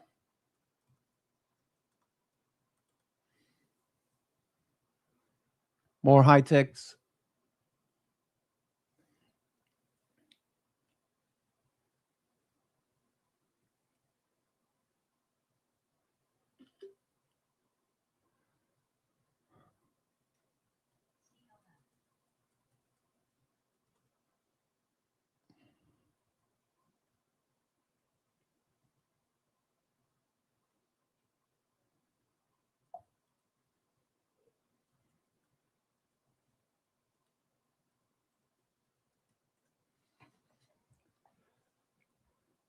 Okay, trying to push a bit more now.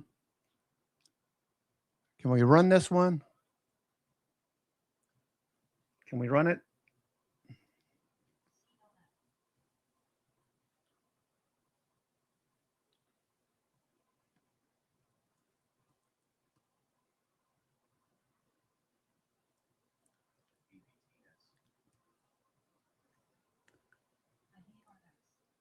Okay, the markets look pretty good. Here we go.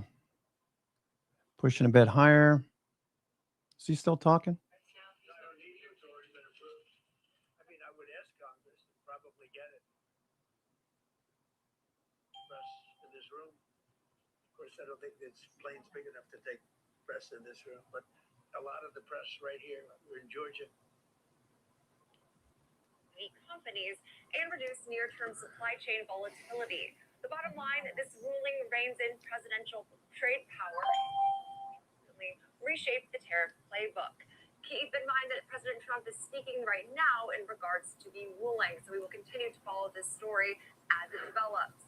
But now we'll shift focus to the consumer as U.S. consumer sentiment rose less than expected in February, and income growth does still lag. So for more on today's data and what stood out, I'd now like to welcome in Eddie Yoon, partner at Gray Space and co-founder of Category Pirates. Eddie, we always appreciate your time and insight. Thank you so much for being with us today. U.S. sentiment continues to slow. Yeah, overall spending is outpacing income. So what really is your read on this disconnect? Well, I think consumers are still cautious, and rightly so. As you mentioned, just the tariff policy could mean a lot of different things, probably good news for the consumer. But the uncertainty that the street is feeling, what the consumer is feeling. So they are still spending because they kind of have to as things get more expensive. But they're watching certainly income and trying to make sure that they don't get out over their skis. No, absolutely. And in addition to consumer sentiment, we did get a hotter than expected PCE print in a weak fourth quarter GDP. So considering all of this, are you surprised the markets aren't reacting more? Well, I think the market is probably in the same boat as the consumer. Not sure what to expect just yet. Probably the major things that are happening, the reason why the market may not be more violently reacting is that the trend is actually pinpointed. Okay, we could reverse and move back down. So have some puts ready. Have some puts at the ready. One of the red flags that I see is that big tech hiring, half their hires used to come from recent college grads, and now that's down to 7% in the most recent year. That's a meaningful shift. And what you're really seeing is that all of these kind of Okay. Google, Meta. They're having a good day today. At least giving us some bullish signals. Microsoft still needs to move. Microsoft needs to move. Meta, NVIDIA, GE, Chevron, back above, Rig breaking higher, Rig.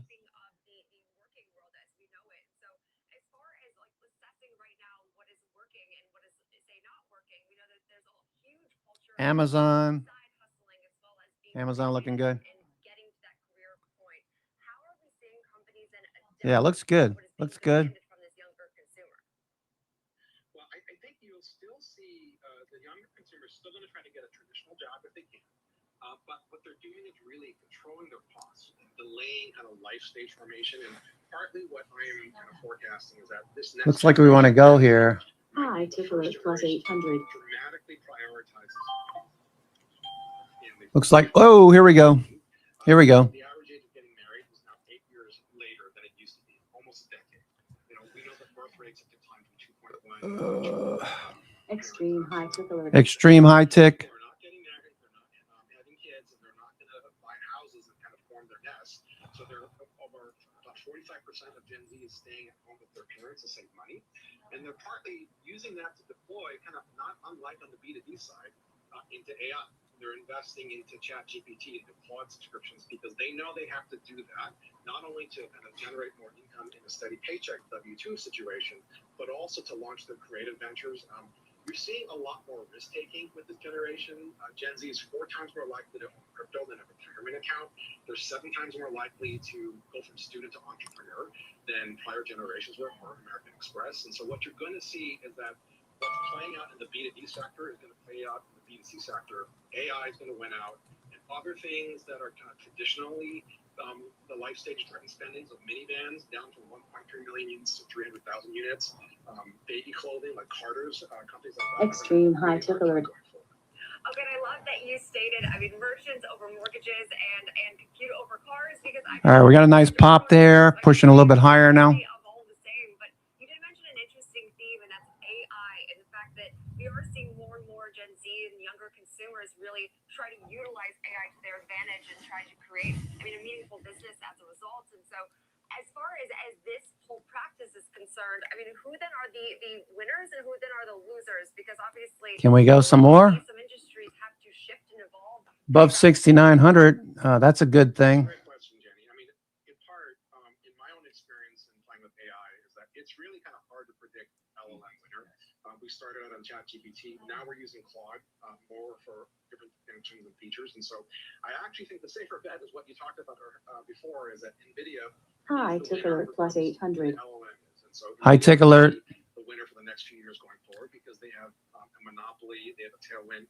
Extreme high tech alert. Extreme high tech.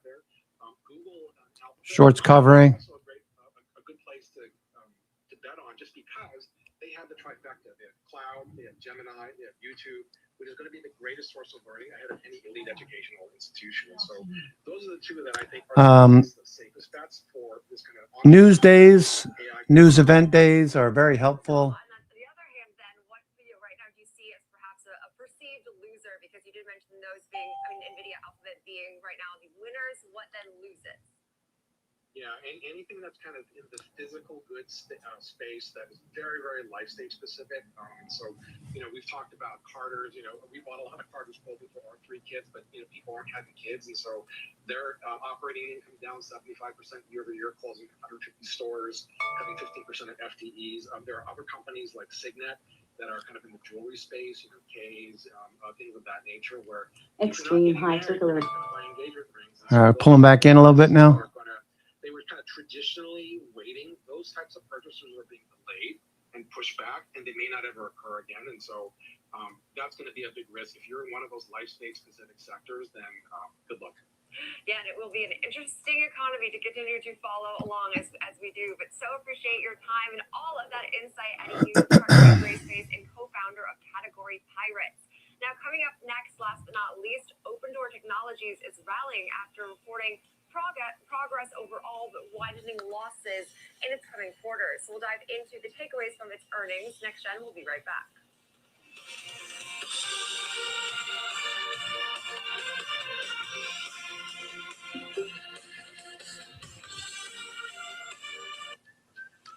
Opportunities don't stop when the market day ends, so neither do we. Schwab gives you round-the-clock access to over 1,100 of the most popular stocks and ETFs, plus a wide variety of futures markets. All with 24-hour support from trading specialists who understand the ins and outs of 24-hour trading. No matter the hour, you can trade brilliantly with Schwab. Schwab Network delivers real-time market insights, live from the NYSE, NASDAQ, the SIBO, and beyond. From earnings to economic data, we streaming 24/7, anytime, anywhere, free on SchwabNetwork.com. Morning movers, be the first to find out what's shaping early market action. Tech Check, Options Corner, Futures Focus, Technical Analysis. Morning movers covers it all. Grab your coffee and tune in every trading day at 8 a.m. Eastern, only on Schwab Network. All right, let's go some more. Let's make the party less confusing. Let's just close up here at the 50-day, above the 50-day. Feels like we're going to rock a little bit higher. I think the markets have accepted that it's not going to be, it's a non-event. The whole SCOTUS thing actually gave him more power. Kind of reinforced a lot of things.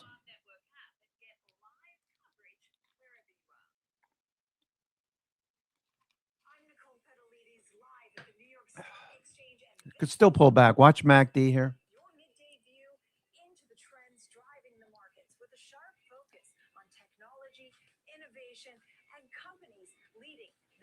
Wave of growth. Big movers, real-time interviews, and insight from analysts, founders, and market voices you trust. The Watch List, 2 p.m. Eastern, only on Schwab Network.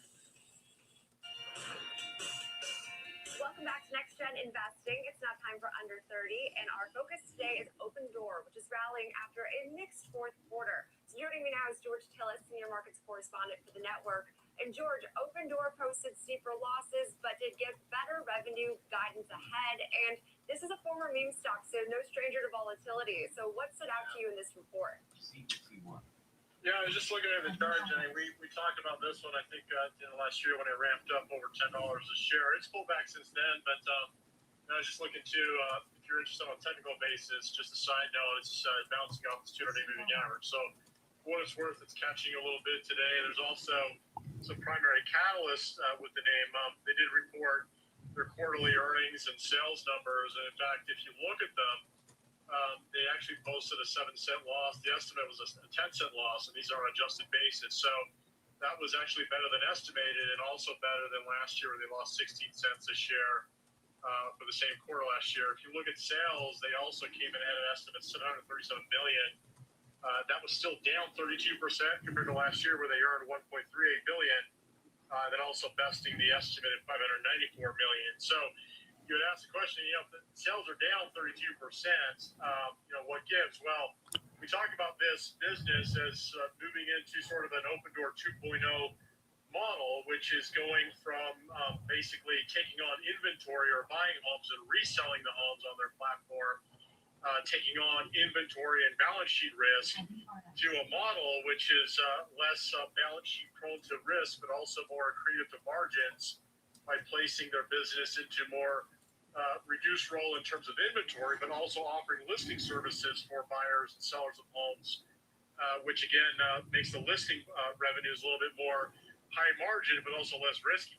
If you look at the other metrics for the quarter, and I suggest these are good, even though they look bad from the high level, the number of homes sold on their platform was down 30%, purchases down 42%, but the inventory was down 55%.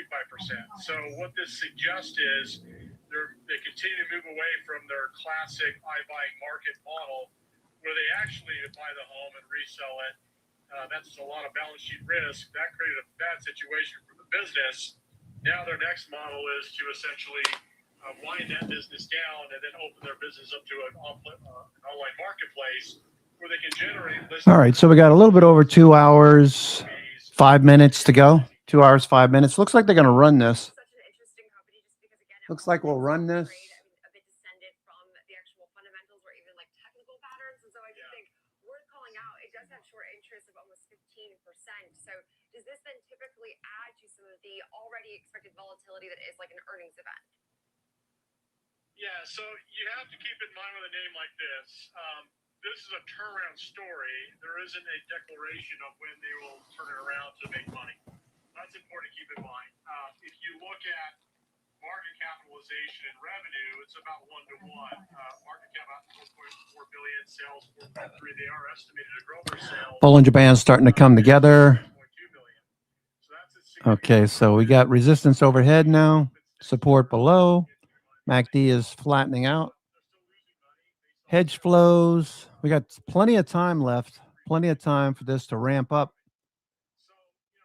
All this positive gamma is resistance. We're right up against it right now.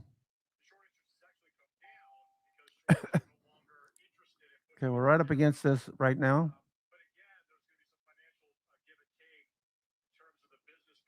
So if we get above 69.20, this could get squeezed higher. Dealers will need to buy the underlying. You'll see hedge flows turn up. Not bad.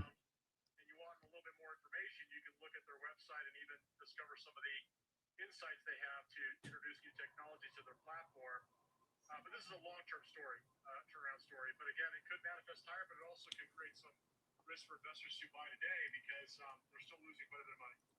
Yeah, and hey, having a nice session today, and as you mentioned, more of that long-term story, which I saw called out actually by so many analysts, it's going to be a bit more of a longer-term picture before we get some real profitability. But I appreciate that, George Phillips, for always bringing the commentary for our under 30 name. And as we do close out the show here, we are firmly actually higher in all four of our major averages. We saw the Russell lagging a bit to kick off things about an hour ago, so we are now higher in all four indices on a week-to-date basis as well. That'll do it for us for Next Gen Investing for this week. We have the watch list coming up next.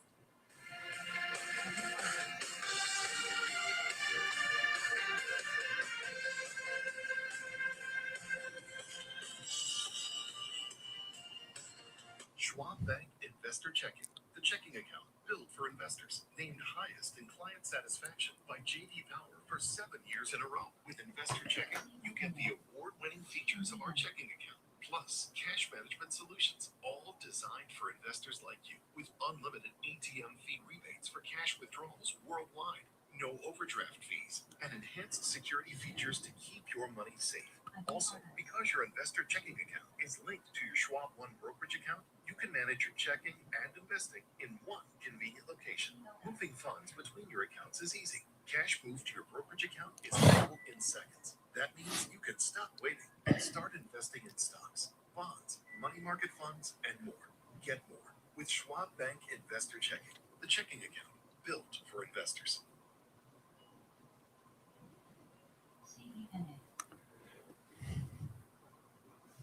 Welcome to Schwab Network, where real-time market coverage meets expert strategy. From the opening bell to the closing bell, we've got you covered. Get inside the minds of pro traders. My point is that they're getting a higher rate of change in sales based on their guidance, but not the same rate of change on EPS. Follow the biggest headlines, live analysis, breaking news, and sharp trade ideas minute by minute. With shows built for action, we break it all down in real time with speed, accuracy, and precision. I think one of the most important things is you're making a play in a risk-defined way here going into earnings. So that would be a further downside area to watch. Smart insights, actionable data, veteran traders, and trusted financial journalists. Streaming live and on demand. Schwab Network, streaming 24/7, any screen, anywhere, free. SchwabNetwork.com. Mom, when my grandparents moved here, did they know what our family would become? I don't even know if they could envision it, to leave everything behind, literally come across the entire world. I think that we totally met what their wishes were. Schwab has been with us for almost 25 years through purchasing up houses, opening up our business, having children. They've always been there for us. I want to invest with a company that can help me give my family a happy financial future.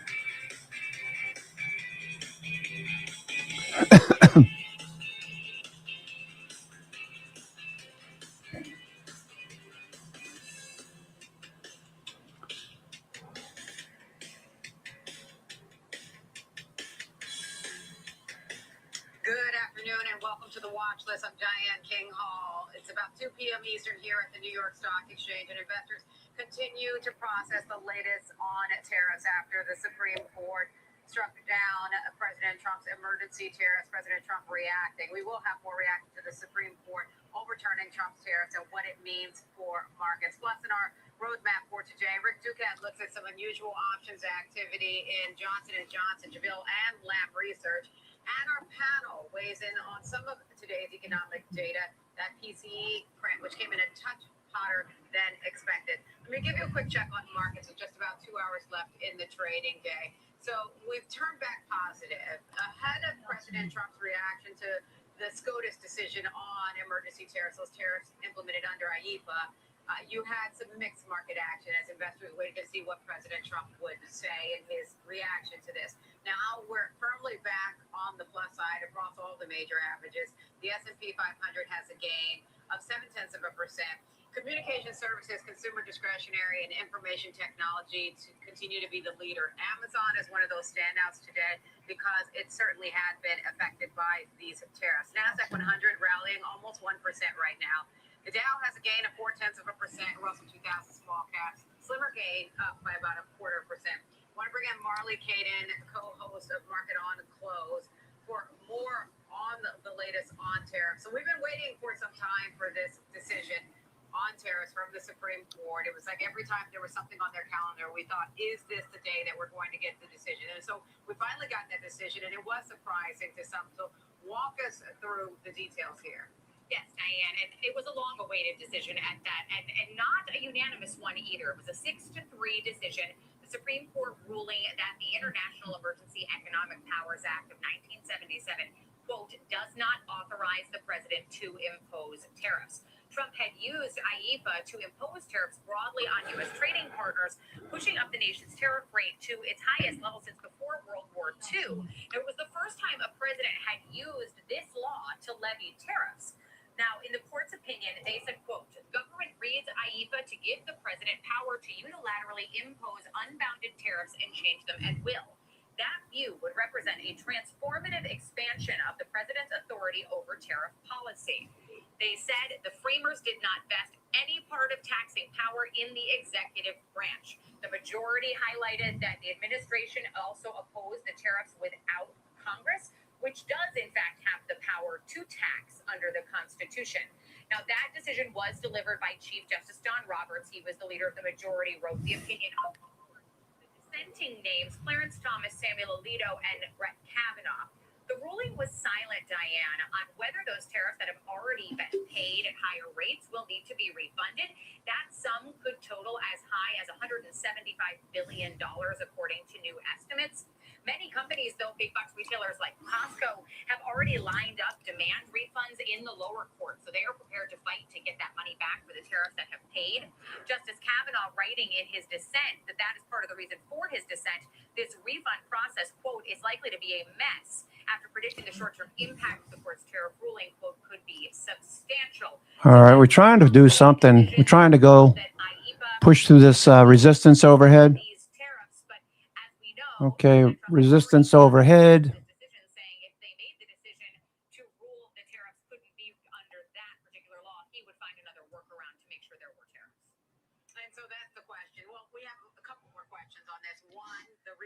Okay, we're trying to push through this area.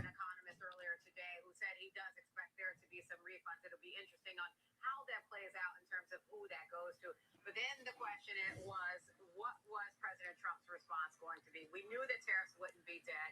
Even our own Mike Townsend said, expect to see something more on that.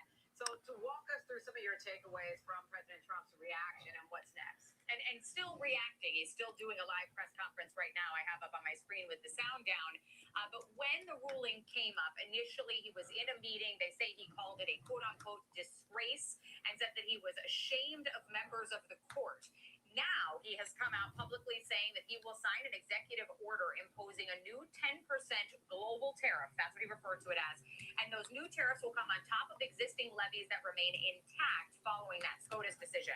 The White House says it will use other authorities to reimpose many of its import fees. Now, how do they do that? I can tell you. They are invoking for this new 10% global tariff. It's Section 122 of the Trade Act of 1974, Diane. This has never been used before. It is not clear how the courts will interpret its authority. What it says. Oh, shut up. Shut up, shut up, shut up. Trying to interpret it serves no purpose. Now we have the hottest country in the world. We're going to keep it that way. Thank you very much, everybody. Thank you, Mr. President. All right, that was President Trump weighing in on the Supreme Court's decision to overturn those IEEPA tariffs, also saying that he will sign an order today to impose a 10% global tariff under Section 122. Welcome to Power Lunch alongside Kelly Evans. I'm Dominic Hsu on this Friday afternoon. If we want to take a look overall at what's happening, Kelly, it was wide-ranging, the comments and the questions that just happened there. Right at the end, of course, the president saying potentially higher for where tariff rates might settle. He talked to Jamieson Greer about those things that you mentioned, who said you can look forward to seeing more of Section 122 and Section 301 in the next days and weeks to come. The Supreme Court today ruling that President Trump's global tariffs are illegal in a 6-3 decision. The ruling did not, and you heard the president's frustration with this, address whether tariffs that have already been paid to the tune of $175 billion will need to be refunded. But estimates suggest it could be something in that regards that would ultimately go back to importers. It's a pretty big number that we're talking about here. Let's talk about it with our next guest. Let's bring in Andy LaPerriere. He's head of U.S. policy at Piper Sandler. He said on our show last April the court would ultimately overturn these tariffs. Steve Leisman, our senior economics reporter, is here as well. Andy, what do you anticipate to be the next move now? And what did anything about what you just heard from the president in particular jump out to you from a decision-making or a gaming this out point of view? No, I think it's what we thought he would do, right? He's got the Section 122 authority to do. He said a global tariff. I think it's maybe viewers should know that under 122, he can put tariffs on countries with whom we have trade deficits. So that's not everybody, but it would represent about 75% of our trade, where there could be this 10% tariffs. And what he also indicated is, in the meantime, during this 5-month period, because it can last up to 150 days, he's going to be launching a number of 301, which are country by country investigations, and then 232 investigations, and there's already a bunch of 232s that are in place. So, I think the thing that investors, the president at the end kind of repeated again, we're going to have certainty. I think that's actually, we're not going to have that, right? I mean, we don't know which countries are going to get 301s, how high those tariffs will be on those countries, which product tariffs may go into effect, what the rates will be on those products. So, I think it's going to be months and years of litigation and of trying to figure out what the next tariff is. Andy, just all right, so momentum has clearly dropped off, so we're not doing a whole lot at the moment. What do we have? What more does he say he's going to do now that he does definitely have the authority to do? Okay, so there's multiple the simplest way to think about it is before Trump took office in the second term, and it kind of, our average tariff rate was around 2 or 3%. And so he's building on that with this 10%, which again will apply to countries with whom we have trade deficits. At the same time, there are 232 tariffs that have been in place, so steel and aluminum. We'll have to see the fine print, but there's been auto tariffs, which were originally going to be 20. They made them 58% as part of these deals with countries, and so the auto tariffs remain, and there could be there's a bunch of others that he suspended and that are supposed to take effect in the future. So there's more than a dozen 232 investigations that he's already launched, and some of those are in effect now. But it gets kind of tricky to characterize it, I think, more than that, which we can do. But there's a lot of different tariffs out there. Hey, Steve, tricky and detailed is kind of what it's all about right now. If we take a look at the compare and contrast, I know it's going to take a lot more minutes, hours, days to kind of go through the detailed analysis on the economic impact, the math, so to speak. But can you take us through a little bit about what you're seeing with regard to just what it could look like, ballpark figures-wise, if we look at this kind of 10% across the board tariff until things kind of have to be reapproved or whatnot by Congress, and then just how it compares to what's been currently enacted and collected under IEEPA? Well, I mean, I have a big number here. It's, $4 trillion of imports. Andy, help me out with this math, which I was just doing on a spreadsheet here. 10% of that is $433 billion. If it's services and goods, or 343 if it's goods. I mean, a 10% global tariff, I thought means 10% on everything. What am I missing here, Andy? Well, there's a lot of things. For example, is it going to be on Canada and Mexico? Because Canada and Mexico have basically been exempt from these IEEPA tariffs, right? I'm just taking the president at his word when he said global tariff, right? He said global tariff, which is, it sounds like it's going to not matter by country. Yeah, I don't think that's what we're going to see. So, okay. But, but I think there's a lot of unanswered questions. For example, I think the biggest math difference between your question. Okay, just watching. Puts are starting to catch a little bit of a bid here. People sensing that we could fade. Mexico, they're two of our biggest trading partners, and so that would be a big difference in the revenue that you would collect. If he did it, the one I'm envisioning, and again, it could be different, and we have to see what he does. But if it's 10% on countries with whom we have trade deficits, it's going to collect about 75% of what these IEEPA tariffs are now collecting.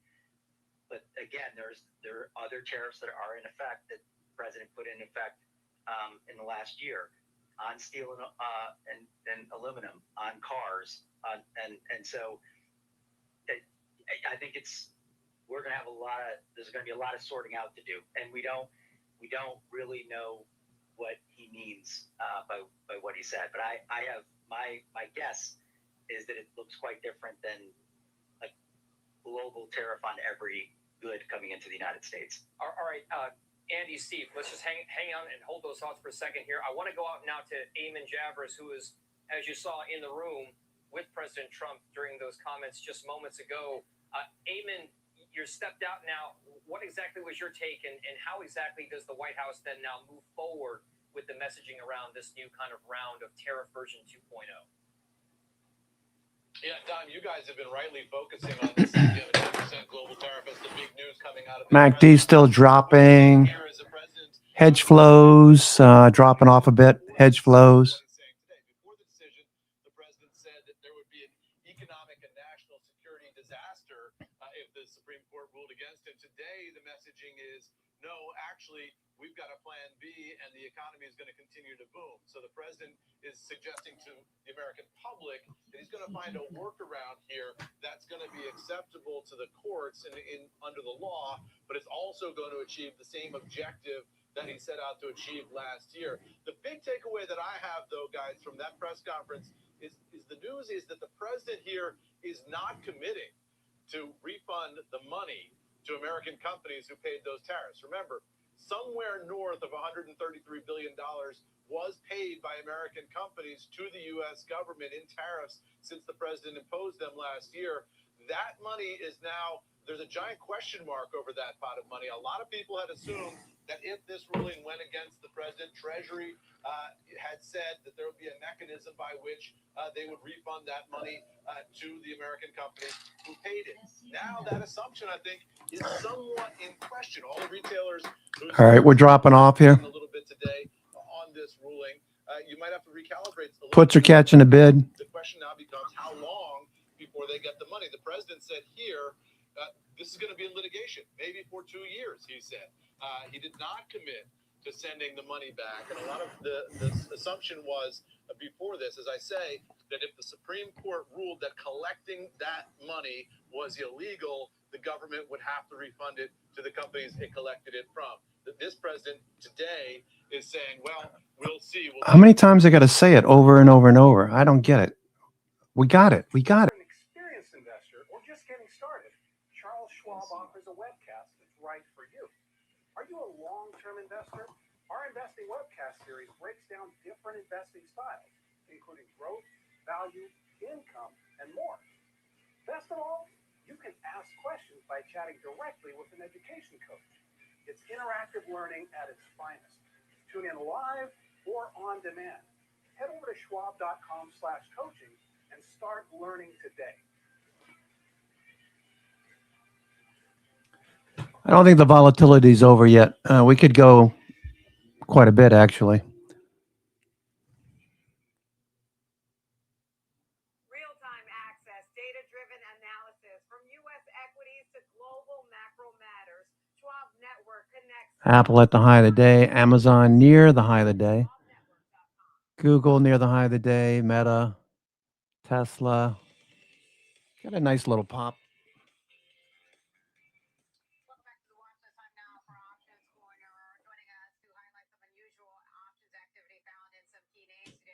Our lead market technician. All right, Rick, you found some unusual options activity at Daybill today. That stock higher. What'd you find?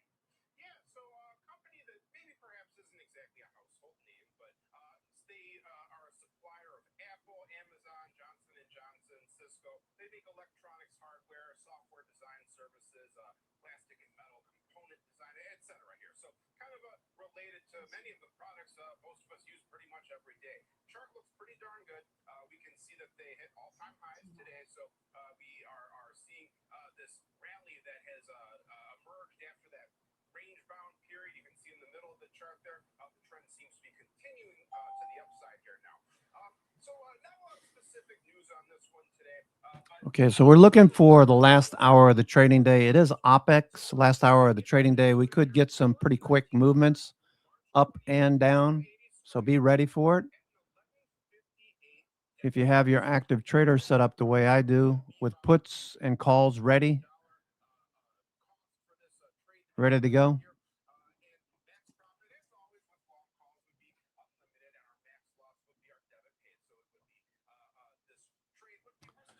Still look really good. The top 10 on the NASDAQ 100, App Lovin', Pinduoduo, Google, LRCX, Amazon, Analog Devices, Shopify, Monster Beverages, Old Dominion Freight, Micron, and Global Foundries. We've got 310 stocks advancing on the S&P 500, so more than half. And we got 66 stocks out of 100 on the Qs advancing. Pretty similar on IWM. IWM.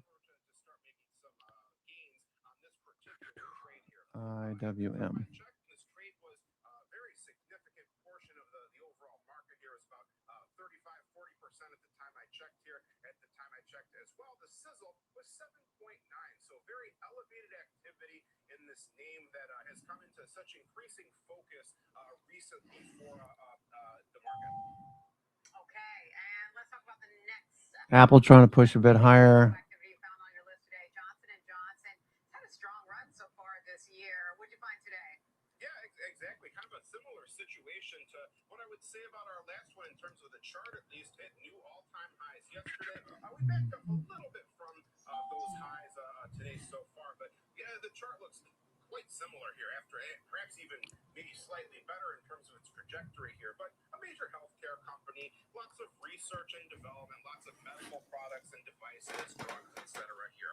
So according to news reports, Johnson & Johnson is preparing to sell off its orthopedics unit that they acquired for $21.3 billion all the way back in 2011 here, and so that sale is kind of just starting to bubble up right now. So we'll have to wait and see how much they could be expected to gain from that sale here. Another story that caught my eye was that Johnson & Johnson is investing more than $1 billion in a stem cell therapy factory in Pennsylvania. That was news that came out February 18th.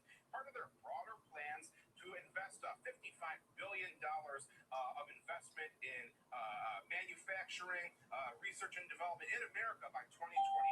Now, is this out of the goodness of their heart? Well, no, not really. Probably to avoid the new tariffs on imported pharmaceuticals and the other sweeping changes that are affecting the healthcare industry. Nevertheless, still this is something that is on the horizon here for this company. Now, the trading question was kind of unusual as well. Plus 5,909 October 16th, 190 strike calls at a 59.12 debit. So you'll notice 190 strike is pretty far away from our current price, which is 243.46 right now. So very deep in the money calls are what this trader did in this situation here. Why would you do that? Well, it could be a stock replacement strategy here. You would get similar exposure at a far, far lower cost than you would if you were just buying the shares outright here. Still, though, a very high debit paid, $34.9 million for this one. And again, these are all opening trades here. I always try to find opening trades here where the volume exceeds the open interest. So this is a new trade that was put on. Bullish outlook, unlimited, potential max profits, just like our last trade here, but much longer duration, 238 days out for this one here. And it also needs less of a move to break even. Due to the very deep in the money strike, this trader had to pay a very significant debit, but the break even's only about 3% to the upside at this point, 249.12 or so. Expected move during our time horizon, more than 16%. So this trade could pay off quite handsomely if we do get a strong move that continues to the upside here. This trade was about 18% of the total options volume. At the time I checked today, the sizzle in this name, the options activity versus the 5-day moving average, 3.5. So elevated activity here as well. Okay, elevated activity there as well. Last on your list today, Lam Research, that wafer fab equipment operation there, and that's had a huge run so far this year. What'd you find today? Right. So semiconductor processing equipment that they use to make these very high precision microelectronics and chips, very tiny microscopic components that are used to make all these products here. So very little in the way of actual news for this one, though. I didn't really see too much going on here. But again, kind of, I guess our theme today is charts that have been very strong recently. They're very close to their highs. However, this trade was a bit different, though. This was more of a bearish setup here, and the trade was rather unusual. It was kind of, I don't even.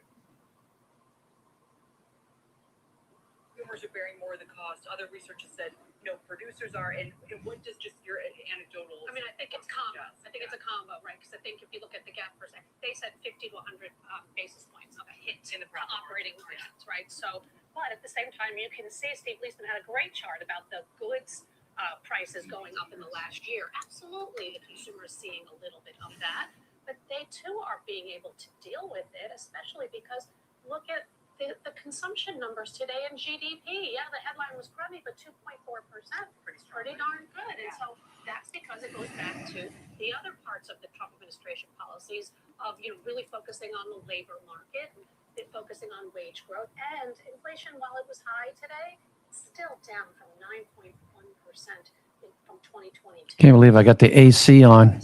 Given everything that you've heard, Got the air conditioner on. It's hot. Hot. Within about 45 to 50 minutes of the initial spike, even the ETFs that track them. From a portfolio manager's perspective, because we still don't know a lot, has it changed your calculus and or the picks that you make with regard to what you want to buy, sell, or hold? No, in fact, we were talking about industrials yesterday, for example, and then I bought this Dover, which was a short cycle company.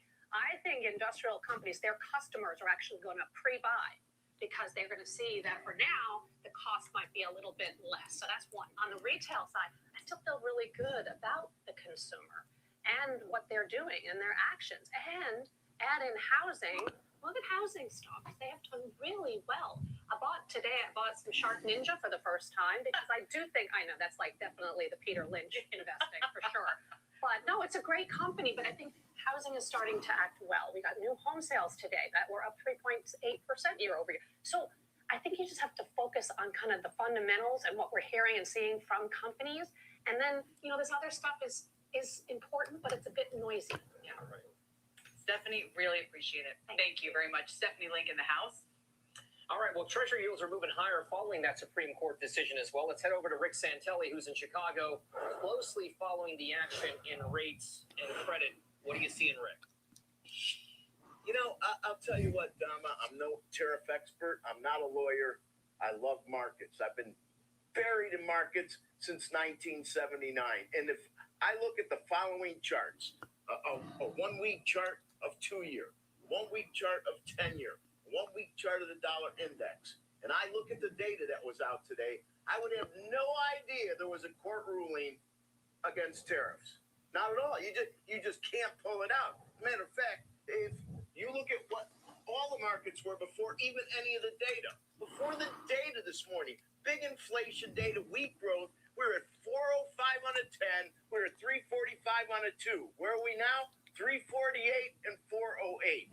Then before the tariffs were announced, we were at 348 and a 10. It moved up 2 basis points. We're at 4. Nothing going on here. It moved up 3 basis points. Just a little fade at the moment. I'm not saying tariffs aren't important. I'm not saying they don't have bigger effects on individual companies. But I don't pull spaghetti out of the pile. I look at the whole plate of spaghetti. And the markets are green in equities and hardly any change in what's going on the fixed income side.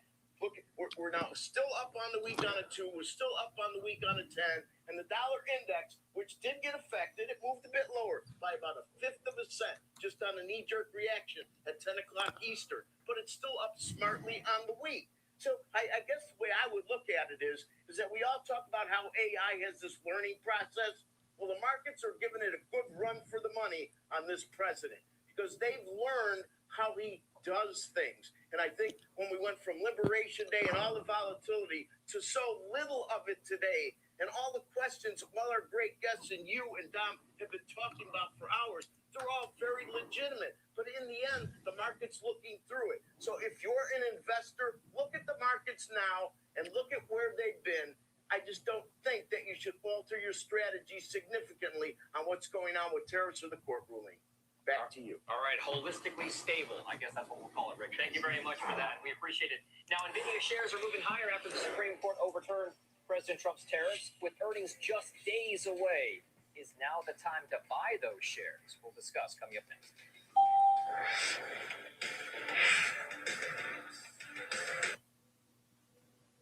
All right. S&P still fading a bit. S&P fading from the high of the day. Okay, a little descending pattern now. Let's see what happens here. MACD's trying to cross upward. We're fading. And we have an hour and 30 minutes to go. Hour and 30 minutes to go. I'm your host, Cousin Vinny, coming to you from theclosingprint.com. It is Friday, February 20th. We got one more week of trading for the month of February. Today is OPEX for the month of February. So expecting to see a little volatility today. We're getting that. Love to see a close above the 50-day on the daily. So we're off the best levels of the session. Let's see if they can push it up over the next hour or so. Looking for a volatility to pick up again in the last hour of the trading day. I'm going to take a 2-minute break, and I'll be right back. To refund the tariffs to U.S. importers, the refunds will serve as an economic boost and allow companies to reinvest in their operations, their employees, and their customers, end quote. I want to welcome in our next guest. founder, CIO of Wedbush Fund Advisors. Colin, thank you so much for joining us. Let's talk about, you all are launching a new ETF. I want to talk about leadership as a factor before we get into the details of this ETF, because investors are looking for alpha, right? And leadership feels like kind of a soft theory, but there's new leadership this year. You all have launched this new return on leadership large cap ETF, but talk to us about why leadership is important, especially as investors search for alpha. Well, I think when you look back in the history of investing, and you could go back to Roman times for this, leadership has always been important. As an active manager myself, when thinking about portfolios, when trying to construct portfolios, you'd be remiss not to look at the C-suite, the decisions they make, the cohesion between them, and how they're making decisions in their industries. And so I think it's one of those factors that's always been a little bit ethereal. You have to listen to conference calls, you have to gauge it. There's a lot of personality in it, I think, which can be misguided at times. And so the missing piece here, and why we thought this was so interesting, was the ability to standardize this more like a factor in a repeatable process, in a framework that can deliver the kind of leadership outcomes from good leadership teams at scale, without having to look at individual companies on a day-to-day basis. Colin, I want to ask this because when you mentioned that leadership can be colorful, I think of a couple leaders come to mind with their earnings calls. For instance, Alex Karp and Palantir, Elon Musk and Tesla. When you have those kind of, they think very far out, visionary. How did you find a way to, I guess, measure leadership, systematically? Because I think about, like, you kind of have to still listen to some of the calls. Well, so this is interesting. We partnered with Indigo on this fund, and their background is management consulting. They've consulted for public companies, private companies, and one of their main core competencies was identifying leadership and issues with leadership, or ways to identify good leadership. And so over the decades that they did this, they developed a framework to kind of distill down those pieces that can evaluate and put a construct around strong and weak execution. And then they spent a ton of time distilling that down into a quantitative framework that was really only made possible in the last 10 years with agentic AI, the ability to digest massive text in a standardized format. And so when you think about leadership through the classic Steve Jobs performance on a stage, that's really a completely different construct, because what Indigo and the Return on Leadership ETF and the index is all trying to do is identify structural leadership within a company. And that really isn't based on a personality. It's based on how are they making decisions and what are the outcomes of those, the connection to the purpose of whatever their business may be, leadership, alignment in the C-suite. Are they all speaking from the same page? Strategic clarity, all of these different things that are baked into the way that Indigo has kind of structured their model identify a much more concrete measure of leadership, as opposed to the typical qualitative, finger in the sky, kind of trying to figure it out based on a personality. So how did that translate into, say, measurable financial outcomes in determining which companies would be in this ETF? Well, Indigo's done a ton of work and in looking at how this impacts future returns, and the results are what you would expect. Well-led companies, whether they're in industrials or tech, or they're in Europe, or they're a small cap or large cap, well-run companies tend to do better. They tend to have higher ROIs. They tend to have higher revenue growth. They tend to have more EBITDA per employee. And we can see that in this model over time. And again, I think you could hope that continues in the future. Whether the market is in a bull run or it's in a recessionary decline, well-led companies tend to do better. And that's the entire idea of this portfolio and the entire construct, is to take something that's been qualitative, that's been one-off, that's been kind of a active conviction type strategy, and turn it into something that you can scale, turn into a factor, and overweight as a core holding within your portfolio. So, Colin, within this ETF, we're listing some of your holdings. EXEQ is the ticker for anyone who may not have caught it. And, there are names that come across. You mentioned GE Aerospace. We've got Steel Dynamics that's in there, Mercado Libre. We are in a market where there are still portfolios that have heavy concentration to the Mag 7. And, for instance, I know you also have the IVES ETF. So from a portfolio construction standpoint, how do you all differentiate, I guess, the exposure from the Mag 7? Well, again, this is driven by the leadership rankings. And so it's going to drift. But right now, I think we only have exposure to two of the Mag 7, NVIDIA and Microsoft, and that's going to change over time. But there's a couple ways that we differentiate. One is it's weighted based on the ranking. So there's a lot of active share there. This isn't kind of a market cap guised core exposure that's doing the same thing as SPY or the Qs if it was text Q. And so not only do you have that, we don't have any sector bands. This kind of goes where leadership is, and it's diversified, and it has been historically, but I think that gives the opportunity for companies and industries to shine and show that differentiation between the more core holdings, like you said, that are mostly overweighted with Mag 7 and tech names. Okay, and then let me ask you this, because you mentioned two names that are in that are members of the Mag 7, NVIDIA and Microsoft. Those are at two ends of the spectrum currently. When do you make a decision, for instance, that we need to shift out of one of these holdings and into another one? So this is a passive fund, and it's based off of an index. And every single quarter, these numbers will be rerun based on Indigo's model in the Return on Leadership Index, and we'll make those changes in the portfolio. So on a quarterly basis, this will be refreshed with the top 50 names within the 500 highest market cap companies in America, with the greatest leadership characteristics. And so the idea here is that over time, you will constantly be refreshed with high leadership names the same way you would in a growthy portfolio or a value tilted portfolio that's leaning towards those factors. And Colin, I want to get a quick thought from you on the IVES ETF as well that you all run on a year-over-year basis, still strong, but so far this year similar to what we've seen in tech. It's been challenged. Tell us a little bit more about what you see for it this year. I think this is the age to prove out the monetization schemes. We have so much that's been spent, such high capex across the spectrum. It's time to really see that diffuse down into the earnings. We've seen that start even as early as the second quarter earnings last year, but I think we have to continue to see that prove out. This is kind of an inflection point year. We're kind of into this. We all know what it's capable of, but if we can't find ways to properly monetize the tools, there's going to be big winners and losers.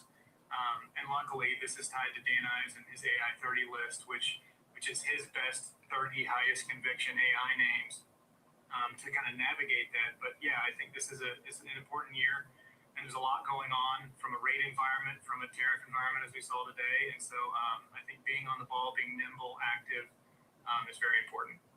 Absolutely. You're telling me from a tariff, we've gone back and forth on that. All right. Thank you, Colin. We'll leave our conversation there for today. Thank you so much for joining us this Friday. Have a great weekend. That's Colin Rogers, CIO, Wedbush Fund Advisors. Still ahead, we talked about some big names, but how about some smaller names that benefit from the implementation of AI? We'll have more insight on the other side of this break.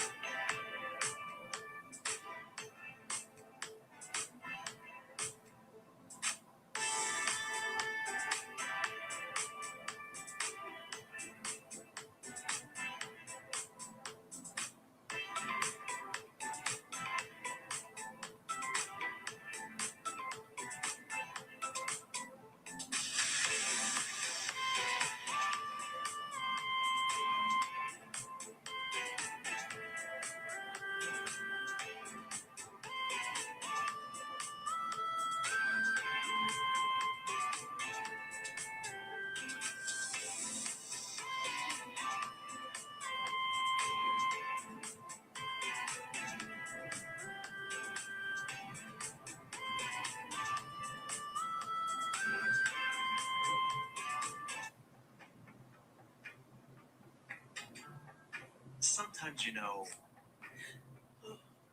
you could have done better. Same goes for where you invest. Level up and invest smarter with Schwab. Real-time market moves, earnings breakdowns, and trade-ready insights. Follow me on X at Sam_Vardas and connect with me on LinkedIn or Instagram for more. Trading at Schwab is powered by Ameritrade, unlocking the power of Thinkorswim, the award-winning trading platforms. Bring your trades into focus on Thinkorswim desktop with robust charting and analysis tools, including over 400 technical studies. Tailor the platforms to your unique needs with nearly endless customization, and track market trends with up-to-the-minute news and insights. Trade brilliantly with Schwab.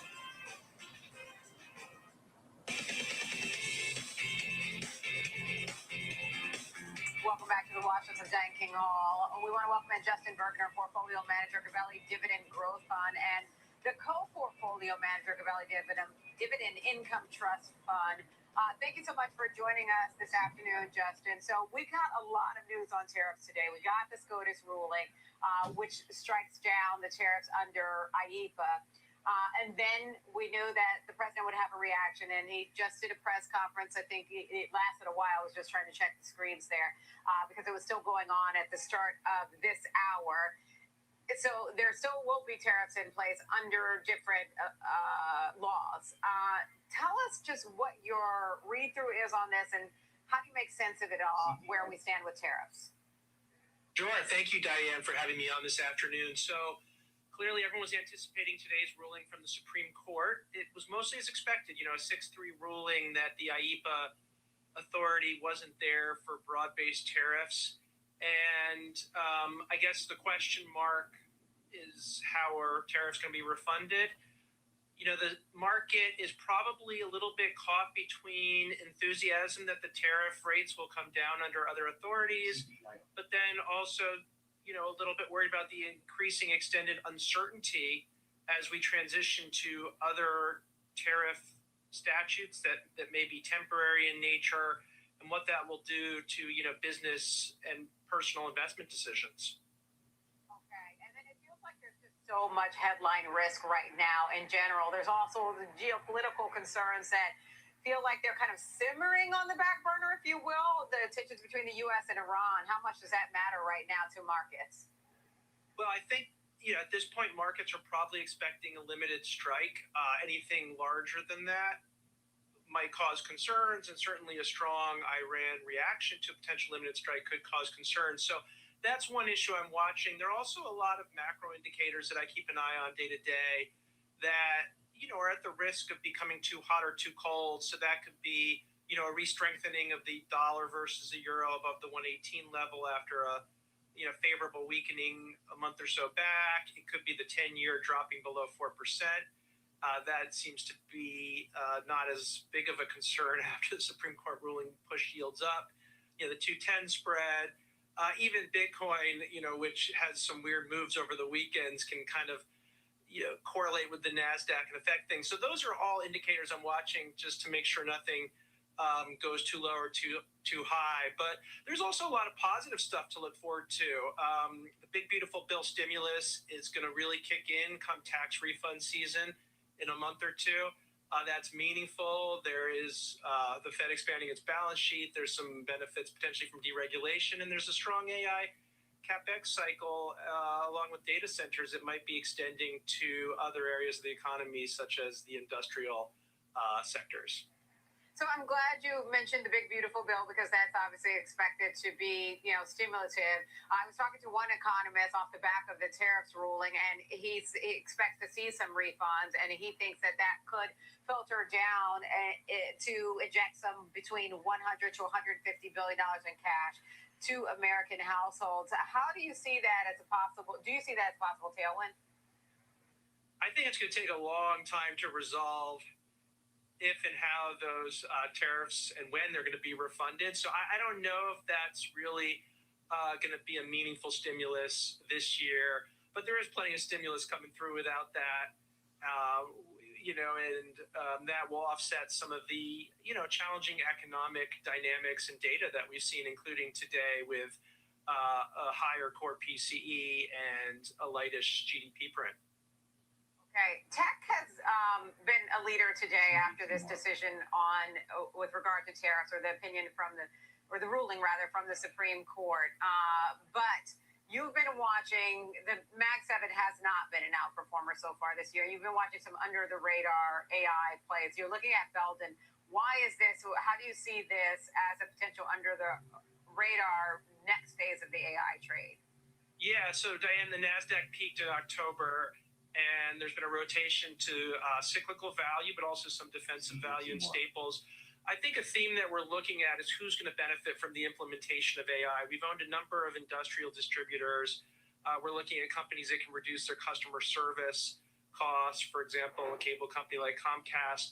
And one name we really like that's in our fund is Belden. It's a St. Louis-based company that does networking, industrial networking, smart buildings, and broadband.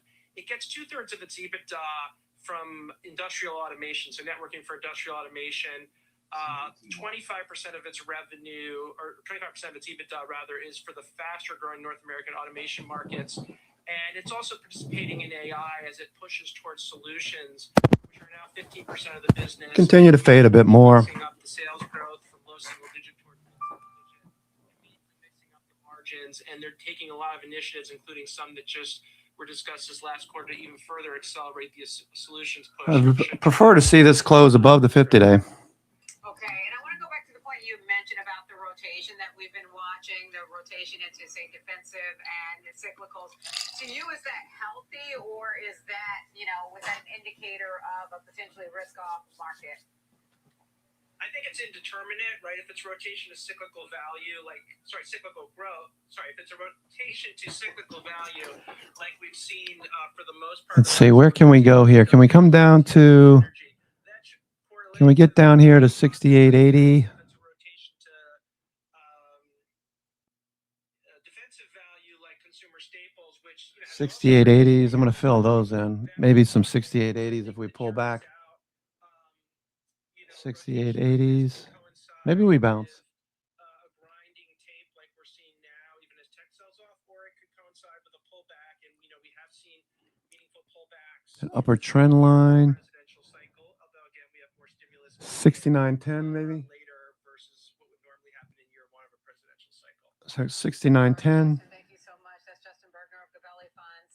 We appreciate your time. Have a great weekend. All right, so I got some 69.10s set up. And some 68.80 puts just in case, 0-day if there's anything left. They're going for about the same price, about $1.75 each. Puts catching a little bit here. The final 90 minutes of the trading day, that's when markets make headlines and traders make From earnings shocks to sector rotations, we're tracking the catalysts that move markets right into the close. We're on the floor. I bring you real-time sentiment from traders driving the action.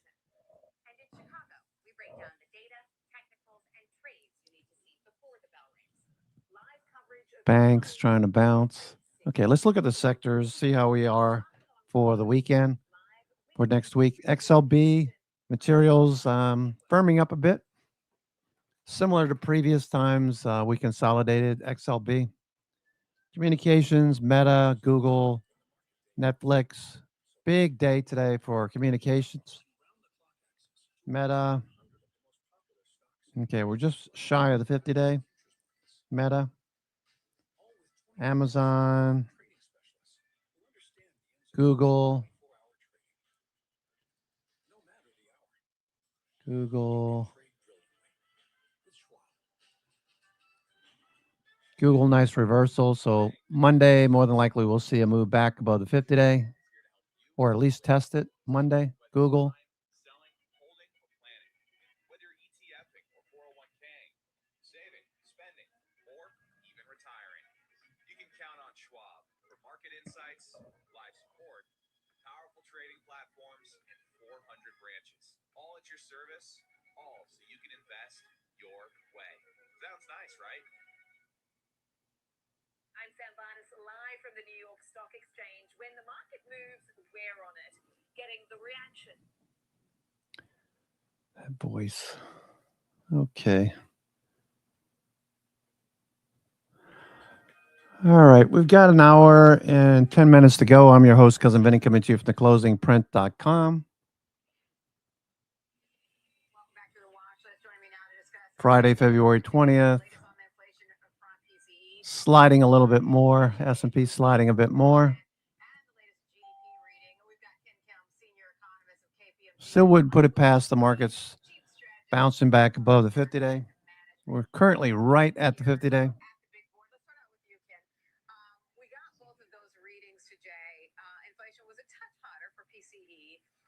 GDP was the one that was the most surprising to me. What was your initial take on this data? So yes, I agree. GDP was a surprise with 1.4% reading, a lot weaker than anyone had expected. But there was a reason for that. It was the 6-week government shutdown that did weaken growth in the final quarter of last year. But we do look for those losses to be recouped in the first quarter.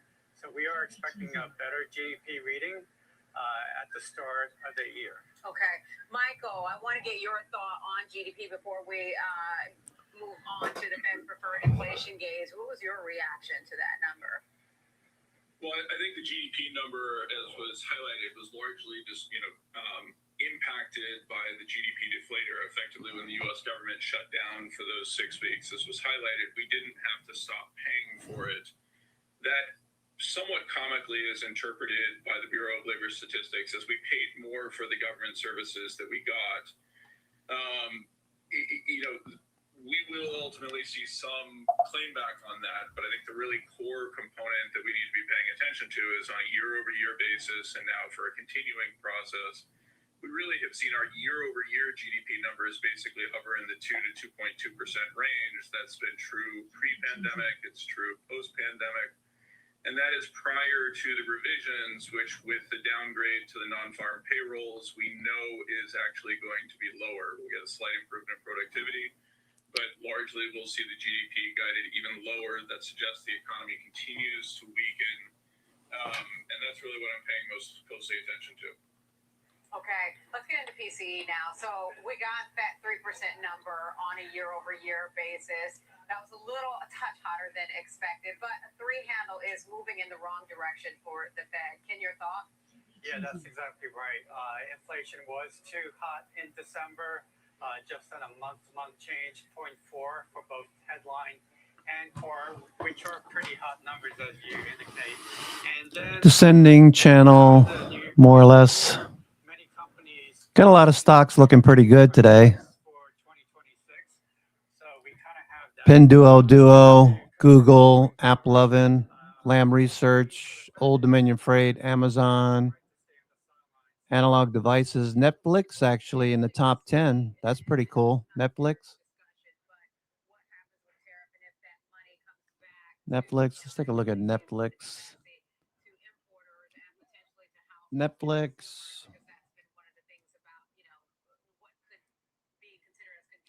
Are we finally going to get a turn on Netflix?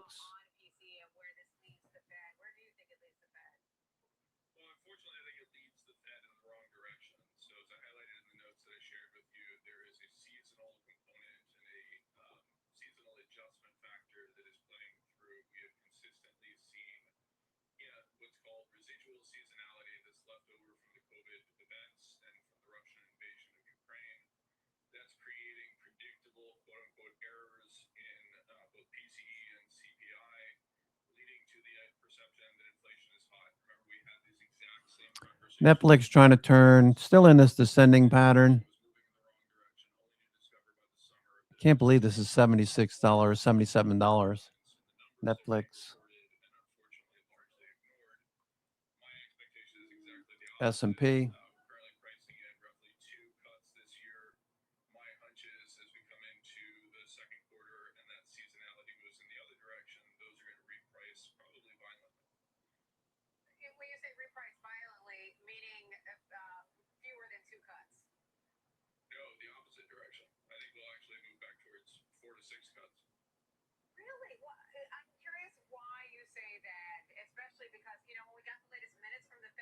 Showed, and this surprised me, that there were essentially 3 camps there now. Yeah, again, I think the simple answer is that the Fed is largely guided by data that is coming through a rearview mirror. We're looking at what happened, not attempting to largely predict what is going to happen. That's creating unique risks when you have data dependencies like I'm describing, where the data itself is wrong. I highlighted the error term there on the personal consumption expenditure deflator. This is a predictable component. We know how the BLS calculates this data. We know that they incorporate long lagging indicators and components like housing. And equally in the data itself, we smooth it on a seasonal basis using a 5-year period. That 5-year period incorporates things like COVID and the Russian invasion of Ukraine. Those are screwing up the data. You can see what an extraordinary outlier this last orange dot is. That was today's reading. My expectation is that this is going to reverse itself. Okay, Ken, a quick final thought from you, especially where this leaves the Fed through the balance of the year. Do you see 2 rate cuts? We do see rate cuts, but in the back half of 2026, we're looking for 3, so not too far off from the 2 mentioned. And that's when we think the Fed could have enough evidence. Slow afternoon. We thank you both. That's Ken Kim. He's a senior economist of KPMG, and Michael Green of Simplify Asset Management. Thanks to both of you all with your reaction to the latest economic data. That's going to do it for the watch list. I'm Diane King Hall. Stay with us. You've got Market on Close with Sam Vadas and Marley Caden up next here on Schwab Network.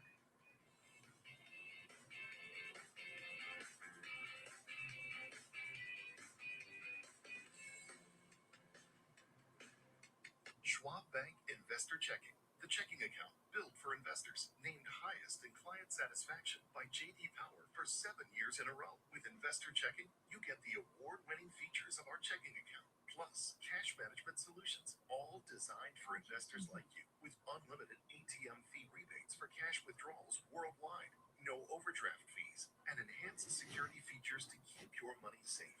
Also, because your Investor Checking account is linked to your Schwab One brokerage account, you can manage your checking and investing in one convenient location. Moving funds between your accounts is easy. Cash moved to your brokerage account is available in seconds. That means you can stop waiting and start investing in stocks, bonds, money market funds, and more. Get more with Schwab Bank Investor Checking, the checking account built for investors.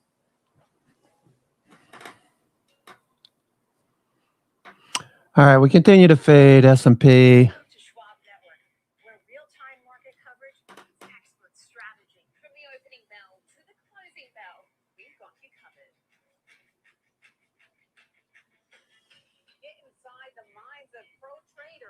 Okay, now it's getting cold.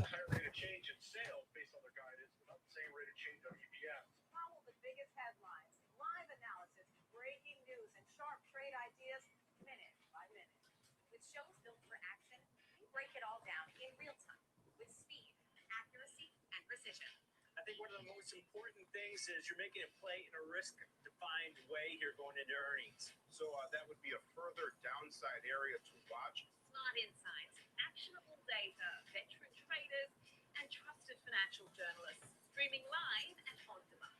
Schwab Network, streaming 24/7, any screen, anywhere, free. SchwabNetwork.com.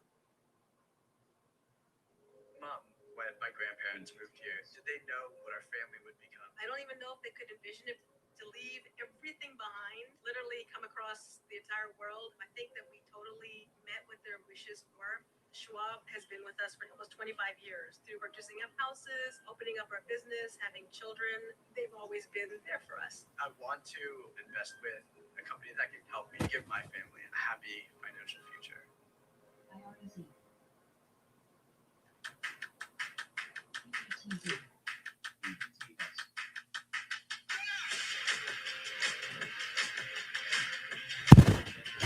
It is OPEX for the month, so there could be a very fast move in the last hour. So watch VWAP.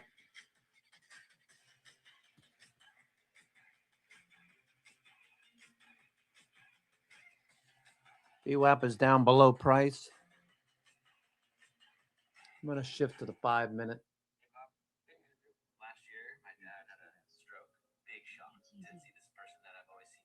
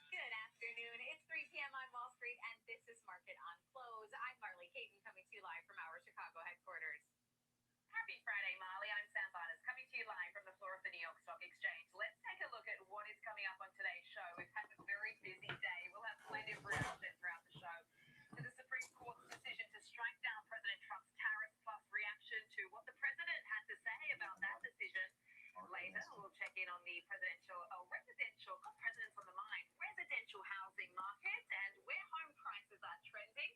And in Options Corner, we'll take a look at options activity on NVIDIA ahead of that big earnings report coming up next week. Marley, take us through what you're watching today. I'm watching some of the big movers today, Sam. Akamai Technology shares falling as weak guidance overshadowed their fourth quarter earnings beat. The cloud services company posted better than expected results, but its forecast in an uptick in capital spending in 2026, that's weighing those shares down. They're estimating CapEx will be about 23 to 26% of revenue for the year on higher memory costs. And you mentioned NVIDIA. We've got their earnings next week, but today, reportedly close to finalizing a $30 billion investment into OpenAI. Now, this investment is a part of OpenAI's new funding round that's on track to raise more than $100 billion. Okay, an hour to go.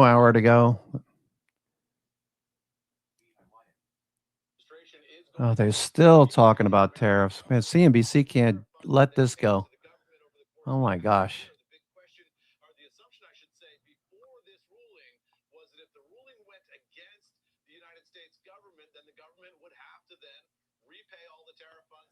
How many times are they going to say it?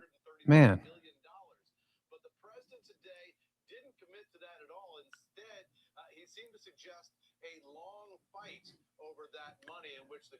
It would be unusual for him not to fight it. So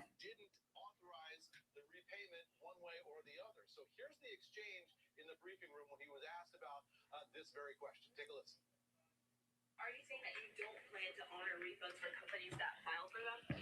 I just told you the answer, right? I told you the answer. It's not discussed. We'll end up being in court for the next 5 years. So the president there saying we'll be in court for about 5 years. We'll see what that means for companies that are expecting that they will get their tariff money refunded to them. Meanwhile, we're getting a little bit of additional clarity from Treasury Secretary Scott Bessent, who's been speaking publicly about this today. He said the Supreme Court did not rule on this issue today. They pushed it back down to the International Tax and Trade Court.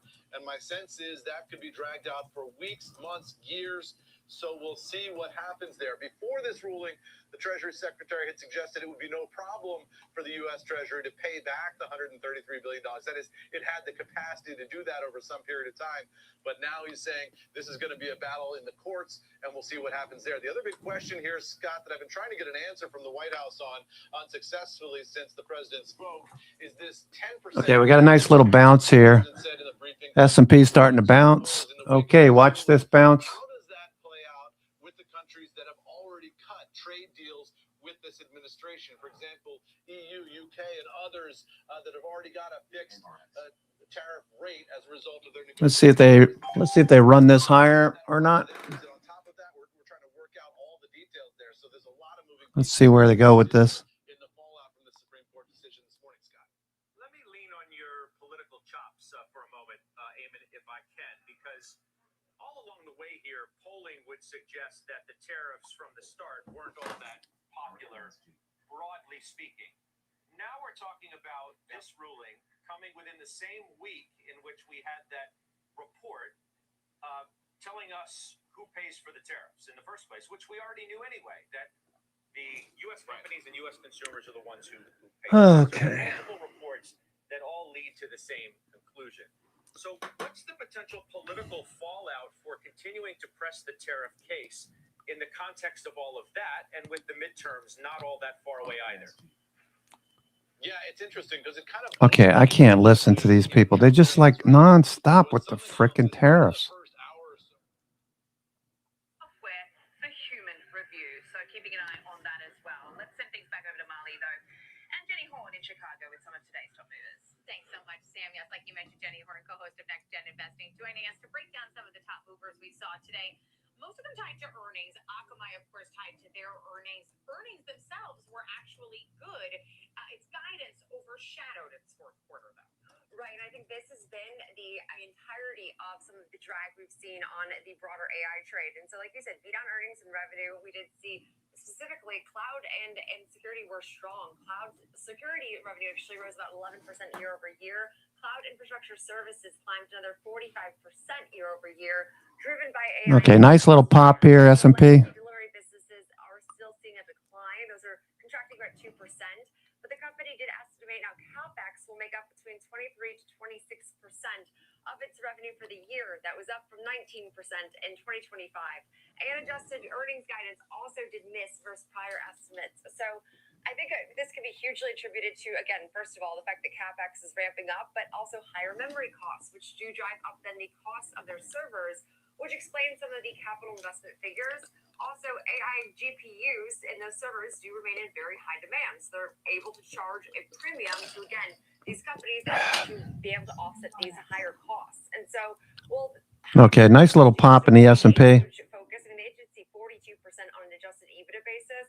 And we're seeing this long-term pivot away from more and more of their low-growth delivery business, and that's working. So that's easily the most bullish takeaway here. But the bear case was delivery declines are still a drag, and guidance does raise questions on the ongoing question that the markets have, the AI monetization timeline story, which we've only seen shares worsen some of the pressure we've seen today. And so not the tone we wanted. And we gave back a good chunk of the gains that we had made on the year. We were up 24% into today's open, now up about 7.5% and down another 15% this week. Yeah, I mean, and seeing this 13% move to the downside in Akamai puts them as the worst performer in the S&P 500 today on otherwise a strong quarter, but again, hitting those high memory costs like we've seen from a lot of other companies. Want to talk about someone in the top, though, in terms of our top movers today. Not a huge move to the upside, but still enough to put them in the top of the S&P today. Live Nation.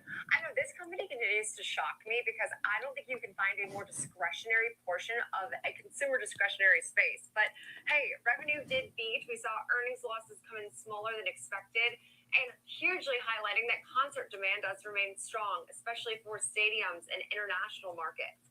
So they guided to double-digit AOI growth in 2026, and ticketing growth, while slowing to mid-single digits, was at least offset by, again, the fact they gave pretty strong commentary regarding their expectations for concert going this year. Okay, nice little pop here. S&P turning back up. And there's a risk of a breakup, but many see that as reduced, not entirely gone, though. And so I think that overall, Okay, high of the day is up here. High of the day is up here.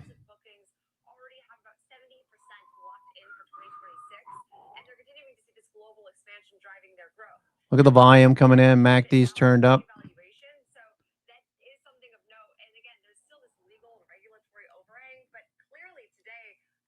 Overshadowed by some positive developments as we've been up pretty much 4 to 5% all throughout today's session. Yeah, it certainly has. And that DOJ trial kicks off just a couple weeks here, potential where they'll have to split with Ticketmaster. But that remains to be seen. This next one, we're trying to talk about Decker's, got an upgrade today.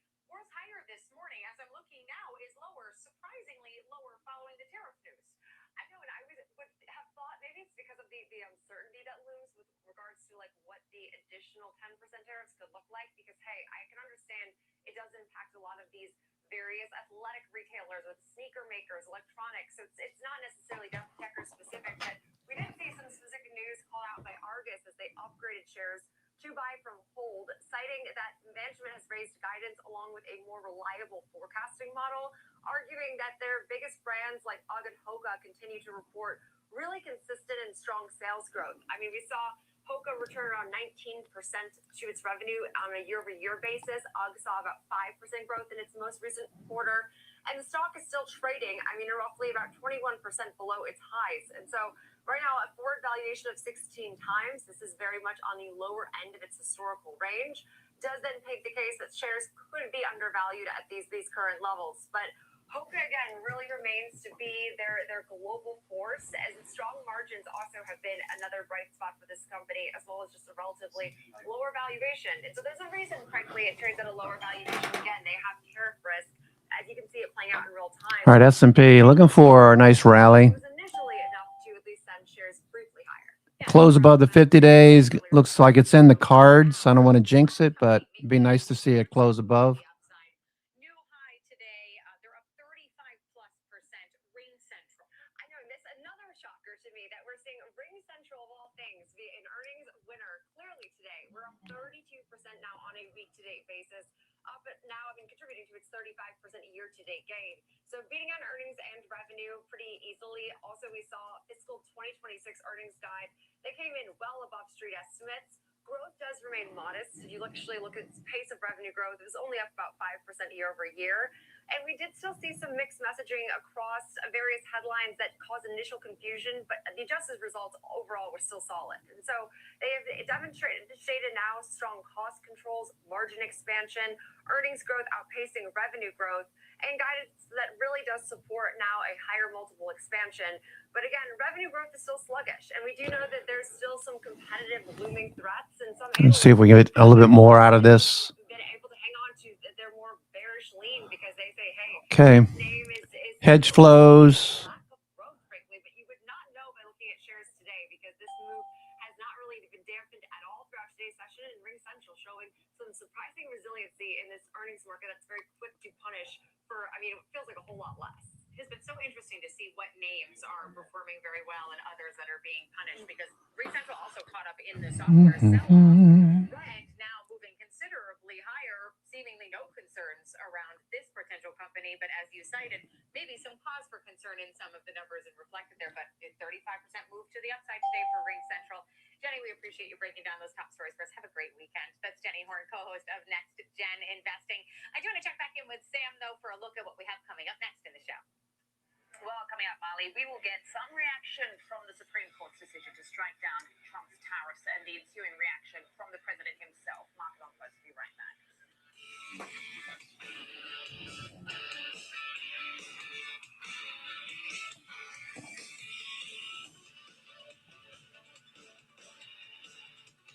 Hey, investors, you know the market moves. Schwab is here to help you move with it.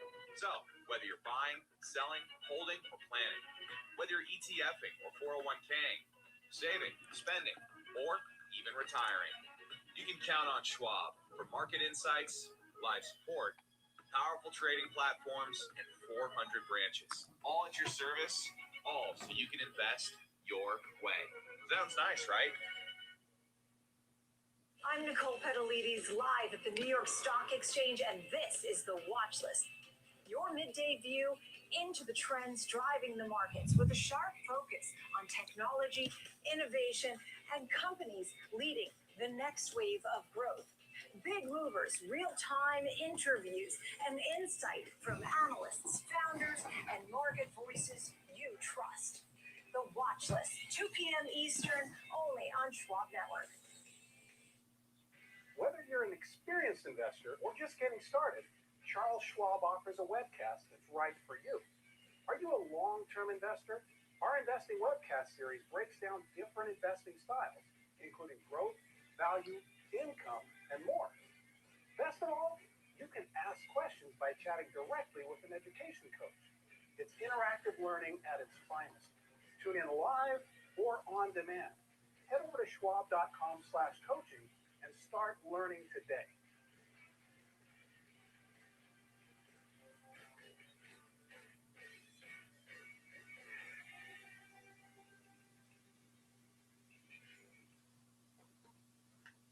Real-time access, data-driven analysis from U.S. equities to global macro matters. Schwab Network connects the dots. Watch live, subscribe free at schwabnetwork.com.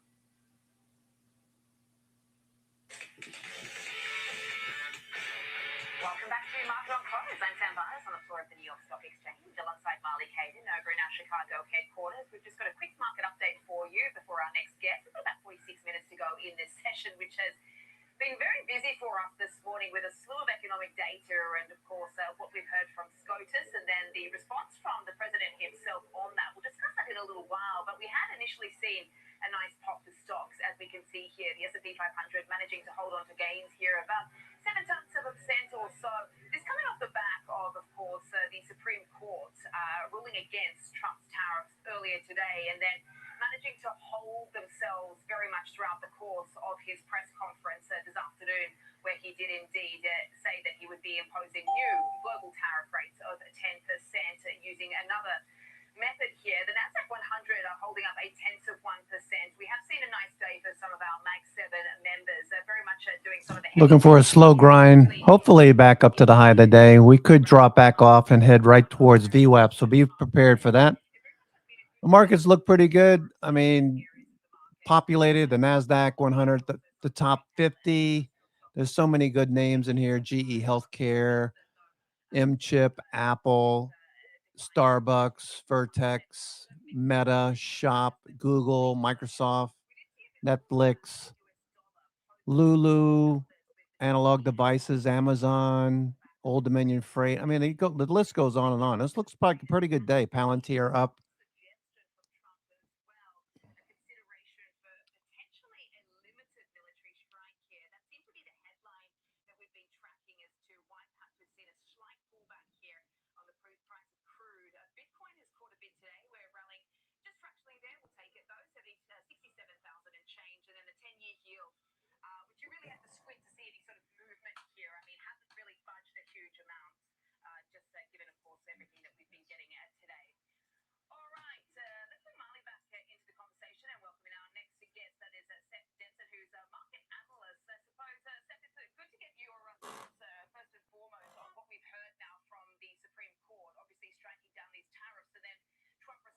Yeah, she's been mute all day.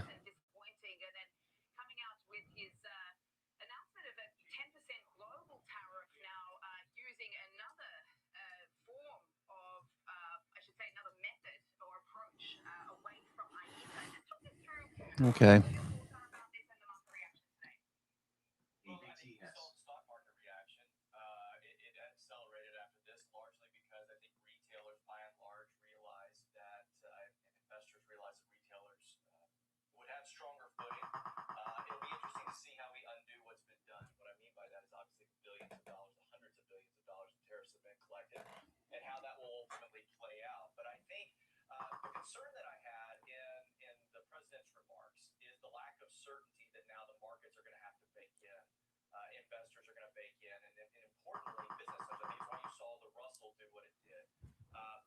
I disagree with this guy. I don't think the markets care. Markets are acting like they don't care about what the tariffs. Back in February, March, yeah, not now. Totally disagree with this guy. Okay.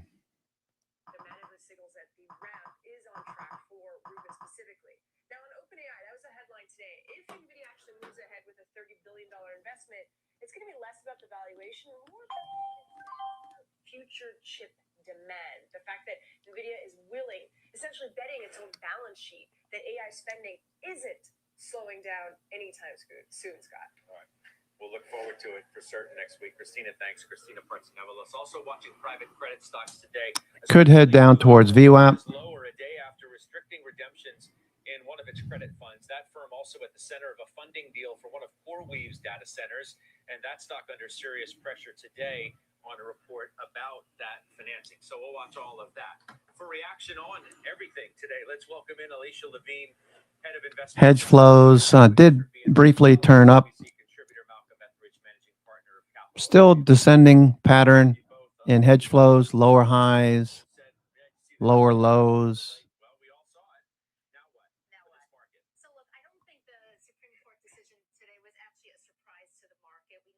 Yeah, of course.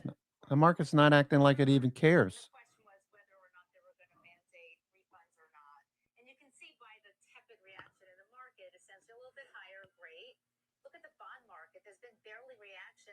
Yeah, exactly. Yeah, the 10 years down here at 4.5%.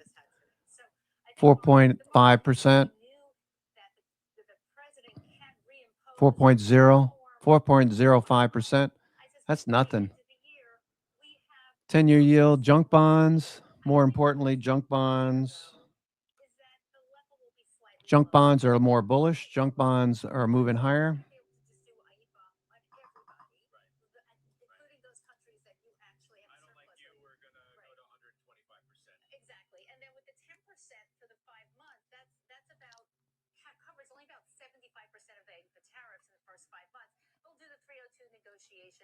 They'll get there in some form. It's not going to be every country, and it's not going to be the highest rate. So overall, you'll have tariff revenue. It's going to be lower. And I think that's why after the president spoke, you actually saw an inflection in NASDAQ and the S&P. Right, because he said 10%, the market actually inflected higher.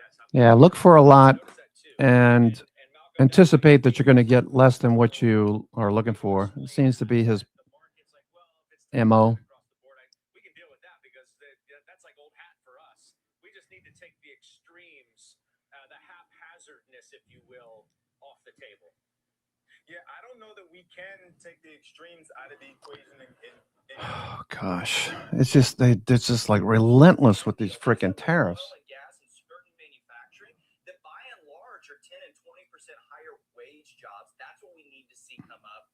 And I've been consistent. Okay, so junk. Let's see what RSP, RESPCT, the equal weight S&P 500 rising. All right, we are fading a bit.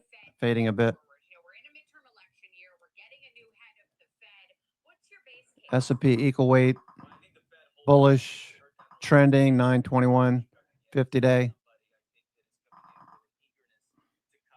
IWM, flat Qs, a little bit off the highs of the day. Still got room to the upside.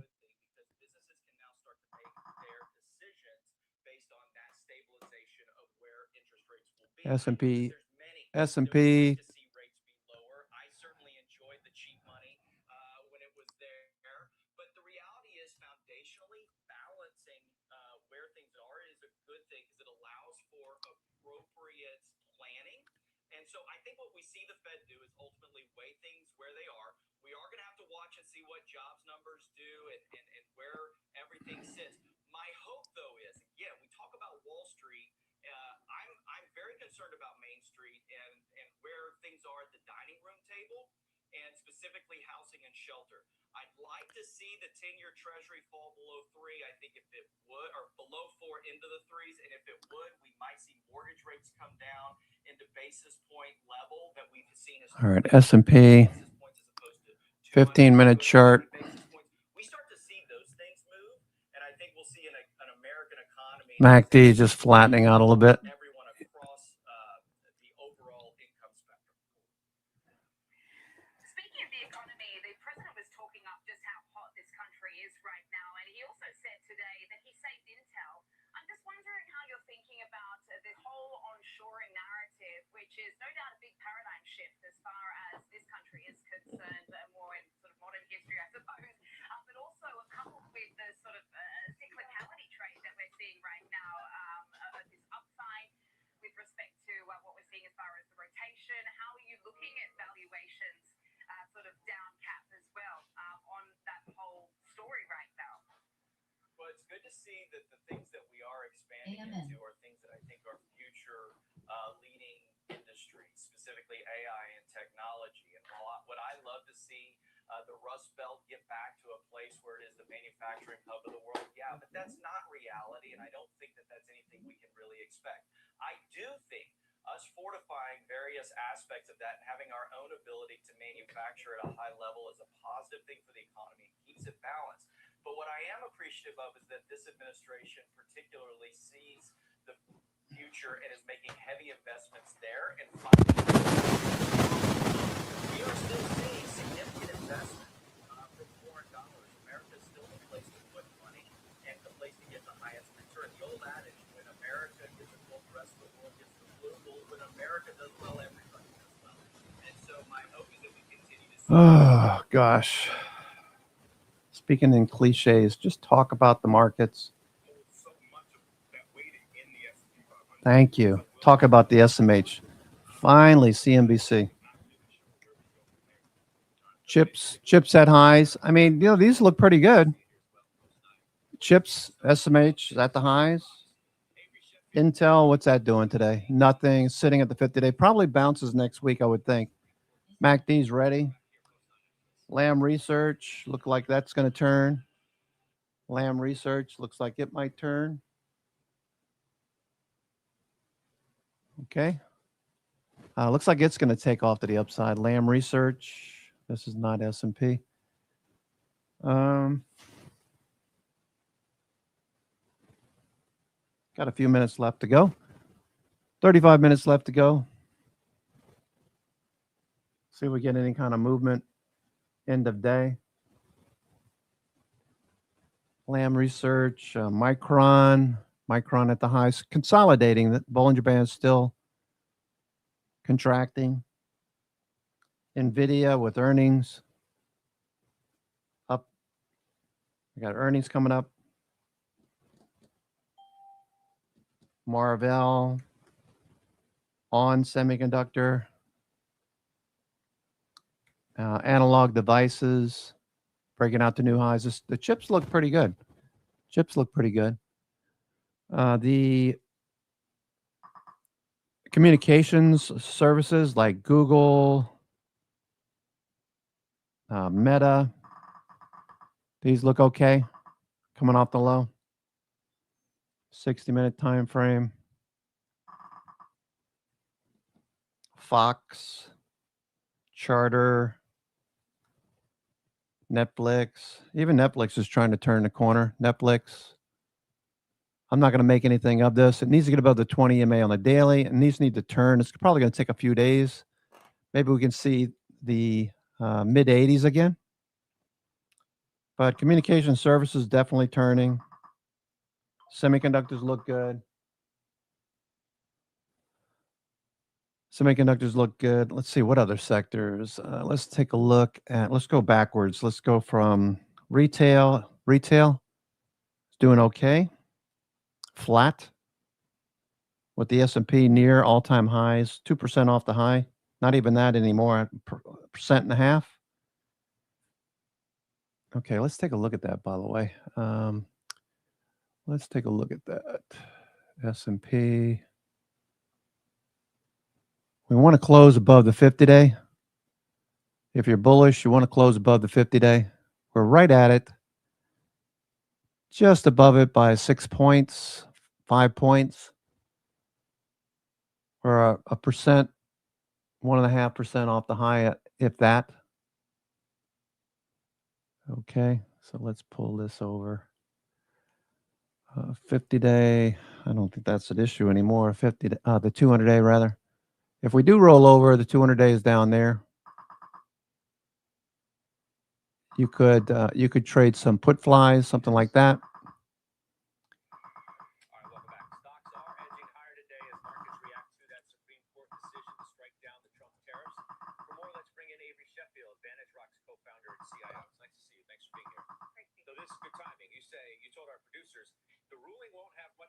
On the economy, but I will report back on any additional insights following the Trump press conference. All right, so we have the Trump press conference. Let's get the insights. Now what? Well, I mean, he's determined to keep the tariffs at as high of a level as possible. Like no one assumed that was going to be the case. Seriously. It is unclear whether he'll be able to completely match that, right? Just the limitations of the new tariffs, but it does seem like he'll be able to get close to that level. And if he's close to that level, I think that That's a win-win for him. much less of an impact on the economy than a lot of other factors. It ends up like a wash. A wash, maybe. I think. Yeah, I would agree with that. Honestly, positive for some companies, they're able to have a little bit less of tariffs, but the uncertainty factor probably keeps them maybe from hiring at the same rate, investing in their businesses just because of the questionable Trump card. How do you feel about the market overall right now? Like like I said to the professor, take the issue off the table. If it is a wash or ends up being maybe a net positive, how do you feel about it? Yes, well, I mean, the markets are still very high relative to history, right? And the S&P is kind of just going along, not breaking out to the upside, but not really coming off much, even though we've seen some disruption under the surface. You mean from a price level or a multiple level? So from a multiple level, the markets are still trading at well over 20 times. The S&P. Stochastic's turning up. MACD turning. This looks like it's going to move higher next week.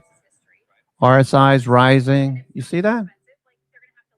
This looks like it's going to move higher. Okay.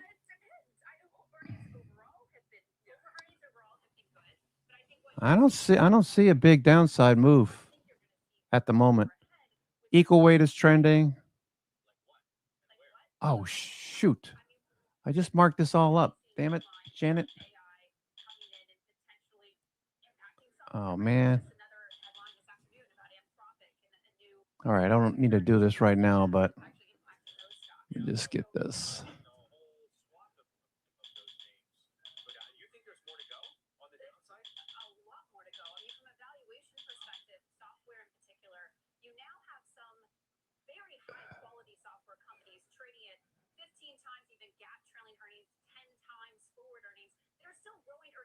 digits.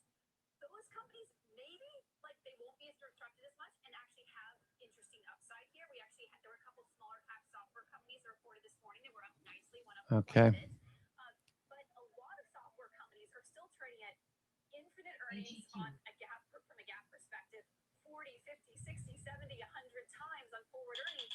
If there's any chance that the terminal value is at risk, there's dramatic downside to those stocks. Wow. Well, so if there is still, and software does have more to go, what does that mean for the overall NASDAQ and the Man, so much hyperbole. The NASDAQ, I think it's a question of, do we continue to have this move into semis, memory, everything levered to building out the data centers versus software? So if earnings are strong, Okay, this all looks good. Reports, if we continue to see memory prices going up dramatically, maybe the NASDAQ will be Okay. I'm not going to make a call there because the demand does continue to be very strong, right? And absent political pullbacks, absent political hurdles, absent financing issues, we're going to see very strong data center spending at least this year, right? Maybe even next year continues to increase. So not making a negative call there. So, but so will those stocks continue to go up, or will they be more neutral? And then software, pulls down. But I think the key takeaway is like software, I think in particular, is nowhere near where it could go if AI continues to deliver the way it looks like it is. The other impact of that, though, that is more concerning for the economy is, we've already started to see layoffs in companies, in software companies, and other companies that are investing a lot in AI.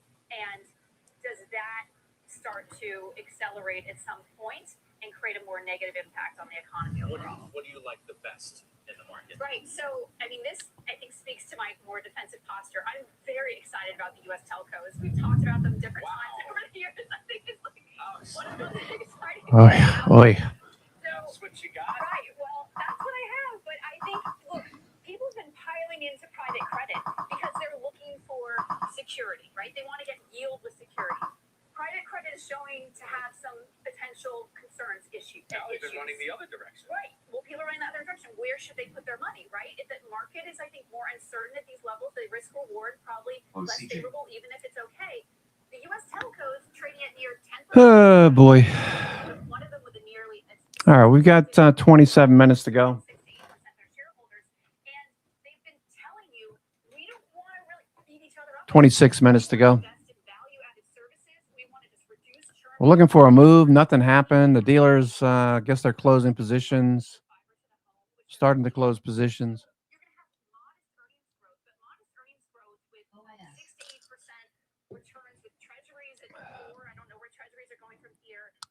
We're going to pin in this area. It looks like, look at all these trades going, closing up. There's hardly anything here now.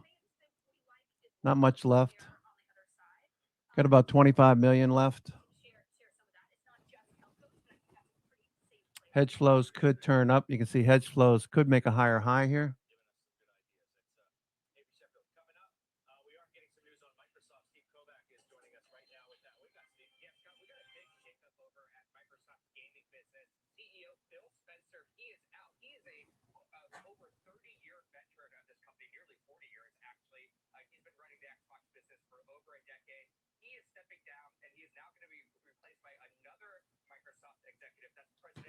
Let's see if we get any move here. Microsoft not getting any kind of goose out of that.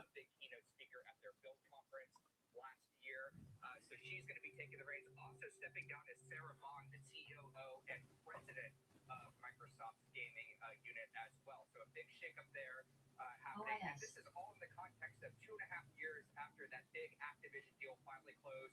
That was the biggest acquisition ever, $69 billion, Scott, just to buy Activision. We know the big back and forth. It took over 18 months to complete that, and that number seems kind of cute now based on what they're spending on all these cloud infrastructure for artificial intelligence. But the gaming business has been struggling since the Activision deal did close.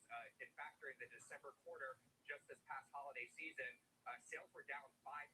So that Activision acquisition not really growing the business as Microsoft probably hopes, and perhaps some new leadership needed here to shape things up. Okay. All right. Don't go too far, Steve. Thanks. We're going to take a break. We'll come back. You're going to see Steve in a moment because we are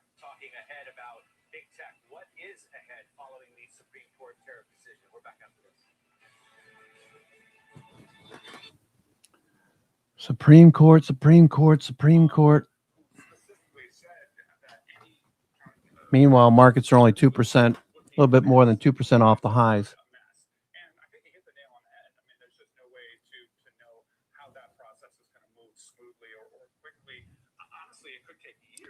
Okay, finishing up with sectors, retail, consumer discretionary. These are all bouncing. Healthcare.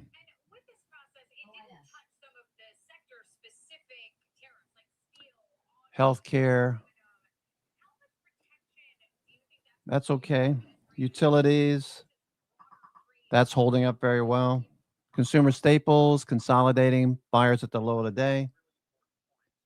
Industrials doing the best by far. Industrials. Biotechs. Biotechs. Okay.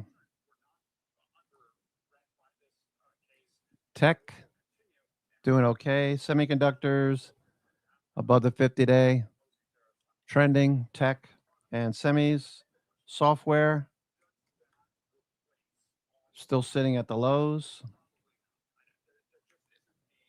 IGV, no follow through yet in the software group. Financials catching a bid. Financials. So this is good. We got quite a few prospects for next week. Financials, energy consolidating at the highs. Oil and gas, equipment services trending. That looks good. Communications we just talked about. That's a nice reversal. Materials firming up a bit. So we got most sectors looking pretty good, even though we're fading a bit from the highs at the moment.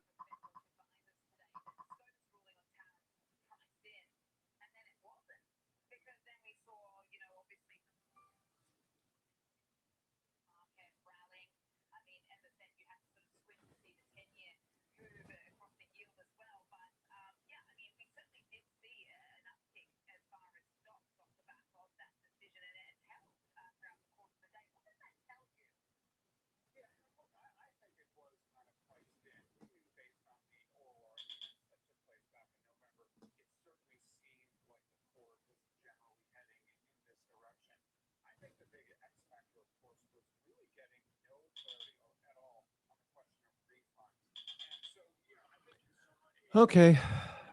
We want to stay above 6,900, hopefully.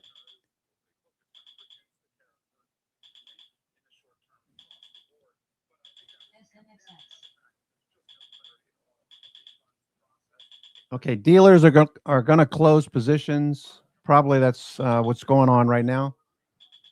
Dealers closing positions.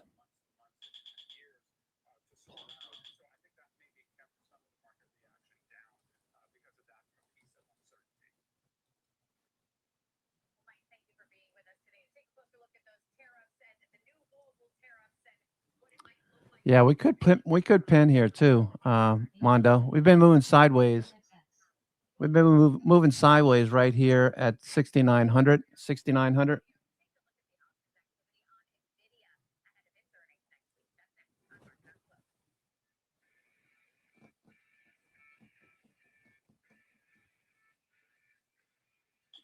Nike.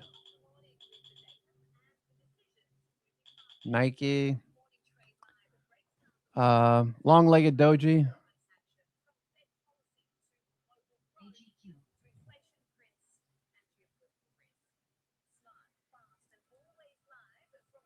Long-legged doji there, Scott.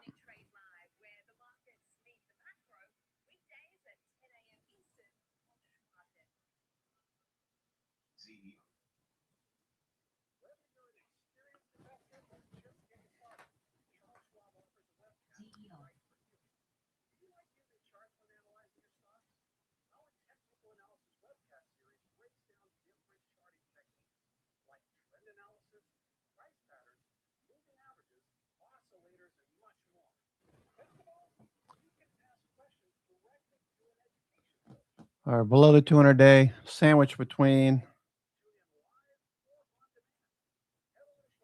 50-day below and 200-day above. Okay, so yeah, Nike looks like a long-legged doji.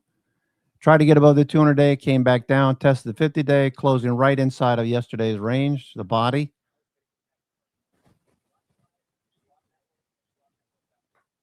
Okay. Come on, let's get a rally here. Let's get a little rally. VWAP is right there.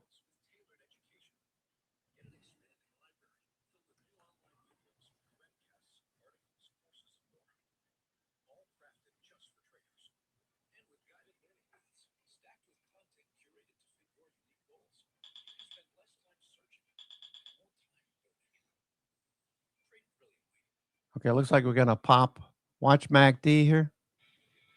Watch MACD. Watch that volume. Volume at the end of the day, that's dealers closing positions.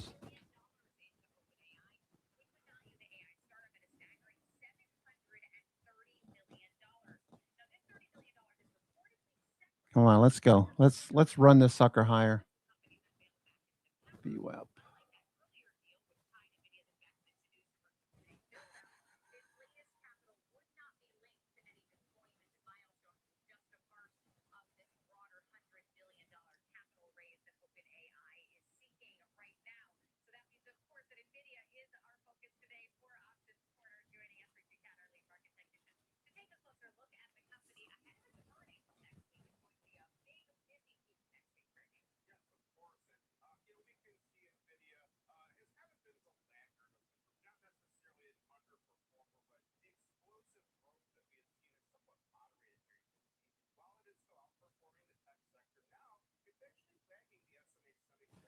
All right, we're not able to follow through here.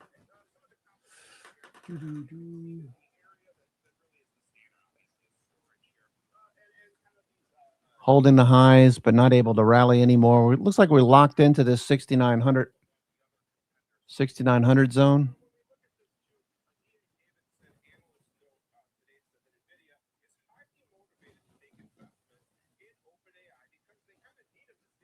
What is that chart he's looking at? What is that?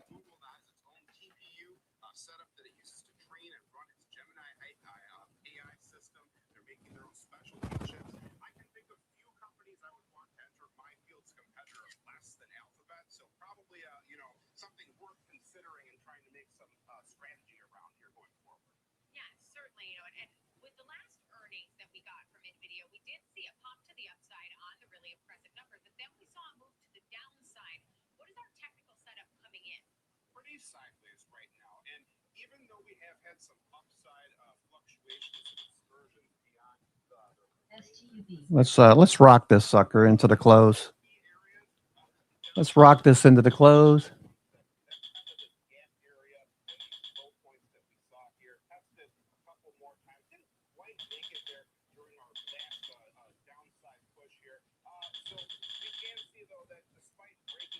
Okay, here we go. Here we go. Chevron turning back up.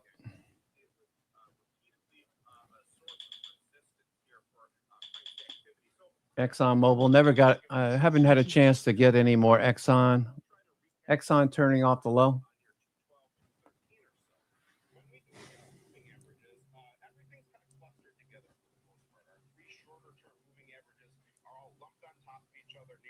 RXT off the best levels of the sessions. It did hit $2.08. RXT, Rackspace, putting a deal together with Palantir. Come on, let's go. Back to the top of the last 30-minute range.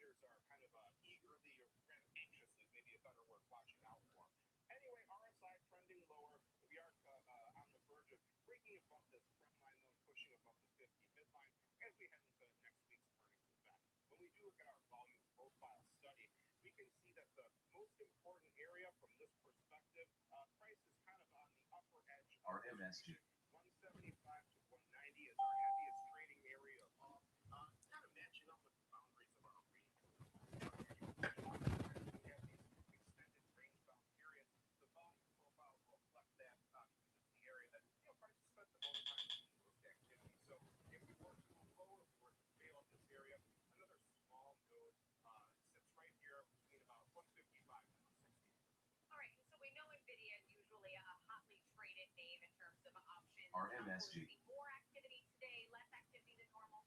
The sizzle today was 1.7, so an elevated day.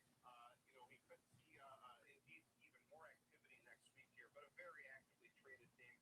2.8 billion options traded hands today. It doesn't get much higher than that, in the stock market here. But we can see for March 20th, our expected for our monthly option is 28 days out, plus or minus 12% roughly here. So RMSG. The range traders are looking for, mostly kind of matching up to those low highs for that upper boundary. We can see there was one pretty notable trade I saw February 27th, 190 strike puts. They sold 8,600 of them, roughly a $5.2 million credit receipt. Unclear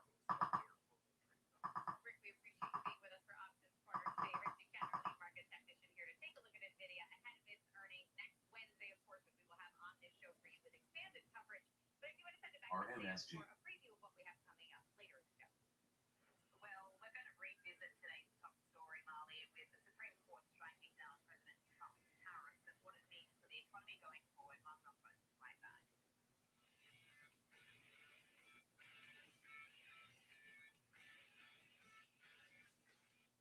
Whether you're an experienced investor or just getting started, Charles Schwab offers a webcast that's right for you. Are you an active trader? Our active trading webcasts are designed to help you develop a deeper understanding of technical analysis, options, futures, and more. Best of all, you can ask questions by chatting directly with an education coach. It's interactive learning at its finest. Tune in live or watch on demand. Head over to schwab.com/coaching and start learning today.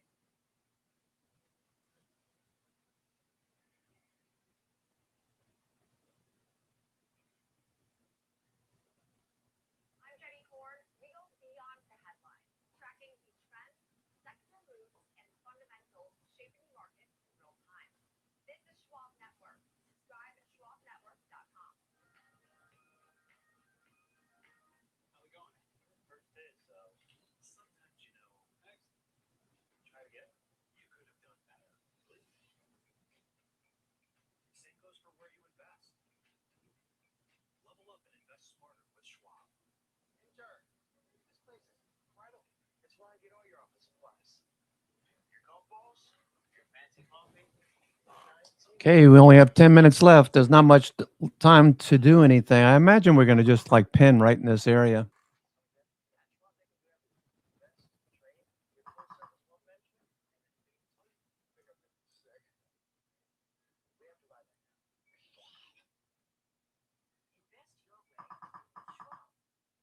Stay connected to the markets with Schwab Network. Tune in 24 hours a day, 7 days a week on schwabnetwork.com and on all your favorite streaming services. Schwab Network, available anytime, anywhere, on any device for free. OIS. Welcome back to Market Report. I'm Sam Barnett alongside Molly Hayden. Let's bring in our next guest now to discuss this Supreme Court striking down Trump's tariffs further. Arthur Laper Jr., president of Laper Taylor Investments, joins us now. Arthur, thank you so much for your time. Look, we've spoken a lot about what is happening here, the bureaucracy, the legality, the mechanics of what might happen next. We've seen the market reaction. I'm wondering as to how you've been thinking today about what this means for your money. I mean, what does this mean around repricing the America First policy, do you think? Yeah, thank you for having me on, Marley and Sam. I think the biggest thing to remember from a macro standpoint is the trade issue with the president and his economic agenda is really one of the key pillars to all the other parts of his agenda. OIS. He's negotiated not only for fair terms with U.S. goods and services, but he's also gotten U.S. much more access to other markets at a much more level or even advantageous terms than we've had in the past, anything close to the past decades. All right. Headed back down towards VWAP, it looks like. 8 minutes, 40 seconds to go.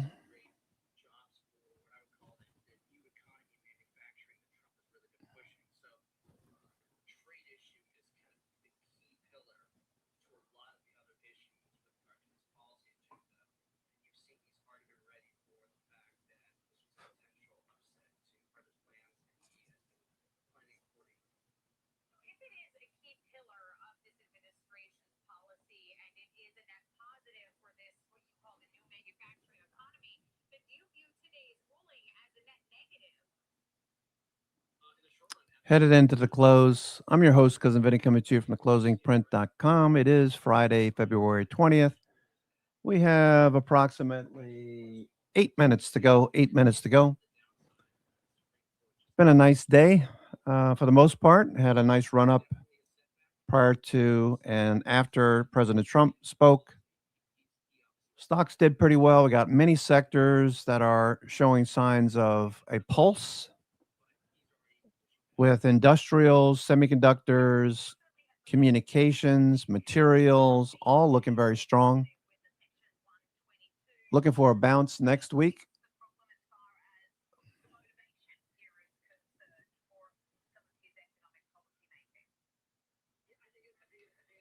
Palantir building a base at the lows. Looking for Palantir to move out of this base at some point in the short term.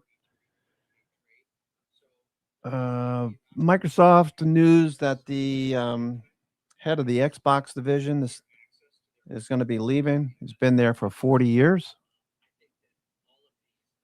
He's stepping down. New York Fangs, Apple, Amazon, Google, Meta, they all look pretty good. All things considered, NVIDIA with earnings coming up looks okay. Microsoft, I'm surprised it hasn't done anything in a couple of weeks now. Been looking for Microsoft to push a bit higher.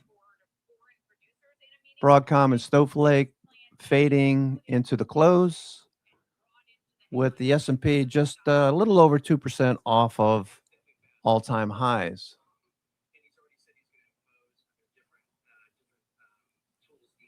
Still not a bad week. Not a bad week. It's been choppy, but not a bad week. Could have been a lot worse. We could have been below the 6,800 level, headed down towards the 200-day. Okay, this looks pretty good. S&P looks pretty good.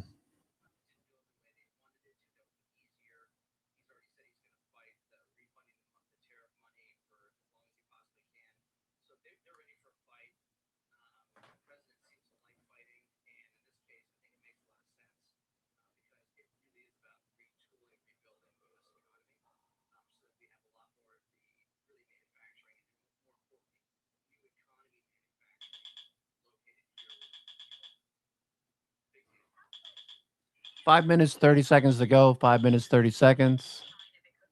Okay, big reversal here. This must be dealers closing some positions here. Nice little pop.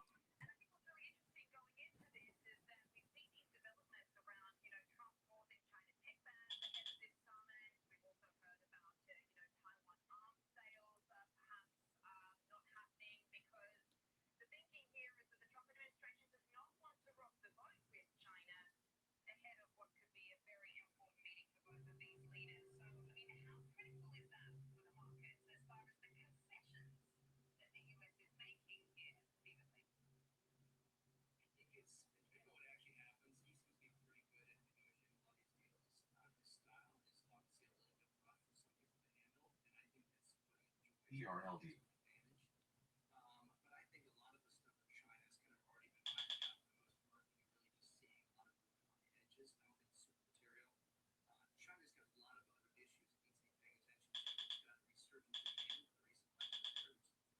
UNIT.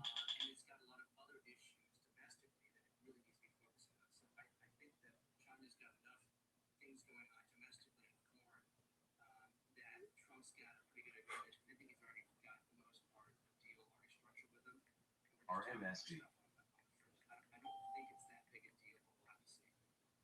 China, a big part of why this reshoring and nearshoring has become important to the administration to rely less on China for our needs. Today, Arthur, from your perspective, 3 minutes, 40 seconds to go.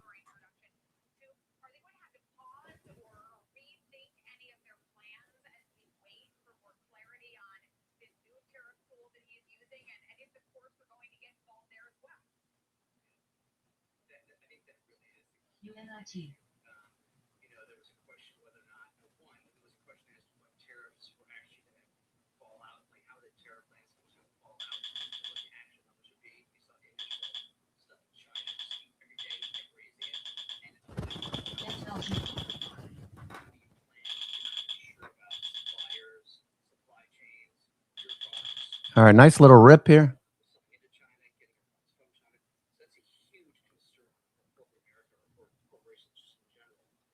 UNIT.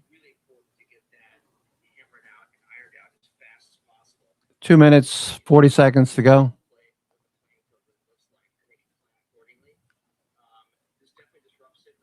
Dealers closing positions.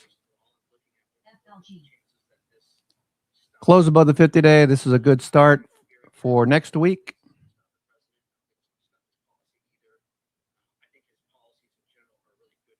GCO.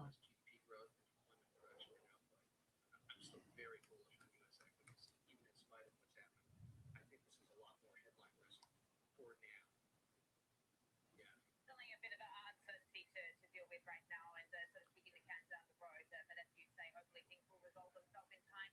Thank you so much for joining us today. Really appreciate your insight. Have a fantastic weekend. From Lifetime Angler Investments, we are nearing the end of the market session for the week as well. We'll bring you through to the breakdown. This week's action of Lifetime Post.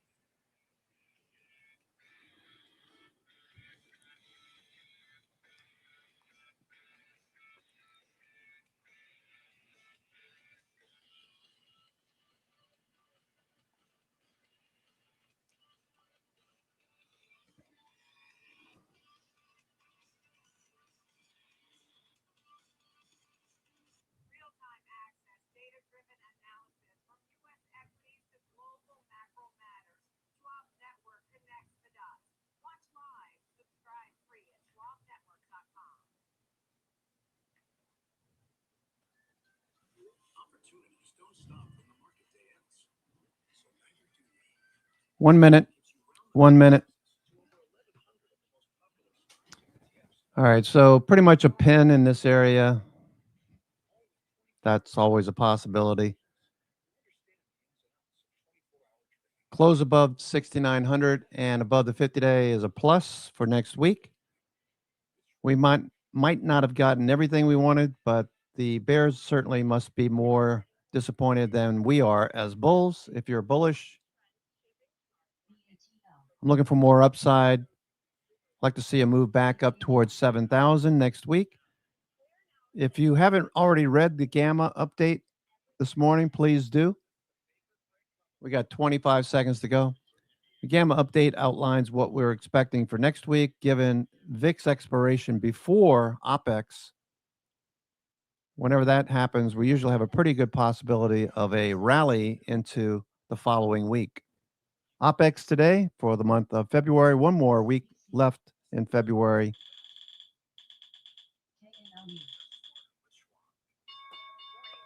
There we go. All right, folks, got a hard stop. I'm your host, Cousin Vinny, coming to you from theclosingprint.com. Have a great weekend. We'll see you on Sunday. Take care. Have a great weekend. Stay connected to what moves markets. Download the Schwab Network app and stream live coverage wherever you are. Last year, my dad had a stroke, big shock. Did see this person that I've always seen as a force in our family. CADL. Had a stroke? Yes. Now we're in the car together almost daily. I started to realize, what can I pick up from my dad? All right, I'm out of here. Take care. See you on Sunday.